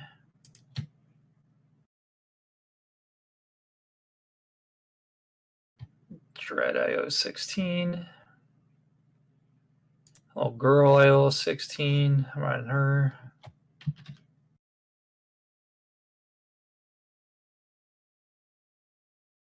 Okay.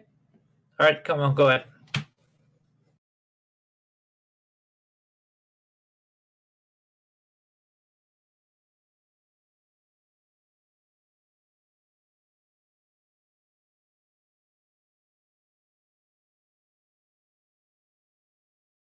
Finally. He only had 2 hit points left.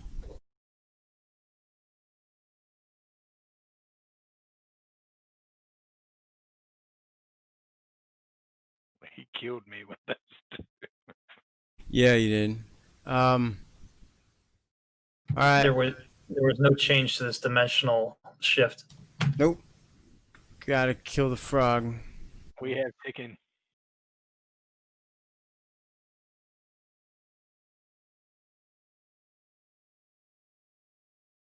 Like, do we have to, or can we?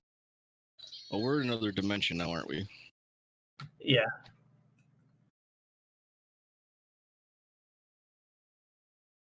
Dang, I can't make it.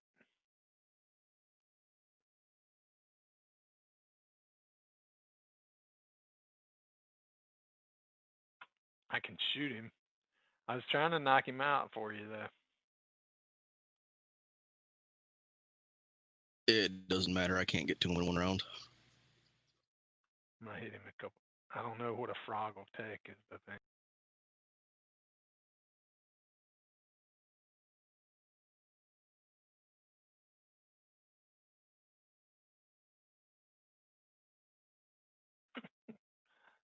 Dead frog. Ooh, does that mean he comes back to being himself, though? That could have been a mistake. I'm reading it right now. I just wanna. Yeah, I think when it's reduced to 0, he goes back to whatever damage over the hit points that he has transfers to his original form, I think. Yep. Jed looks back at you guys and says, So there is no grabbing her or just escaping, is there? I'll get to the point for the end because this is a 2-parter. You're gonna pick up from here next session. you guys need to end this dimensional rift.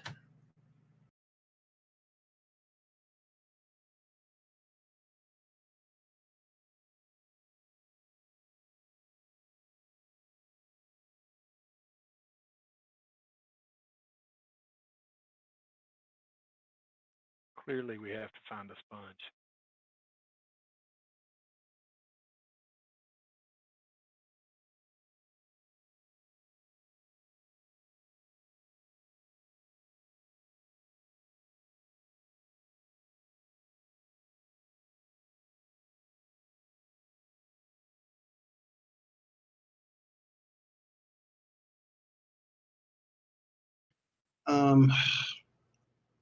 Okay, Mac's gonna go here. He is going to use a 4th level spell slot and cast Healing Spirit.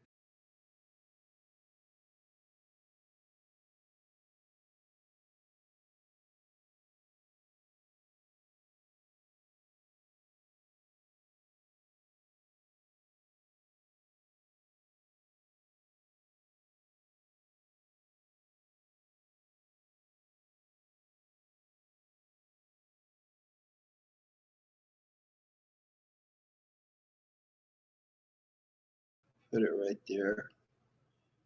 And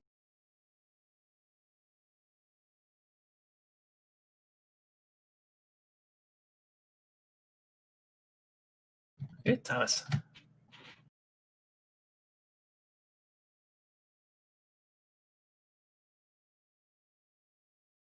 I'm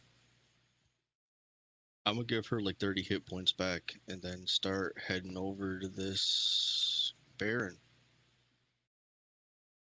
Okay, I just adjusted her 30.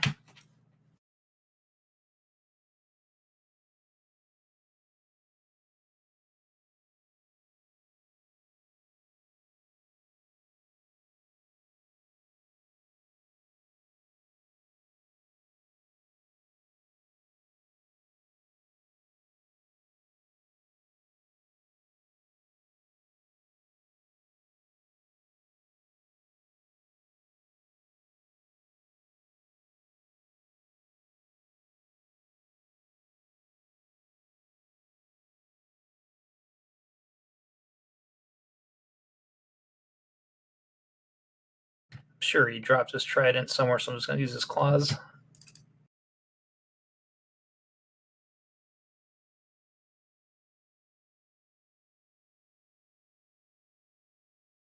Press this. All right.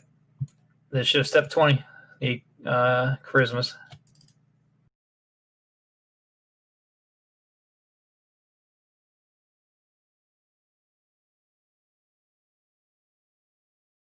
Is there any check to tell if killing this guy is actually going to do anything for the dimensional rift thing?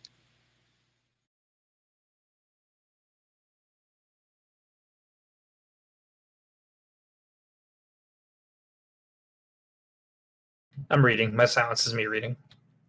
Got a couple things that I got to whisper to.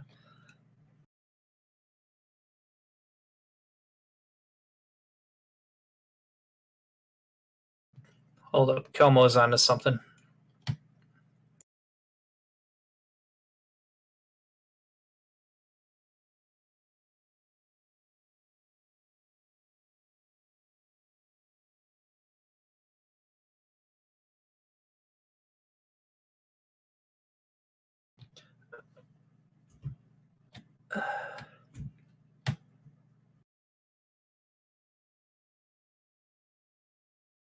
It doesn't say Kelmo. I know everybody doesn't have any context to what I'm saying. It's more of a trap, and I'm reading it as written. It's not really an item or a spell. But I do have to see one thing.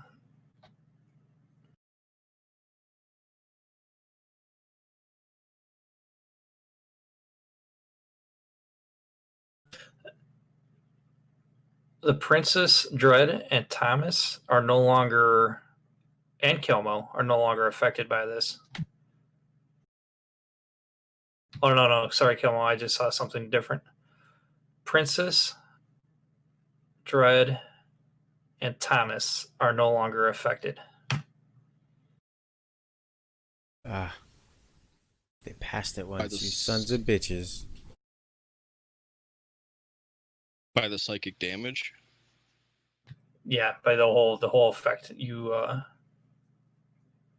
this initiative step, you guys don't have to roll on it. Okay, we're not taking damage from it, but can we still tell that it's going on? Oh yeah. Okay. Then am I missing somebody?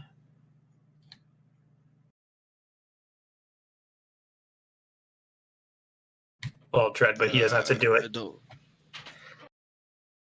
All right, and so now it's just Kelmo and Mac.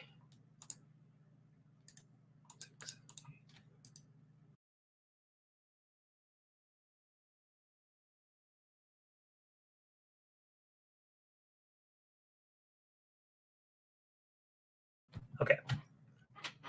All right, Kelmo, you're up. I'm gonna cast Easy heal. day.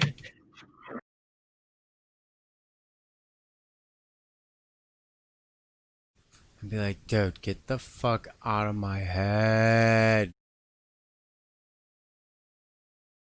Your turn, Dread.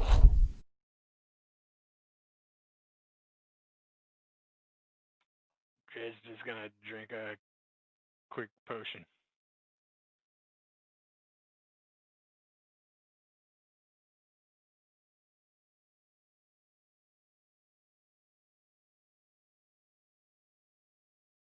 Okay, Mac. It's gonna wild shape. Brontosaurus. Mac's back.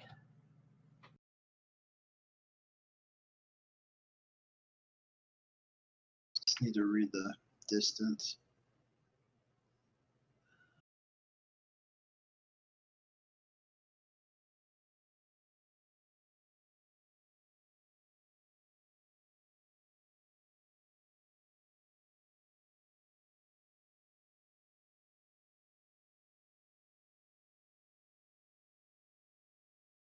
Move the the hill expert over here.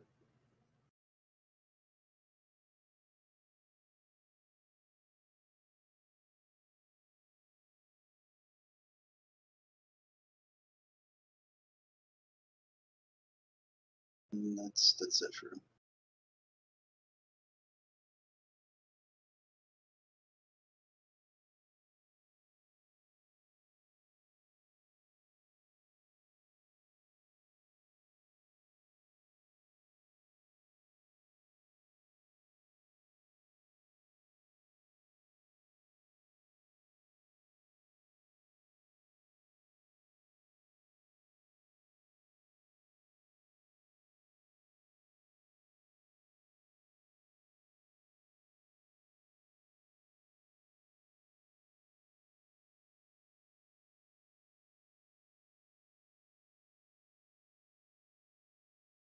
All right, guys.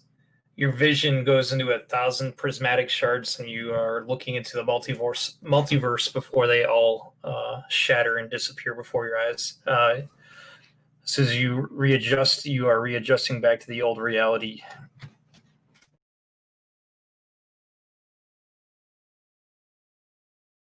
I never want to go back there again. No, that sucked. That was a bad place. That was definitely a bad touch. Yeah, that was teed up for a full party wipe, huh?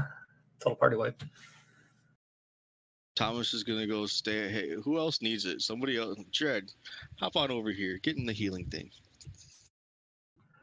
Well, the good news is I got something to read, and then so suddenly the isle is rocked by a large, distant explosion. Streams of magical energy race along the walls, and the fabric of reality begins to reshape itself around you. You gain the impression of unnatural creatures beyond the borders of the world examining you, then everything stops. The world is still. It does not last. The world tears around you, and all your actions are in vain. You are falling. Oh, I guess my interpretation was not as good as this one. You collapse onto the dripping wet floor. Now you're back where you were. You hear someone clearing their throat. You look up to see the eyes of SEER, but she is not as you saw her. She seems younger, more vital, less drained. I assumed you have a reason for dropping in unannounced, she says caustically. And that's how the module ends. Oh, Just like you predicted, she shows up again. oh shit! Where's the princess? The queen, the princess. She's with you guys. Oh, cool. Okay. Yeah.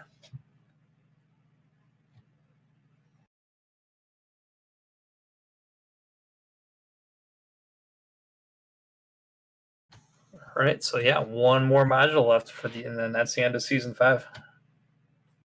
Let me put that in chat, what I just read.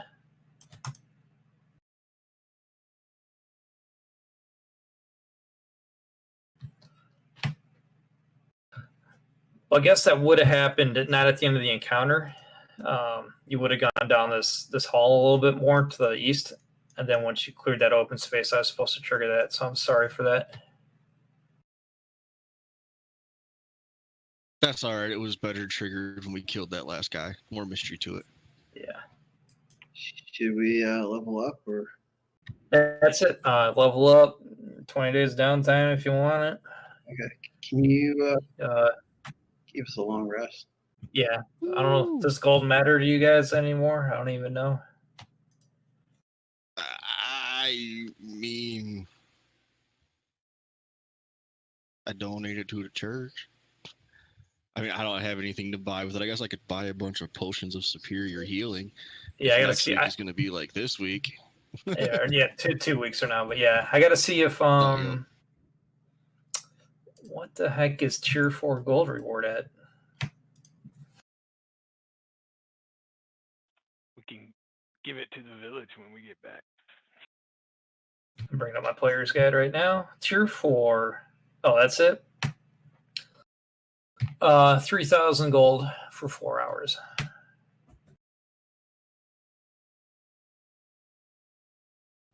What's it, like 12,000? No, that's it. 750 an hour. Oh, okay, so 3,000. Yeah.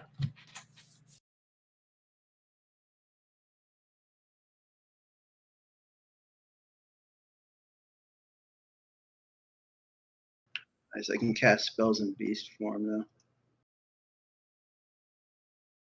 Nice.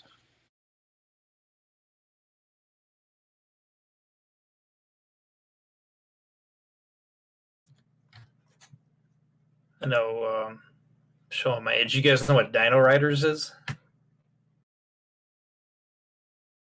Us when we're really tired and Mac transforms. I think that was the name of the cartoon. Yeah, Dino Riders.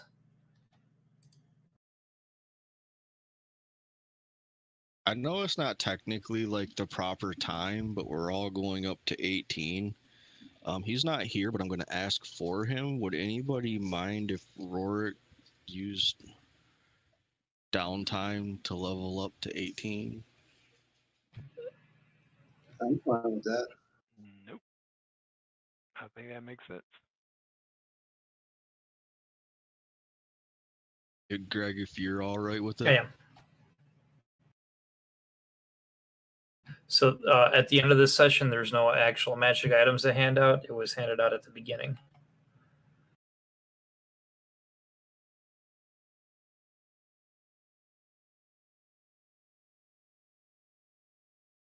Yeah, we take were that 17. back.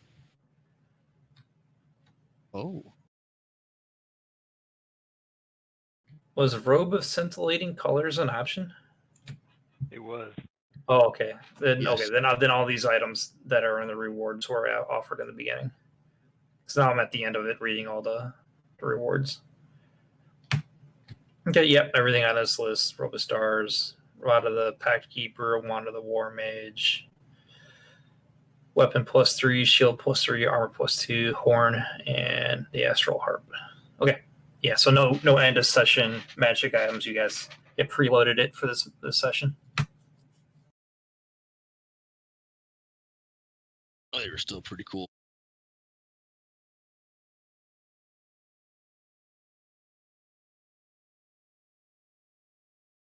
Very cool. That was a hell of a fight.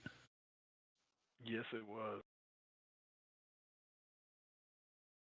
Especially without like our raging barbarian.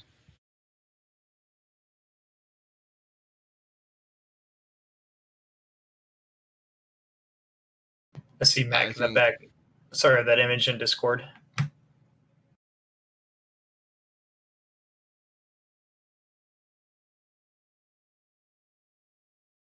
Sorry, go ahead. I think I cast more spells for actual utility things than I ever have before. So here's the crazy thing. I wasn't going to say it, but I'll say it now. This whole tunnel is supposed to be flooded, the whole cave system, but there is no mechanic for you guys to have water breathing. It literally assumes that at least one party member will be able to figure it out for everybody.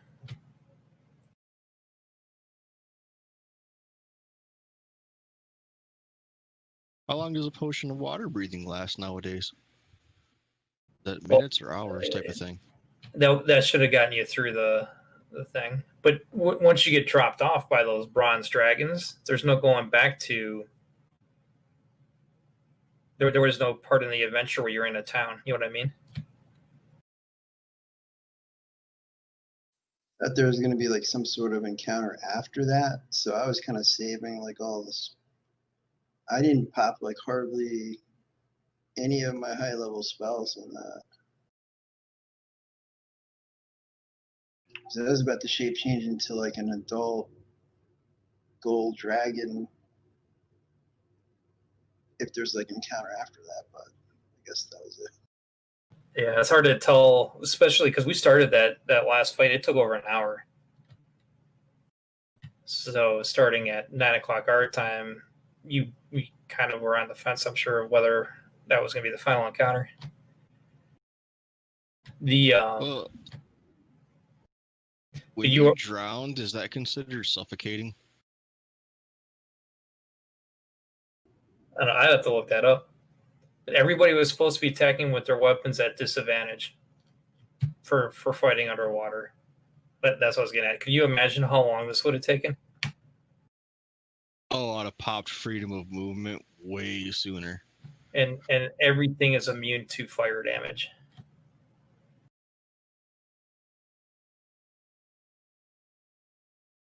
That's how all the combats were supposed to be for underwater fighting. I just didn't have the, once I read that and I was thinking about it, I just didn't have the patience to run the combat that way.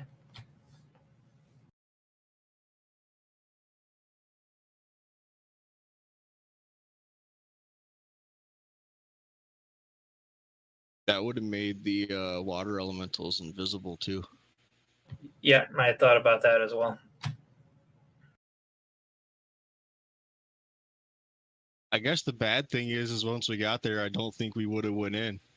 I think we'd have turned into a shark and turned around and been like, well, this is something we can't do.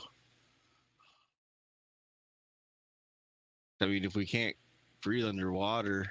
Yeah, I don't see how you would do that one. Yeah, it didn't have It's any. really kind of a mission no-go. Yeah, it had no mechanism for you guys to get to the island. You literally got dropped off at the rocks, and then party was supposed to come up with something, which you guys did. That wasn't a problem. And then the next step was figuring out how to get the entire party to breathe underwater, or remove the water from the cave, I guess.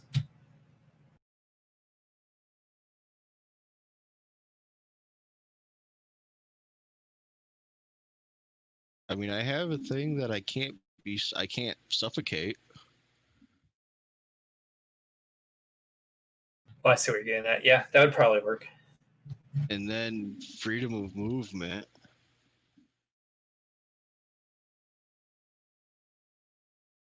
So I guess if I really had to have like put my mind to it, Thomas could have been all right. I don't think you would have been comfortable, but you would have been all right.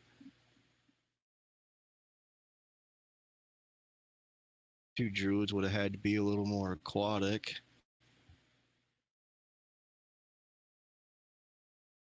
Greg, you got anything like monkish that lets you breathe underwater for a long period of time? No, that's what I was looking, because I do have some odd things. Like, he doesn't, at this level, he doesn't need food and water to sustain himself. But there's nothing about breathing. I guess you still have to breathe. Either of you druids have a spell that gives you that? I think water breathing is, yeah, it's a 3rd level spell. Water breathing and water walk. Could you It cast is it a as a ritual. ritual? Yeah, That I would can have cast been the option then. but I have to have it prepared, though, to cast it as a ritual. Yeah, but if you had a full slot of, like, if you were full slotted of 3rd level spells, that just means it would have took us an hour. We'd have had to wait an hour while you meditated. Well, I have Swapped to. out We could spells. both do them. Wait, you can swap out spells in an hour? I thought it took a long rest to do that. Takes a long rest to get spells back that have been cast. Oh, to get the spell slots back. Correct. So you can swap out the spells on a short rest then. You could cast it as a ritual, and then it burns up the spell slot if you didn't have it prepared. But to prepare it, it was only like an hour. Like, no, because that's something I didn't know. I'm just asking because I always thought you just had to take the long rest to change up your spells. But if you're saying that you can, the long rest is just to replenish the spell slots, but it only takes an hour to change or swap up some of your spells. That's something I didn't know. Well, it actually even takes longer than an 8-hour rest to get if you want to change spells and get them back. Because if you look, there's 2 different time frames that it gives. One is a time frame for spell memorization. One is a time frame for replenishing the spell slot. So let's say you have to replenish that spell slot and you're memorizing a new spell, you would add both of those times together. If you have the spell slot, you can give up the spell for free, and then you can learn a new spell in its place at the normal, not learn, sorry, but memorize a new spot in its place at the normal time for memorization. Okay, yeah, but the way the druids and clerics work is you automatically get all the spells, so you don't have to ever learn like a new one. It's Right, just, but it still takes you that same amount of time as a wizard takes to get it in their head from a spell book. It still takes that same amount of time for a druid to meditate and change it out in their mind. 8 hours. No, that's to get it back, not to change it out. Okay. Assuming the slot is not expanded. Like, if you went along and you found out, you're like, crap, man, all of my spells are wrong for what I'm doing, but I haven't casted any spells, you would just have to look up the time it takes to swap out those spells.